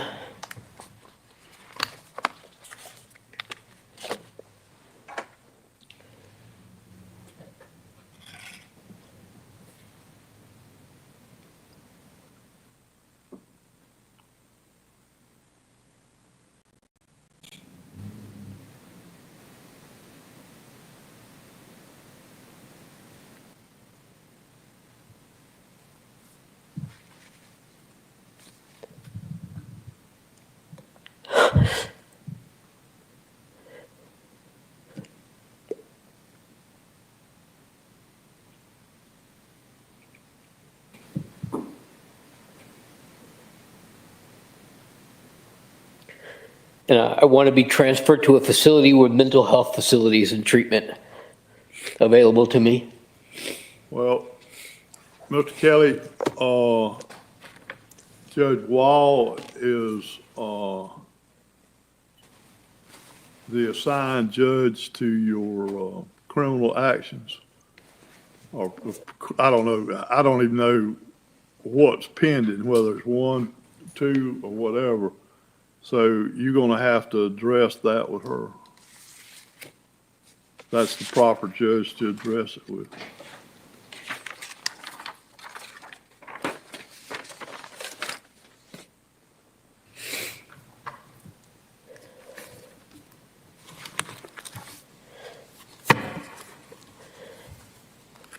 Abso-freaking-lutely.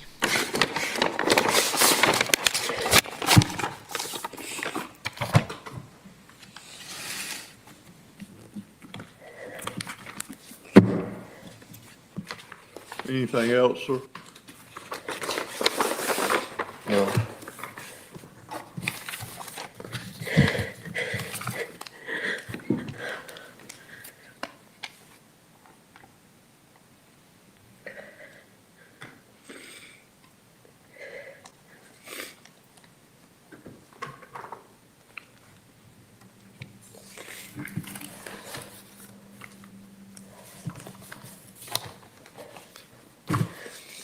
He is asking for mental health right now, which is absolutely a good thing to do. He's not done, though.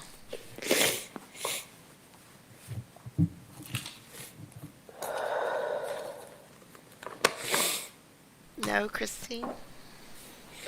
Mr. Kelly, is there anything else that the court needs to entertain from you? I said no, Your Honor. Okay, very good. Then we'll stand in adjournment.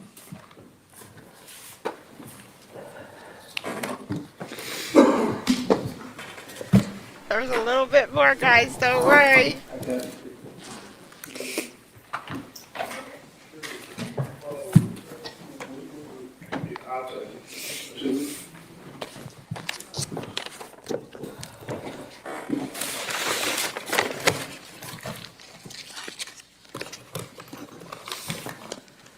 There is a little bit more coming, and I know I shouldn't pause, but I just wanted to pause for a second. Thank you so much for coming out and watching this with me today. I really, really appreciate it. I appreciate chat. I really appreciate Replay Crew. You guys are awesome. Thank you so much. All right, let's get to the end of this. There's a minute and a half left. Y'all go get lunch now. Already did. Might as well wait to supper now.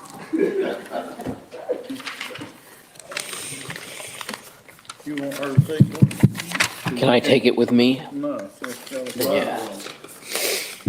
Binder have to come off. She just went down the stairs and won't get upset.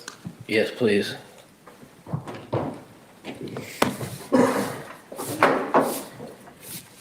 She went that way.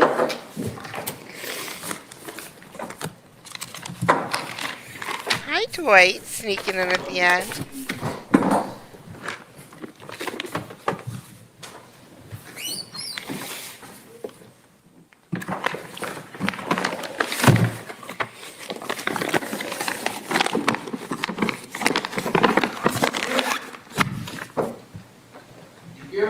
Your Honor, I intend to file a motion to recuse based on your hearing this case. Okay. The judge just laughed at him. I don't know how that's going to work with the timing, Yes. because I've got 5 days to. The judge cut the stream. He's telling him he's gonna file for him to recuse himself, and the judge just cut the stream. Yep, because that's all you get in jail. You don't get binders. You get manila envelopes. That's what the judge. Oh man. We did it, guys. We went at it for 4 hours and 46 minutes. Thank you so much for coming out to this special live stream. I really appreciate it so much. And I guess I'll see you guys in what? 8 hours for the next one. Love you so much. Thank you. Have a great night, guys. Go to sleep. Goodbye.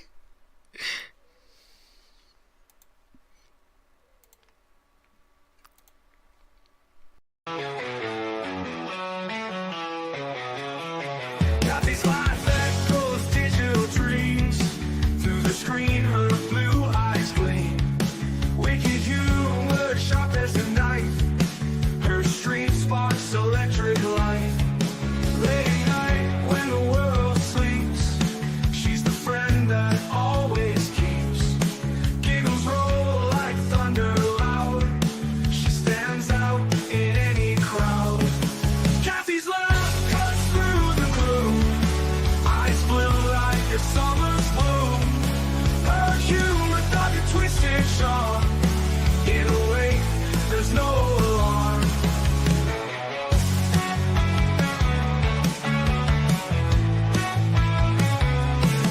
Street tales late into the night. Her laughter feels just right. Even when my world turns gray, with a giggle, she lights the way. Her eyes near a sky so blue. In her jokes, there's a truth so true. With each stream, she brings the light. Turns dark days into bright. Kathy's laugh cuts through the gloom. Eyes blue like a summer's bloom. Her humor dark and twisted sharp. In a way, there's no alarm.